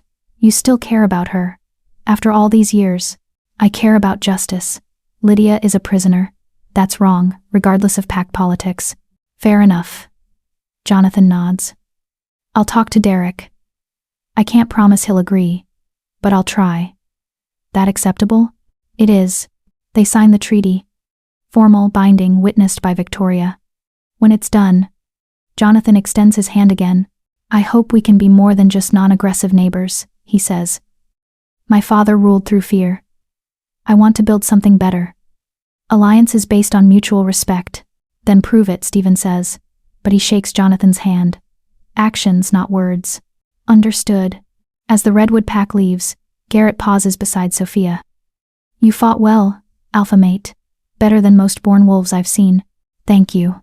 Your pack is lucky to have you. Protect them fiercely. He nods once, then follows his alpha. Sophia watches them go, feeling the weight of the past 2 weeks finally lifting. It's over. Really, truly over. We did it, she says, taking Stephen's hand. You did it. You saved us, negotiated peace, protected our family. Stephen pulls her close. I couldn't have done this without you. That's what mates do. We save each other. Victoria approaches, smiling. You two are sickeningly adorable. But effective. I'm impressed. Thank you. Sophia says sincerely. For everything. We'd be dead without your help. You would have found another way. You're resourceful. Victoria's expression grows serious. But Sophia, a word of advice? Being alpha mate isn't just about fighting and strategy. It's about politics, alliances, knowing when to show mercy and when to be ruthless. You're learning, but you have a long way to go. I know. Will you help me? Teach me? Victoria's smile returns. I thought you'd never ask. Come visit Crescent Moon territory next month. I'll introduce you to other alpha mates. Show you how this works on a larger scale. I'd like that. They return home to find the pack preparing a celebration. News of the treaty has spread, and everyone wants to mark the end of the conflict with food, music, and joy. Tyler runs to greet them, Storm at his heels. Did we really make peace? No more fighting? No more fighting, Stephen confirms. Good. Because I'm a lover, not a fighter. Tyler's serious expression makes both Stephen and Sophia laugh. Where did you hear that? Patricia. She says I have a gentle soul. Tyler looks between them. Is that bad? Should I be tougher? You're perfect exactly as you are, Sophia says, ruffling his hair. The world needs gentle souls as much as it needs fighters. The celebration lasts into the night. Pack members share stories, laughter, relief. Children play without the shadow of war hanging over them. Even Rebecca smiles, relaxed for the first time since Sophia met her. Around midnight, Sophia finds herself on the back porch, watching the pack through the windows. Stephen joins her, wrapping his arms around her from behind. What are you thinking? He asks. That 3 months ago, I was a lonely tutor living in a tiny apartment, wondering if I'd ever find a place to belong. She leans back against him. Now I'm a werewolf alpha mate who just helped negotiate a peace treaty between warring packs. Life is weird. Good weird or bad weird.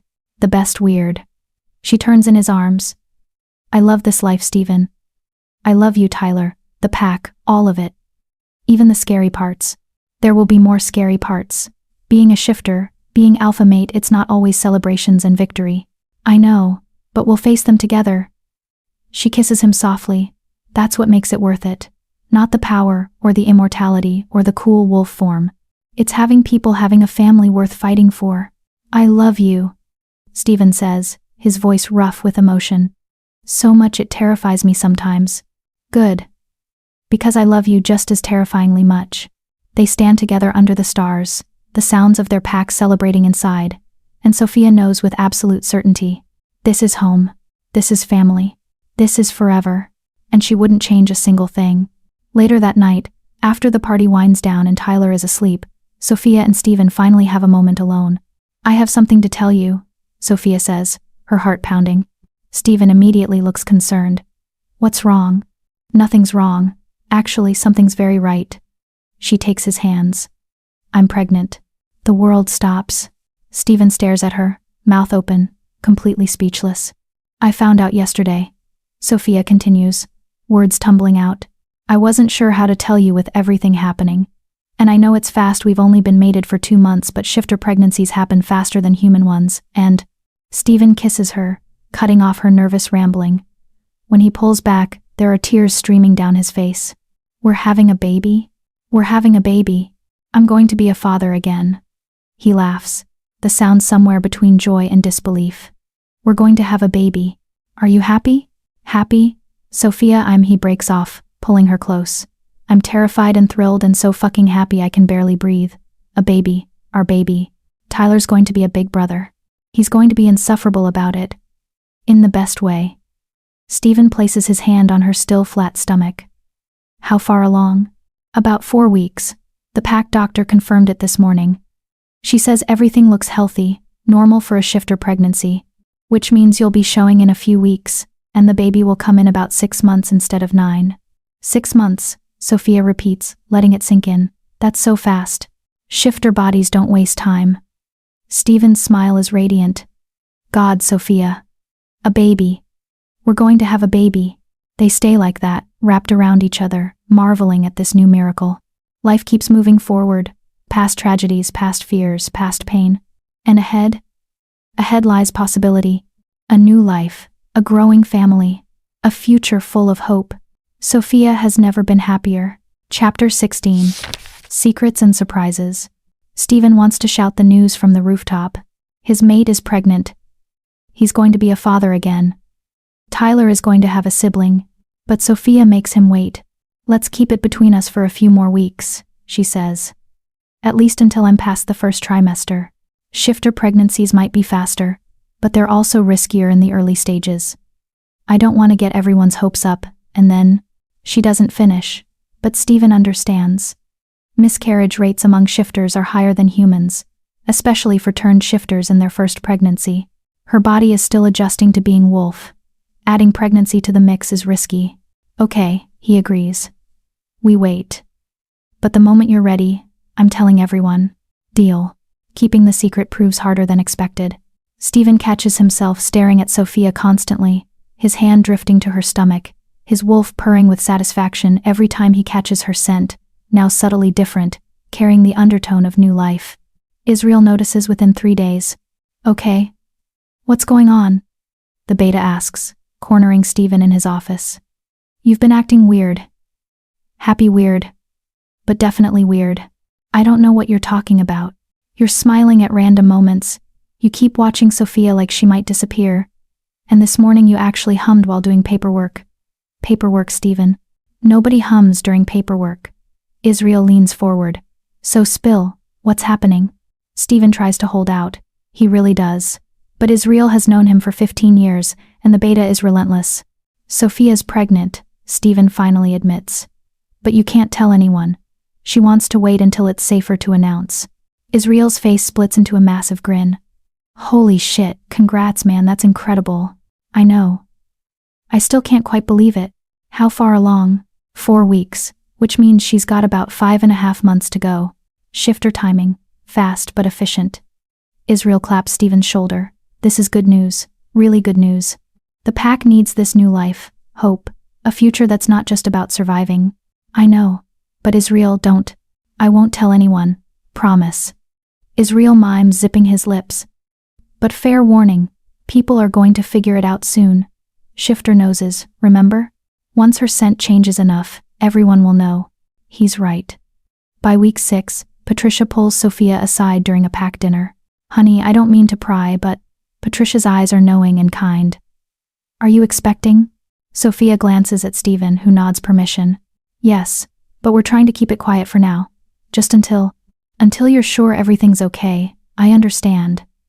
Patricia hugs her gently. Congratulations. This pack is going to spoil that baby rotten. Word spreads anyway, despite their attempts at secrecy. Shifters are terrible at keeping secrets when enhanced senses are involved. By week 7, the entire pack knows. And they rally around Sophia with protective fervor. Rebecca starts teaching Sophia defensive techniques specifically designed for pregnant shifters. You're more vulnerable now. Need to know how to protect yourself and the baby if threatened. The younger pack members start building a nursery, arguing cheerfully about color schemes and furniture placement. Thomas, the wolf Sophia saved during the battle, brings her hand-carved toys he's been making in secret. For the baby. Whenever they arrive, Tyler is the last to officially find out, and his reaction is everything Stephen hoped for. I'm going to be a big brother? Tyler's eyes are huge. Really? Like a real big brother? Really, Sophia confirms. What do you think about that? Tyler considers seriously. I think I need to practice being responsible. Big brothers have to set good examples. That's very mature of you, and I need to teach them about being a wolf. And about not climbing out of windows during class. And, Tyler pauses. Wait, will they be like me? Half shifter? Probably, Stephen says. Your biological mother was human. Sophia is a turned shifter. The genetics are similar. So, they'll have to learn control too. I can help with that. Tyler is practically vibrating with excitement. I'm going to be the best big brother ever. He throws himself at Sophia, hugging her carefully around the middle. Thank you for making our family bigger.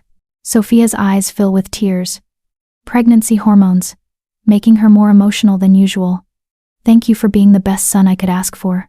Even though I'm not really yours, you are really mine. Biology doesn't determine family, love does. She kisses the top of his head. You're my son, Tyler, in every way that matters. Stephen watches them, his heart so full it aches.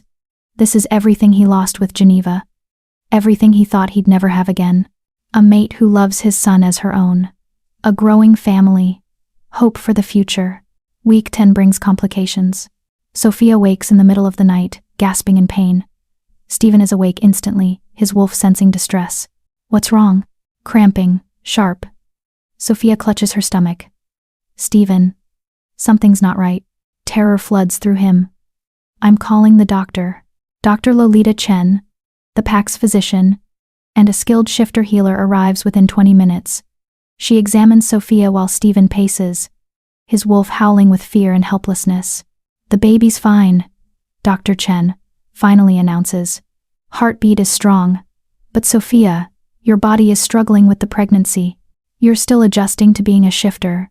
Adding pregnancy on top of that is putting strain on your system. What does that mean? Sophia asks, her voice small. It means bed rest for the next 2 weeks. Minimal shifting your wolf form puts too much stress on the pregnancy right now. And no training, no fighting, nothing strenuous. For 2 weeks? At minimum, we'll reassess then.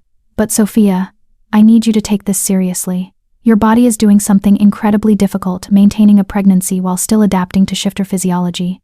If you don't rest, you could lose the baby. The words hit like a physical blow. Stephen moves to Sophia's side immediately, taking her hand.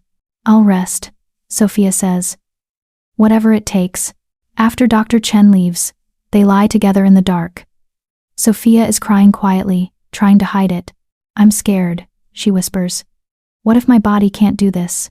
What if being turned is making the pregnancy impossible? Then we'll deal with it, together. Stephen holds her close. But Sophia, you're strong. Stronger than anyone I've ever met. Your body survived the transformation. It can survive this. Geneva was turned and she had Tyler. Geneva was turned while already pregnant. Her body was doing both at once. That's different from your situation. And she did survive it. She carried Tyler full term and delivered him healthy. But Sophia breaks off. She died years later from mental illness, not from pregnancy complications. Stephen tips her face up, making her meet his eyes. You're not her. Your body is not her body. And you're going to be fine. Promise? I promise to do everything in my power to make sure you and our baby are safe and healthy. The rest is up to your incredibly stubborn will and your wolf's determination. He kisses her forehead, and both of those are formidable. Sophia manages a weak smile. You really think I'm going to be okay? I know you are. Because you're Sophia Owen. You survived foster care, you survived transformation, you survived a pack war. A little pregnancy complication isn't going to take you down. A little complication? Dr. Chen said bed rest. Okay. A medium-sized complication. Point stands. This time her smile is genuine. I love you. I love you too. Now sleep. Doctor's orders. The next 2 weeks are the longest of Stephen's life. Sophia chafes at the restrictions, hating being stuck in bed while the pack trains and patrols and lives. Stephen works from their bedroom, conducting pack business from a chair beside the bed so she's not alone. Tyler visits constantly, reading to her, telling her about his lessons, showing her his progress with shifting control. I can hold wolf form for 2 hours now, he announces proudly. Israel says that's really good for someone my age. That's incredible, sweetheart. Sophia smiles from her nest of pillows. I'm so proud of you. When you're better, can you teach me more about constellations? I want to know all the stories. Absolutely, as soon as Dr. Chen clears me. Patricia brings meals, ensuring Sophia eats enough to support both her and the baby. Israel handles the day-to-day pack administration, keeping things running smoothly. Rebecca leads training sessions, her unexpected gentleness with Sophia revealing a softer side none of them knew existed. The pack closes ranks, protecting their alpha mate and future cub with fierce devotion. On day 14, Dr. Chen returns for the follow-up exam. Well? Sophia asks anxiously as the doctor listens to the baby's heartbeat. Much better. The rest did what I hoped. Your body has adjusted. The pregnancy is stable. Doctor. Chen smiles. You can resume normal activities. Gentle training only. No shifting for another few weeks. But the crisis has passed. The relief is overwhelming. Sophia bursts into tears, happy tears this time, and Stephen holds her while she cries.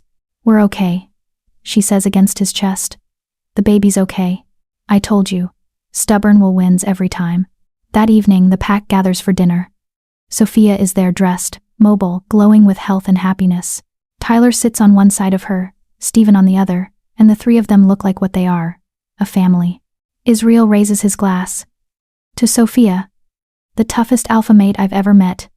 And to the new Owen cub, who's already causing trouble before they're even born. The pack cheers, glasses clinking, laughter filling the house. Sophia looks around at the faces of her pack, her family, and feels complete in a way she never has before. This is home. This is love. This is everything worth fighting for. Week 15 brings an unexpected visitor. Lydia arrives unannounced, driving up to the house in a beat-up sedan with all her belongings in the back seat. I'm free, she says when Stephen opens the door. Jonathan convinced Derek to release me from the Morrison pack.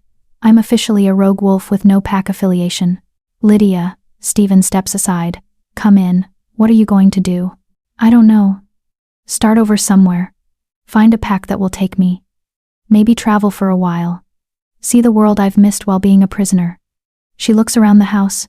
But I wanted to stop here first, to thank you. Thank me? For caring enough to negotiate for my freedom. You didn't have to. I'm nothing to you, a ghost from the past who caused you pain. Lydia's voice is thick with emotion. But you fought for me anyway. That means everything. Sophia appears from the kitchen, her small baby bump just beginning to show. Lydia, it's good to see you. Lydia's eyes go to Sophia's stomach, widening with understanding. You're pregnant. I am. About 4 months along now. Congratulations, both of you. Lydia's smile is genuine. You're going to be wonderful parents. You already are, from what I've seen with Tyler. Stay for dinner. Sophia offers. The pack would love to meet you. I don't want to impose. You're not imposing. You're pack adjacent, that makes you family. Sophia takes Lydia's hand. Stay, please. Lydia stays. Dinner is warm and welcoming. The pack treating Lydia with curiosity but kindness. She tells stories of the last 20 years, the good moments mixed with the bad, the ways she survived being a political prisoner, her dreams for the future. I think I'll head west, she says over dessert. Find a coastal pack. Somewhere warm where the ocean meets the forest. Start fresh. If you need references, pack connections, anything, let me know, Stephen offers. I will, thank you. Lydia looks between Stephen and Sophia. You two are good together. Better than we ever were. I'm glad you found each other. So am I, Sophia says, taking Stephen's hand. Lydia leaves the next morning, driving toward her new life with hope and freedom. Stephen watches her go, and feels the last piece of his past finally settle into place. Geneva is gone, mourned and remembered, but no longer a shadow over his happiness. Lydia is free, no longer a source of guilt or what-ifs. And ahead is Sophia, Tyler, their unborn child, and a future bright with possibility. For the first time in years, Stephen feels complete, whole. Home. Chapter 17. The First Crisis. Sophia's pregnancy progresses smoothly for the next month. Her wolf form remains stable when she shifts carefully, infrequently, always with Dr. Chen's supervision. The baby grows steadily, and by week 19, Sophia can feel small flutters of movement that make her cry with joy every single time. That's our baby, she tells Stephen, pressing his hand to her stomach. Feel that? They're saying hello. Stephen's face lights up with wonder every time the baby moves. Hello, little one. We're waiting for you. Tyler talks to the baby constantly, telling them stories about being a wolf, about the pack, about all the adventures they'll have together. And when you're old enough, I'll teach you how to shift, Tyler says seriously, his small hand on Sophia's belly. It's scary at first, but I'll be there. Big brothers protect their siblings. Life settles into a comfortable rhythm. Sophia resumes teaching Tyler, adapting her lessons as her pregnancy progresses. The pack prepares for the new arrival, finishing the nursery, stockpiling supplies, planning a welcoming ceremony for when the baby is born. Everything is perfect. Until week 20, when Tyler collapses during training. Sophia is in the library when Israel bursts through the door, his face pale. It's Tyler. Something's wrong. She's moving before he finishes speaking, running as fast as her pregnant body allows. Outside, she finds Tyler on the ground, convulsing, his eyes rolled back in his head. What happened? Sophia drops to her knees beside him, her healer training from her human days kicking in. She checks his airway. His pulse both clear, but his heartbeat is erratic. He was practicing shifting, Rebecca says, her voice shaken. He shifted to wolf, then back to human. Then he just collapsed. Stephen arrives seconds later, shifting from wolf to human in mid-stride. Tyler, son, can you hear me? Tyler's eyes flutter open, unfocused and confused. Dad? I don't. What happened? You collapsed. Stephen gathers him carefully.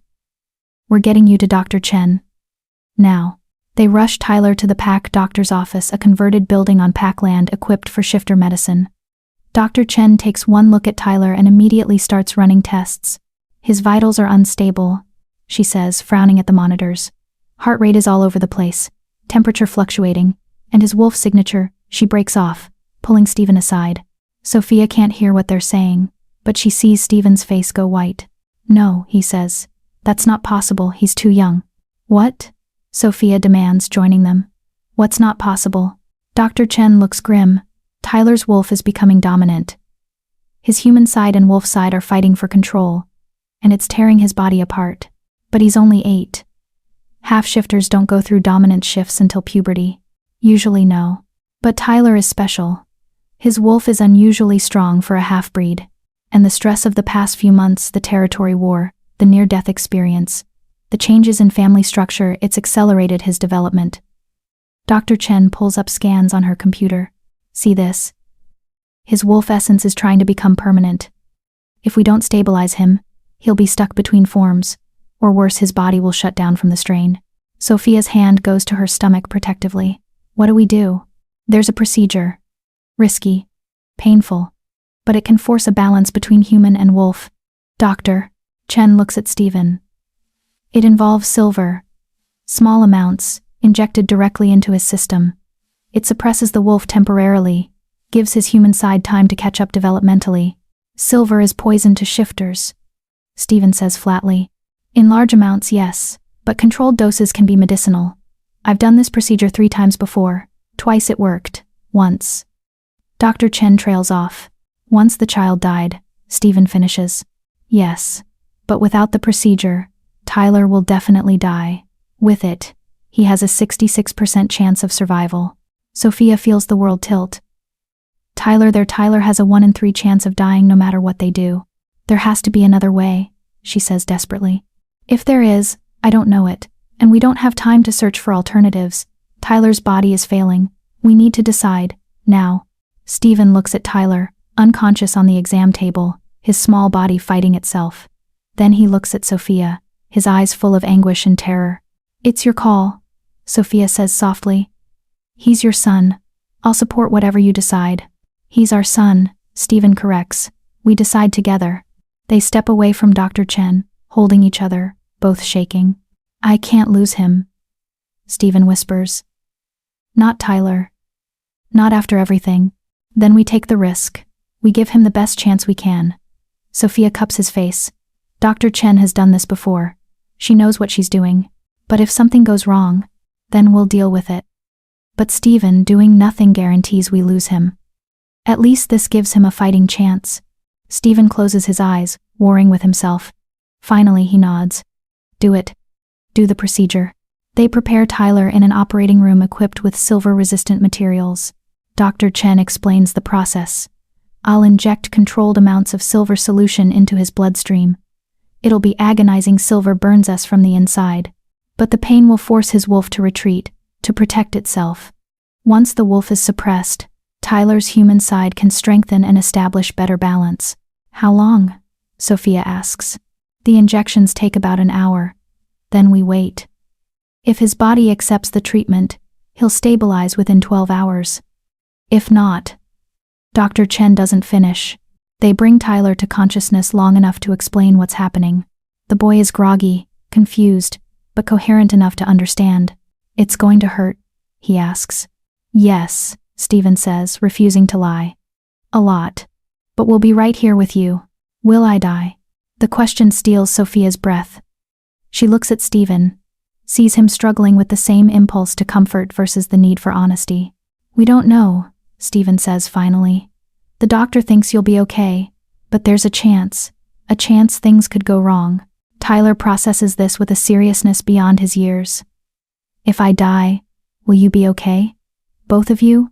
No, Sophia says, her voice breaking. We won't be okay. We'd be devastated. So you have to fight, Tyler. You have to be strong. And the baby? Tyler's hand reaches for Sophia's stomach. If I'm not here, will you tell them about me? About their big brother?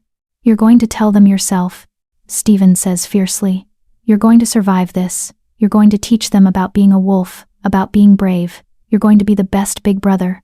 Tyler nods, trying to be brave even though Sophia can smell his fear. Okay, I'm ready. The procedure begins. Dr. Chen administers the first injection, and Tyler's scream tears through the room. It's visceral, agonizing, the sound of a child being burned from the inside out. Stephen holds Tyler's hand, his own face contorted with shared pain. Sophia holds the other hand, whispering encouragement, comfort, anything to help.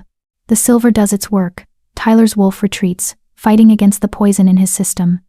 His body convulses with each injection, his screams becoming hoarse, then silent as his voice gives out. By the time Dr. Chen administers the final dose, Tyler is barely conscious, his small body racked with tremors. Now we wait, Dr. Chen says, monitoring his vitals. The next 12 hours will tell us if it worked. They move Tyler to a recovery room. Sophia refuses to leave his side, despite her pregnancy, despite her exhaustion. Stephen stays too, the two of them keeping vigil over their son. The pack knows something is wrong. Israel comes by every hour for updates. Patricia brings food nobody eats. Rebecca stands guard outside the door, preventing anyone from disturbing them. Tyler drifts in and out of consciousness, mumbling incoherently when he's aware enough to speak. His fever spikes, then drops, then spikes again. His heartbeat stutters, stabilizes, stutters again. Hour 6 brings a crisis. Tyler starts seizing, his body rejecting the silver treatment. Dr. Chen rushes in with antidotes, stabilizers, everything she has. Come on, Tyler, Sophia begs, holding his convulsing body. Fight, please fight. You're strong, Stephen says, his voice breaking. You're a Owen. We don't give up. The seizure finally stops. Tyler goes limp. And for one horrifying moment, Sophia thinks they've lost him. Then his chest rises, falls, raises again. He's breathing. Vitals are stabilizing, Dr. Chen says, relief evident in her voice. He's through the worst of it. Hour 12 arrives, and Tyler opens his eyes. Dad. His voice is barely a whisper. Sophia? We're here, baby. Sophia smooths his hair back, tears streaming down her face. We're right here. Did it work? Is my wolf okay? Dr. Chen runs quick tests, checking readings, assessing his wolf signature. When she looks up, she's smiling. It worked. Your wolf and human sides are balanced. You're going to be okay. The relief is so intense, Sophia nearly collapses. Stephen catches her, and they hold each other over Tyler's bed, all three of them crying. You did it, Stephen tells his son. You survived. I'm tough, Tyler says weakly. Like you guys. Tougher, Sophia says. So much tougher. Tyler's recovery takes 2 weeks. The silver damaged his system, and even with shifter healing, his body needs time to repair itself. He's weak, sleeping most of the day, eating small amounts when he can. But he's alive, and that's everything. Sophia barely leaves his side. She reads to him, tells him stories, holds his hand when nightmares wake him. Her pregnancy makes the long hours uncomfortable, but she refuses to rest anywhere except the chair beside Tyler's bed. You need to take care of yourself, Patricia says gently. The baby is fine. Dr. Chen checks me daily. But Tyler needs me right now. Sophia's voice is firm. I'm not leaving him. Stephen splits his time between Tyler's bedside and pack duties, his face drawn with exhaustion and lingering fear. The near loss of his son has shaken him deeply. I keep thinking about Geneva, he admits one night while Tyler sleeps. How she couldn't handle the wolf, how it destroyed her. What if the same thing happens to Tyler? What if this is just the beginning of him falling apart? It's not, Sophia says firmly. Tyler is different. He's been raised knowing what he is, prepared for the transformation. Geneva was ambushed by it. The circumstances aren't comparable, but he's so young, 8 years old and already fighting for his life. And he won. He fought, and he won. That's what matters. Sophia takes Stephen's hand. Stop borrowing tragedy from the future. Tyler is alive. He's going to recover. And we're going to be there for him every step of the way. On day 10, Tyler sits up on his own for the first time. On day 12, he walks to the bathroom without help. On day 14, Dr. Chen clears him to go home. The pack throws a quiet celebration, no loud music or overwhelming festivities, just family gathered to welcome Tyler back to health. Tyler is still weak, still pale, but he's smiling, laughing, alive. Thank you, he tells Sophia as she tucks him into his own bed that night. For staying with me, for not leaving. I will never leave you, Sophia promises. You're my son. And mothers don't abandon their children. Tyler's eyes fill with tears. Even though I'm not really yours, you are really mine. In every way that matters. Sophia kisses his forehead. Blood doesn't make family. Love does. And I love you, Tyler Owen. So much. I love you too. He pauses. Can I call you Mom? For real? Sophia's heart swells. I would be honored. Okay. Good night, Mom. Good night, sweetheart. Later, in their own bed, Stephen pulls Sophia close. He called you Mom. He did. How do you feel? Complete. Sophia rests her head on his chest. Like all the pieces finally fit together. They do. We're a family. Really, truly, completely.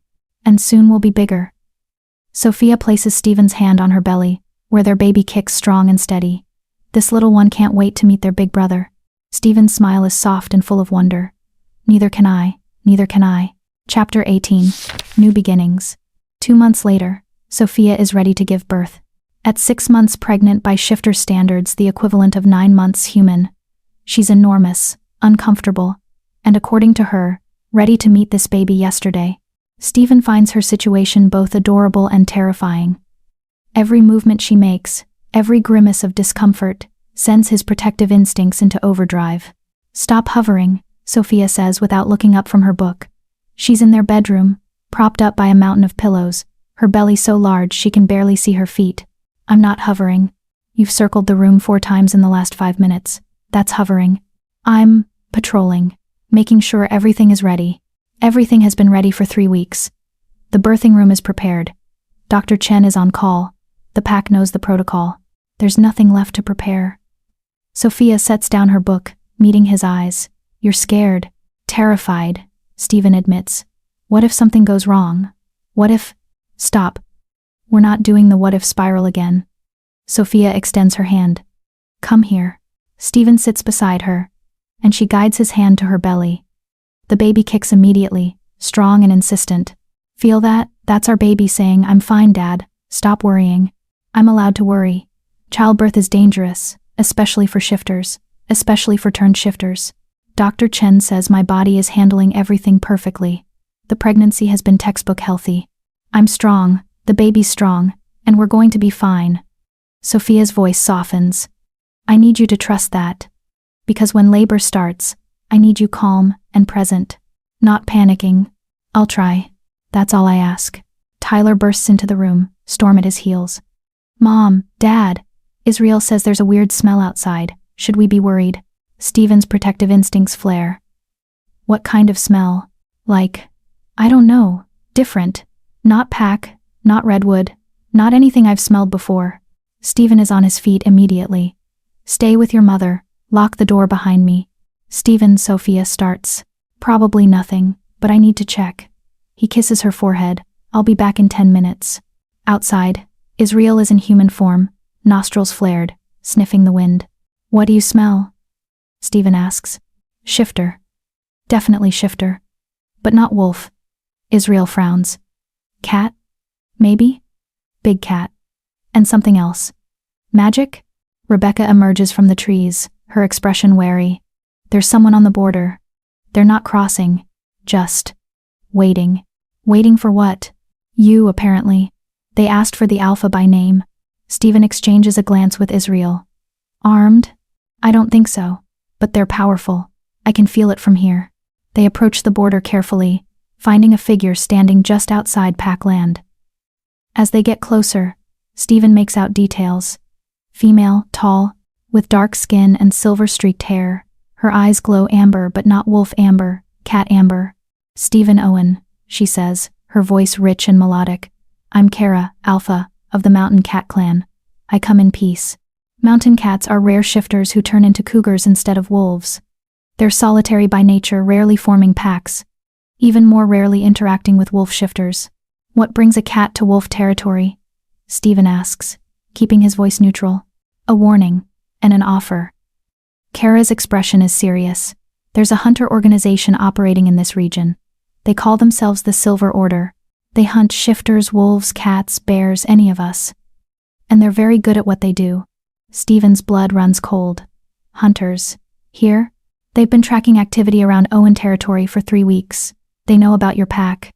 They know about the recent territorial dispute with the Redwood pack. Kara pauses. And they know your mate is about to give birth. Every protective instinct Stephen has roars to life. How do they know that? They have informants. Possibly a shifter working with them, someone who can get close, gather intelligence. I don't know who. Kara takes a careful step forward. I'm here because the shifter community, wolves, cats, bears, all of us, we need to work together against this threat. The Silver Order doesn't discriminate.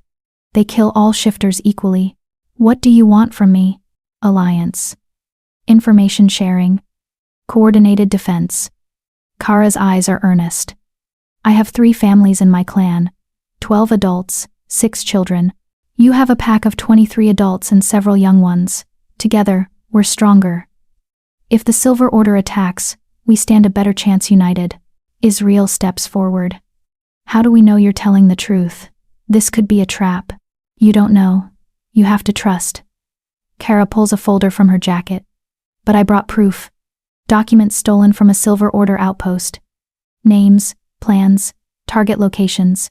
Owen territory is listed. Stephen takes the folder, flipping through. It's all there, detailed maps of his territory, photographs of pack members, notes about routines and weaknesses. And circled in red. Pregnant alpha mate. Vulnerable. Priority target.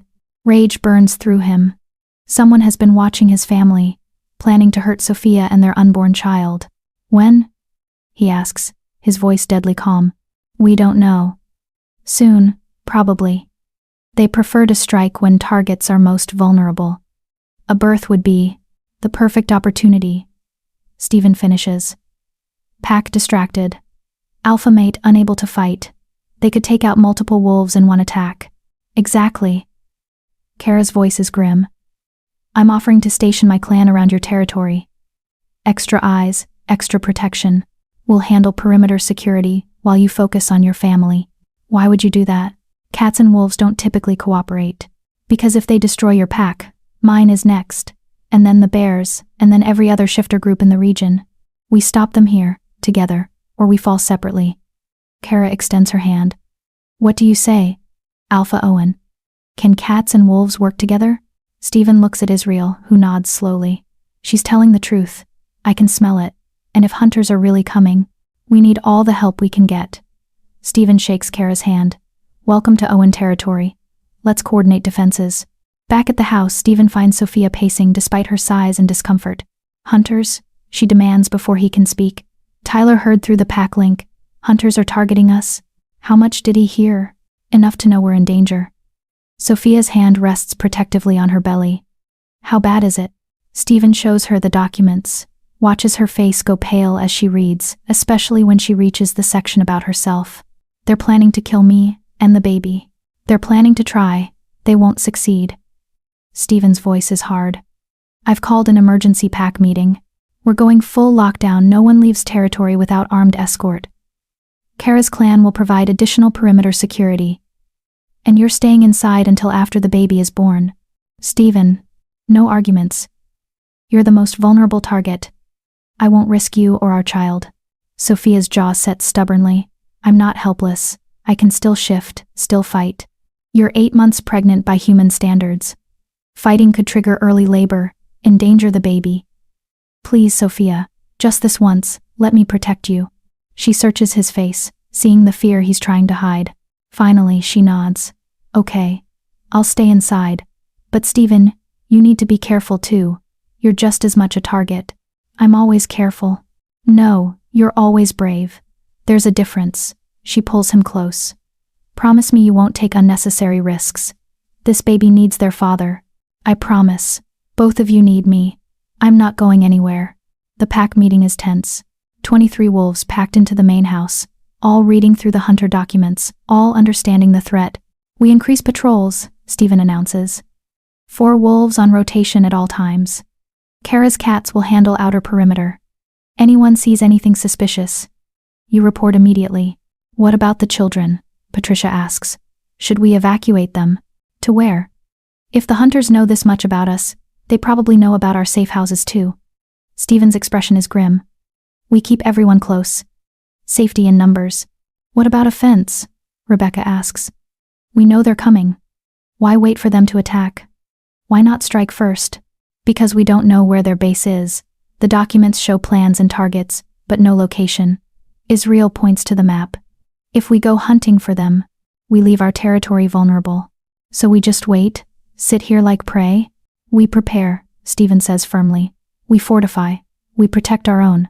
And when they come, if they come, we're ready. Thomas, one of the younger wolves, raises his hand hesitantly. Alpha, if I may? I used to be military. Before I was turned. I have experience with tactical defense. I could help set up better fortifications. Do it. Whatever you need. You have my authorization. The planning continues into the night. By the time the meeting ends, they have a comprehensive defense strategy. Overlapping patrol routes. Safe rooms for the children. Weapons, caches hidden throughout the territory. Escape routes mapped and practiced. It's as ready as they can be. But Stephen knows from experience that no plan survives first contact with the enemy. 3 days later, Sophia goes into labor. It starts at dawn, a gasp, a hand pressed to her belly, her eyes wide with shock and pain. It's time, she says. The baby's coming.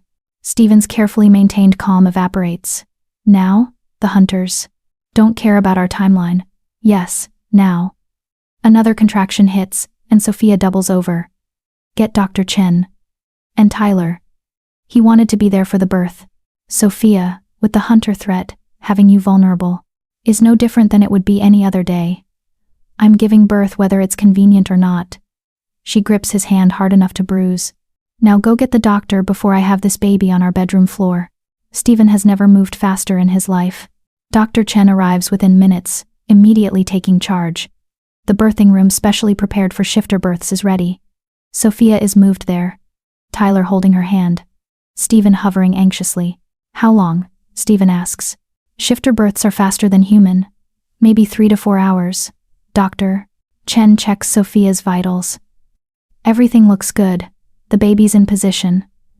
Now we just wait for nature to take its course.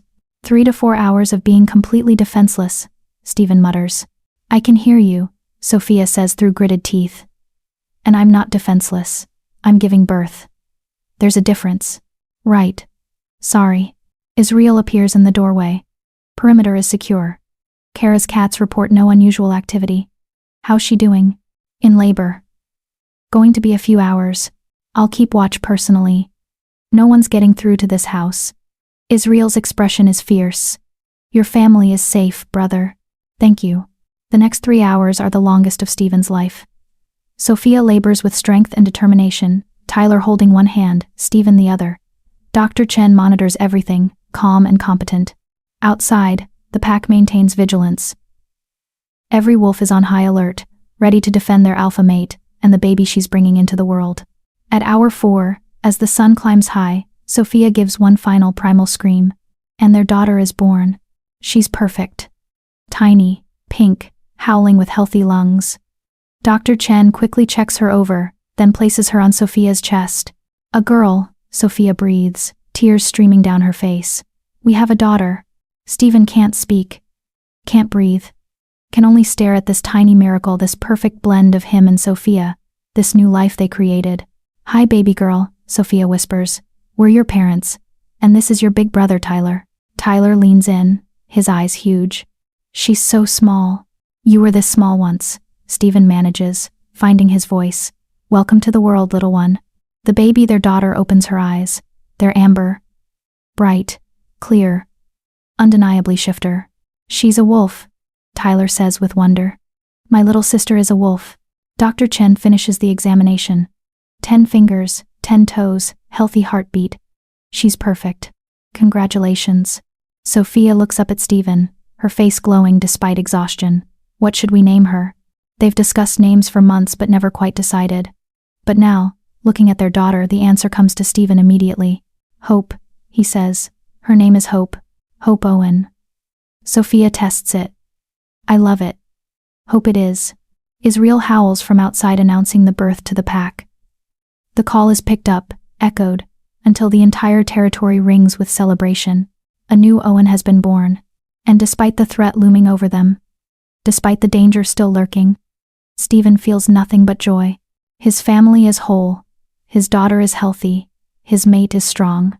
Whatever comes next, they'll face it together. Chapter 19. The attack. Hope is 3 days old when the hunters attack. It happens at dusk, the vulnerable hour when day shifts to night, when visibility is poor, when even shifter senses are slightly dulled by the changing light. Sophia is nursing Hope in the nursery, Tyler reading quietly in the corner, when the first explosion rocks the house. The windows shatter. Sophia instinctively curls around the baby, protecting her with her body. Glass rains down, sharp and deadly. Tyler, Sophia shouts. Are you hurt? I'm okay. Tyler is already moving, shifting to wolf form, with the speed that comes from months of practice. His small wolf body positions itself between Sophia and the window, growling. Another explosion. This one closer. The house shakes, and Sophia hears screaming from outside, pack members under attack. The door crashes open. Stephen, in wolf form, bounds in. He shifts to human immediately. Hunters. At least 20 of them. Silver weapons. Explosives. Coordinated attack. His voice is controlled, but Sophia can smell his fear. We need to get you and Hope to the safe room. Now. What about the pack? Israel is coordinating defense. Rebecca is leading the evacuation of the children. Patricia is. Another explosion cuts him off. There's no time. Come on. Stephen scoops up Hope, still wrapped in her blanket. Sophia grabs Tyler's ruff, keeping the wolf close, and they run. The house is chaos. Smoke fills the hallways. Emergency lights flash. Somewhere, a fire alarm is screaming. They make it to the hidden safe room in the basement. Reinforced walls, independent air supply, stocked with supplies. 3 other pack members are already there with their children, Patricia marshalling everyone with calm efficiency. Alpha, Patricia says with relief. Thank God. Is everyone? Everyone we could reach is either here or fighting. Stephen hands Hope to Sophia. Lock the door behind me. Don't open it for anyone except me or Israel. If something goes wrong, if we don't come back, there's an escape tunnel. It leads 3 miles outside pack territory. Get everyone out. Stephen, no. Sophia grabs his arm. You can't go back out there, you're the alpha. If you die, if I stay here, the pack dies, they need their alpha. He cups her face, kissing her desperately. I love you. All 3 of you. Stay alive. Please.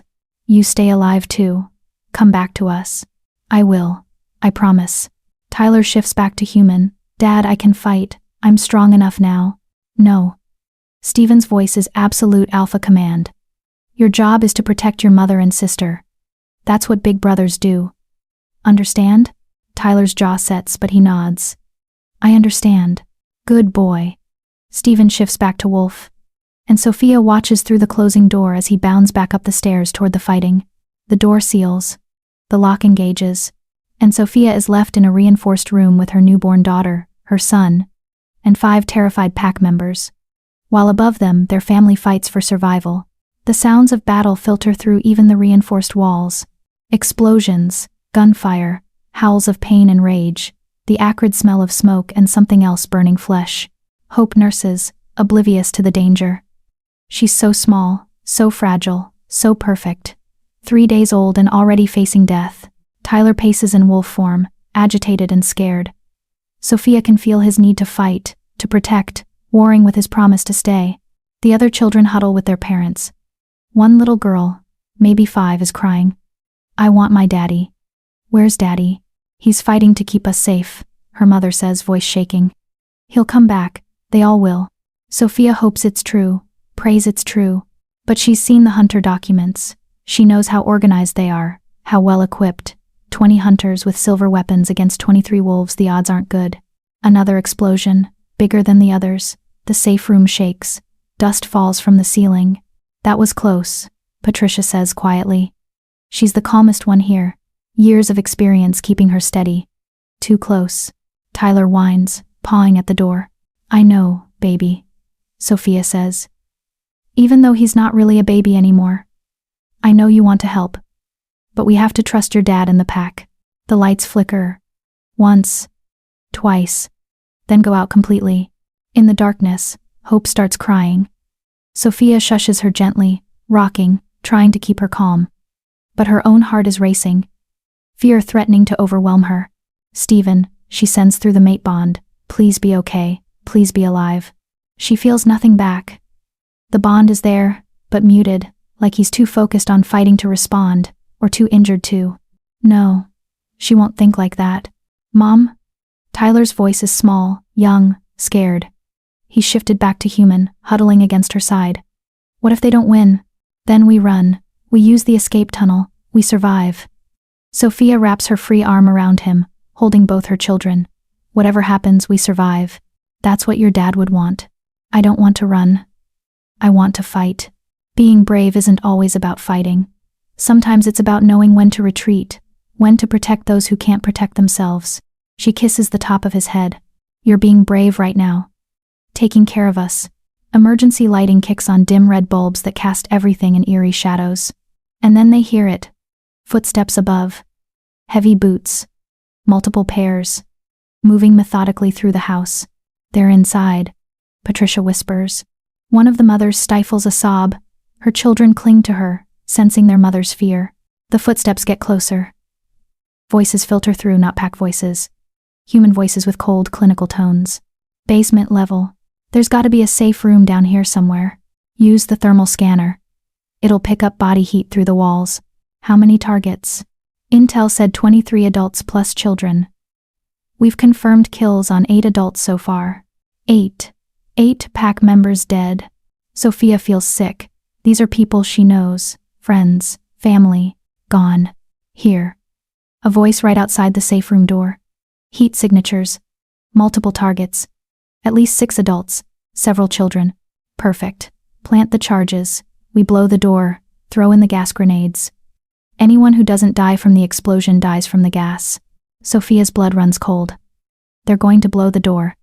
They're going to kill everyone in this room, including her infant daughter. Something fierce and primal rises in Sophia. Not fear anymore. Rage. These hunters threatened her family, killed her pack, and now plan to murder children. No. Sophia hands Hope to Patricia. Keep her safe. What are you doing? Patricia asks, alarm clear in her voice. What I should have done from the beginning. Sophia strips off her shirt. She's still healing from childbirth. Still weak, but she doesn't care. I'm protecting my family. You can't shift. Dr. Chen said. Dr. Chen isn't here. And I'm not letting these bastards kill my children. Sophia looks at Tyler. Stay here. Protect your sister. Mom. That's an order. Sophia shifts. The transformation is agony. Her body isn't ready, still healing from pregnancy and childbirth, hormones all wrong, wolf form unstable. But fury drives her through the pain. She emerges as a wolf smaller than usual, weaker, but teeth and claws are still deadly. Sophia, don't, Patricia shouts. But Sophia is already moving. She hits the door release, using her muzzle to trigger the emergency override. The door hisses open. 3 hunters stand outside, silver weapons raised, shocked to see a wolf bursting out of the supposedly sealed room. Sophia doesn't give them time to recover. She goes for the closest one's throat, teeth sinking into flesh. Hot blood fills her mouth. The hunter screams, trying to shake her off, but she holds on. Bone crunches. The screaming stops. The second hunter fires. Silver bullet grazes her side, burning, poisonous agony. Sophia yelps but doesn't stop. She launches at him, knocking the gun aside, going for his face. The third hunter is smarter. He throws a gas grenade into the safe room. No. Sophia tries to stop him, but she's already fighting the second hunter. She hears Patricia scream, hears children coughing, as the gas spreads. Hope, Tyler, everyone she loves is in that room with poison gas. Sophia abandons the second hunter, racing back to the safe room. But the third hunter blocks her path, silver knife gleaming. Got you now, bitch. The knife comes down. Sophia twists, but too slow. The blade sinks into her shoulder, silver burning through her like acid. She howls in pain, collapsing. The hunter raises the knife for the killing blow. A black blur slams into him from the side. Stephen, massive, furious, covered in blood that isn't all his own. He tears into the hunter with savage efficiency. No mercy. No hesitation. Within seconds, the hunter is dead. The second hunter tries to run. Israel appears, cutting off his escape. The beta's teeth close on the hunter's spine. He goes down without a sound. Stephen shifts to human, rushing to Sophia. No, no, no. Sophia, stay with me. The safe room. She gasps. Gas. Tyler and Hope. Stephen is moving before she finishes. He plunges into the safe room, through the gas that's toxic to shifters, emerging seconds later with Hope in one arm and Tyler under the other. Both are coughing but conscious. Israel helps evacuate the others. Patricia and the mothers carry their children out, all of them affected by the gas but alive. Dr. Chen! Stephen shouts. Now, the pack doctor appears, miraculously uninjured, her medical bag ready. She takes in the scene, Sophia with a silver knife still embedded in her shoulder, gas-affected children, blood everywhere, and immediately starts triaging. Sophia first. Silver poisoning is the most immediate threat. Dr. Chen kneels beside her. This is going to hurt. She yanks the knife out. Sophia screams she can't help it. The silver has spread through her system, burning from the inside. Hold her down, Dr. Chen orders. Stephen and Israel pin her as Dr. Chen pours something on the wound. It feels like liquid fire. Sophia thrashes, her wolf howling in agony. The baby. Sophia gasps. Is Hope okay? She's fine. Tyler's fine. Everyone's fine. Stephen's voice breaks. You saved them. You stubborn, reckless, incredible woman. You saved everyone. The hunters? Dead. All of them. We won. Israel's voice is grim. But we paid for it. Sophia knows what he means. 8 confirmed kills. 8 pack members who won't be coming home. Dr. Chen finishes treating the wound. You'll live. But shifting this soon after birth did serious damage. You need weeks of bed rest. No shifting, no training, no stress. Bed rest, Sophia repeats. After all that, bed rest. Yes. Doctor's orders. Dr. Chen moves to treat the children. Now let me check everyone else. Sophia shifts back to human, every muscle screaming protest. Stephen wraps her in his shirt, holding her close. You could have died, he says against her hair. But I didn't. Sophia, they were going to kill our children. What was I supposed to do? Sit there and watch? She pulls back, meeting his eyes. I'm not helpless, Stephen. I'm a mother. And mothers protect their young. Despite everything, the death, the destruction, the pain, Stephen smiles. You're incredible. And I love you. I love you too. Now where's our daughter? The aftermath is devastating. 8 pack members dead. Thomas, who'd helped set up defenses. Rachel, who'd been pregnant with her first child. Caleb and Lolita, mated for 20 years. 4 others, all brave, all mourned. The house is destroyed, one wing completely collapsed, another on fire. It'll take months to rebuild. But they're alive. The children are safe. And the hunter threat, at least this immediate one, is eliminated. The pack gathers at dawn to honor their fallen. 8 pyres burn as the sun rises, smoke carrying their spirits to whatever comes next. Tyler stands between Sophia and Stephen, holding his baby sister. Hope is sleeping, unaware of the sacrifice that saved her life. They died protecting us, Tyler says quietly. Protecting Hope. They died protecting Pack, Stephen corrects. That's what we do. We protect our own. Even when it costs everything? Especially then. Stephen pulls his family close. This family is worth dying for. But more importantly, it's worth living for. That's what they'd want. For us to survive, to thrive, to honor their sacrifice by building something better. As the pyres burn down to embers, the pack begins to plan. Rebuild the house, strengthen defenses, reach out to allies, Victoria, Kara, Jonathan, and build a coalition strong enough that no hunter organization would dare attack again. They've lost. But they've survived. And survival, for shifters, is its own kind of victory. Epilogue. 1 year later. Sophia stands in the rebuilt kitchen, watching through the window as Tyler plays with Hope in the backyard. 1 year. 1 year since the Hunter attack. 1 year since they lost 8 pack members. 1 year since everything changed. The house is beautiful now, rebuilt, stronger than before, with reinforced walls and hidden safe rooms. The scars of that terrible night have been covered, but not forgotten. A memorial garden stands where the pyres burned, 8 trees planted in honor of the fallen. Hope toddles after her brother, her chubby legs unsteady but determined. She's just learned to walk early, even for a shifter child. At 13 months old, she's bright, energetic, and absolutely fearless. Tai-Tai, she shouts, her baby voice making his name into 2 syllables. Wait. Tyler, now 9, and growing so fast Sophia can barely keep him in clothes, turns and scoops her up, spinning her around. Hope's delighted laughter echoes across the yard. Careful with your sister, Sophia calls out the window.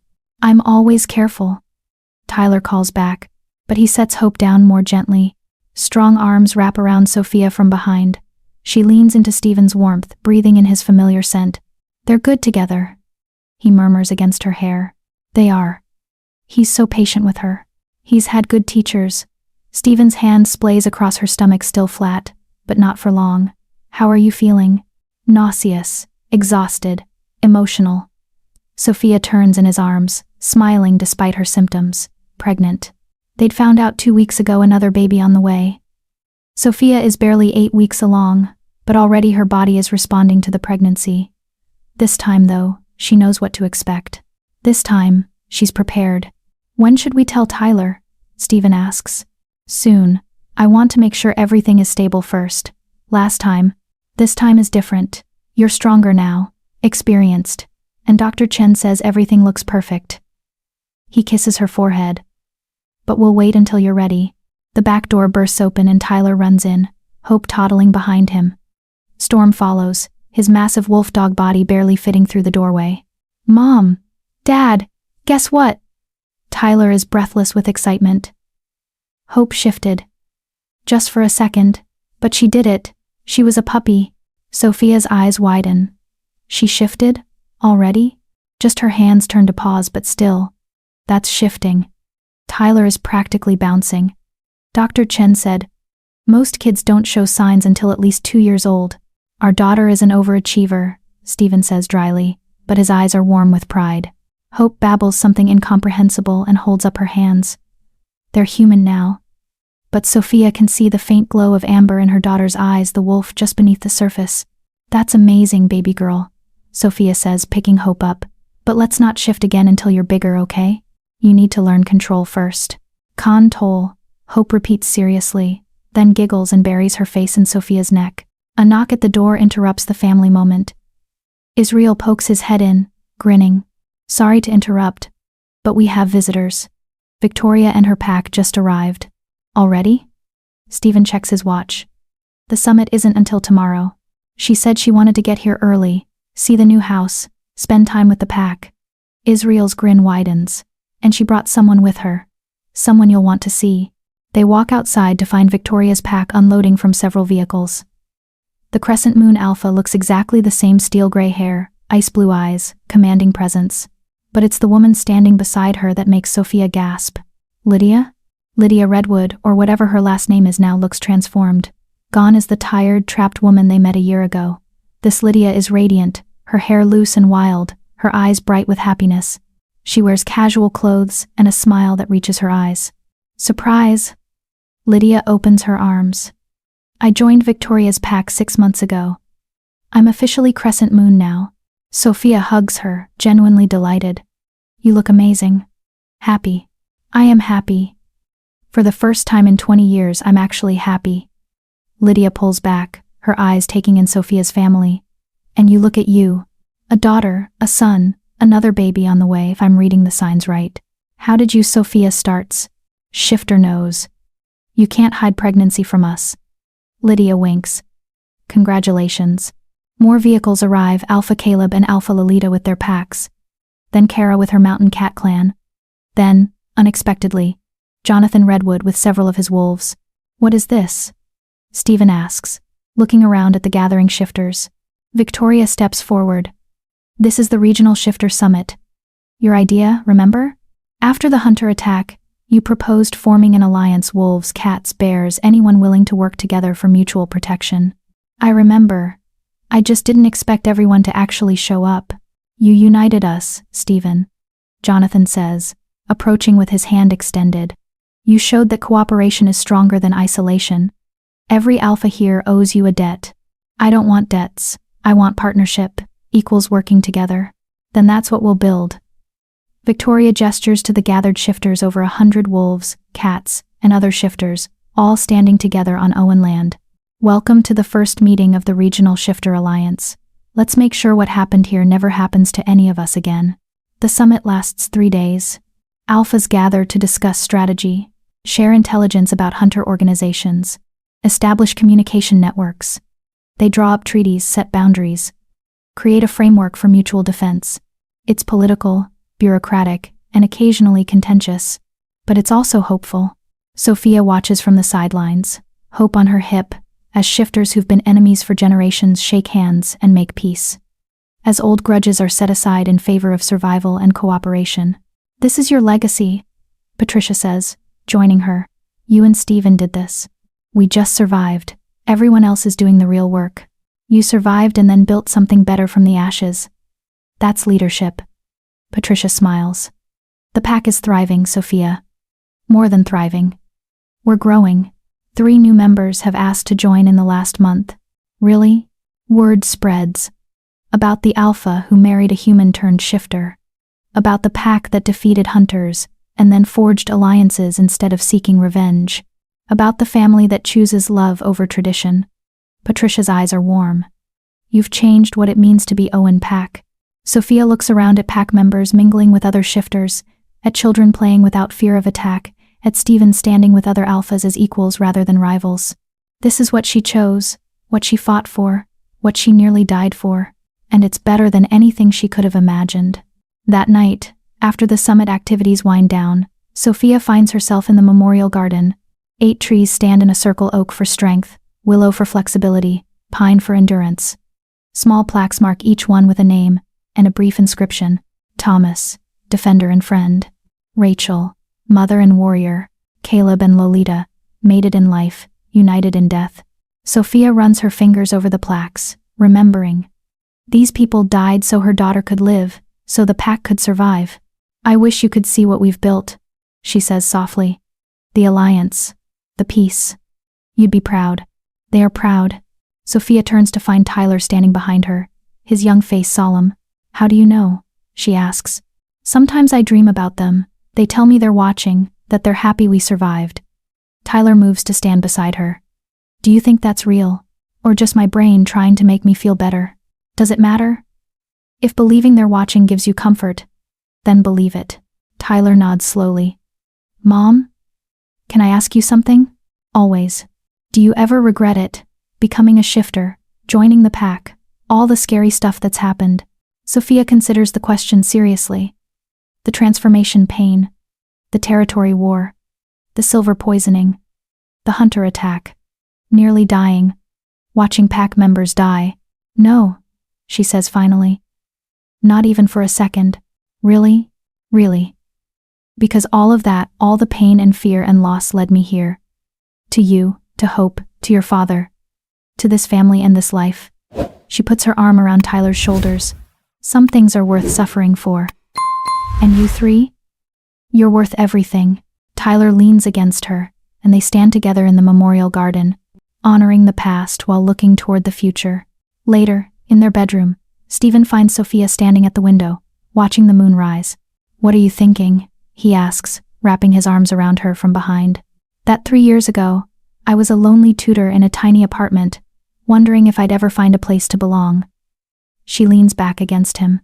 And now I'm a werewolf alpha mate with 2 children, soon to be 3, and a pack of over 30 wolves who would die for me. They'd die for you because you'd die for them. That's what makes you a true alpha mate. I never wanted to be an alpha mate. I just wanted to tutor a kid and maybe fall in love with his dad. How's that working out for you? Stephen's voice is amused. Pretty well, actually. Sophia turns in his arms. Better than I ever dreamed. Good. Because I have plans for us. Long-term plans. He places his hand on her still flat stomach. Many more children. Many more years. Many more adventures. How many years are we talking? 300? 400? Shifters live a long time. And I plan to spend every year of it with you. That's a lot of years. Is that a problem? Not even a little bit. Sophia kisses him softly. I love you, Stephen Owen. For the next 400 years and beyond. I love you too, Sophia Owen. My mate, my love, my life. They stand together in the moonlight, holding each other, both thinking about how far they've come. From that first day, a desperate single father looking for help, a lonely tutor looking for purpose, to this moment, standing in their rebuilt home with their family safe and their future bright. It wasn't easy. It wasn't simple. But it was worth it. Every painful transformation. Every battle fought. Every sacrifice made. All of it worth it for this. Love, family, belonging. The things that make life human. Or shifter meaningful. 5 years later, Sophia stands in the same rebuilt kitchen. But everything is different. Hope is 6 now, confident and clever, already showing alpha tendencies that make Stephen both proud and terrified.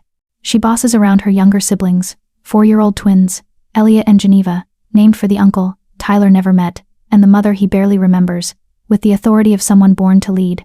Tyler is 14, tall and strong, his wolf fully integrated and controlled. He's become Israel's apprentice, training to be Beta someday. He's patient with his younger siblings, protective of his mother, and steadily becoming the man he'll one day be. The pack has grown to 52 members. The regional shifter alliance is strong, with 12 packs and 3 clans working together. Hunter attacks have decreased dramatically. Turns out organized shifters are much harder to kill than isolated ones. And Sophia is content. She's not just the tutor anymore. She's alpha mate, mother of 4, mediator between packs, and according to Victoria, one of the most respected shifter leaders in the region. Mom, Hope runs in, her dark hair flying behind her. Elliot shifted his ears. Just his ears. It's so funny. 4-year-old Elliot toddles behind her, human except for the large wolf ears sticking out of his head. He looks confused about why everyone's laughing. Geneva did it too, Hope continues. Look, Geneva, quieter than her twin but no less mischievous, proudly displays her own wolf ears, wiggling them.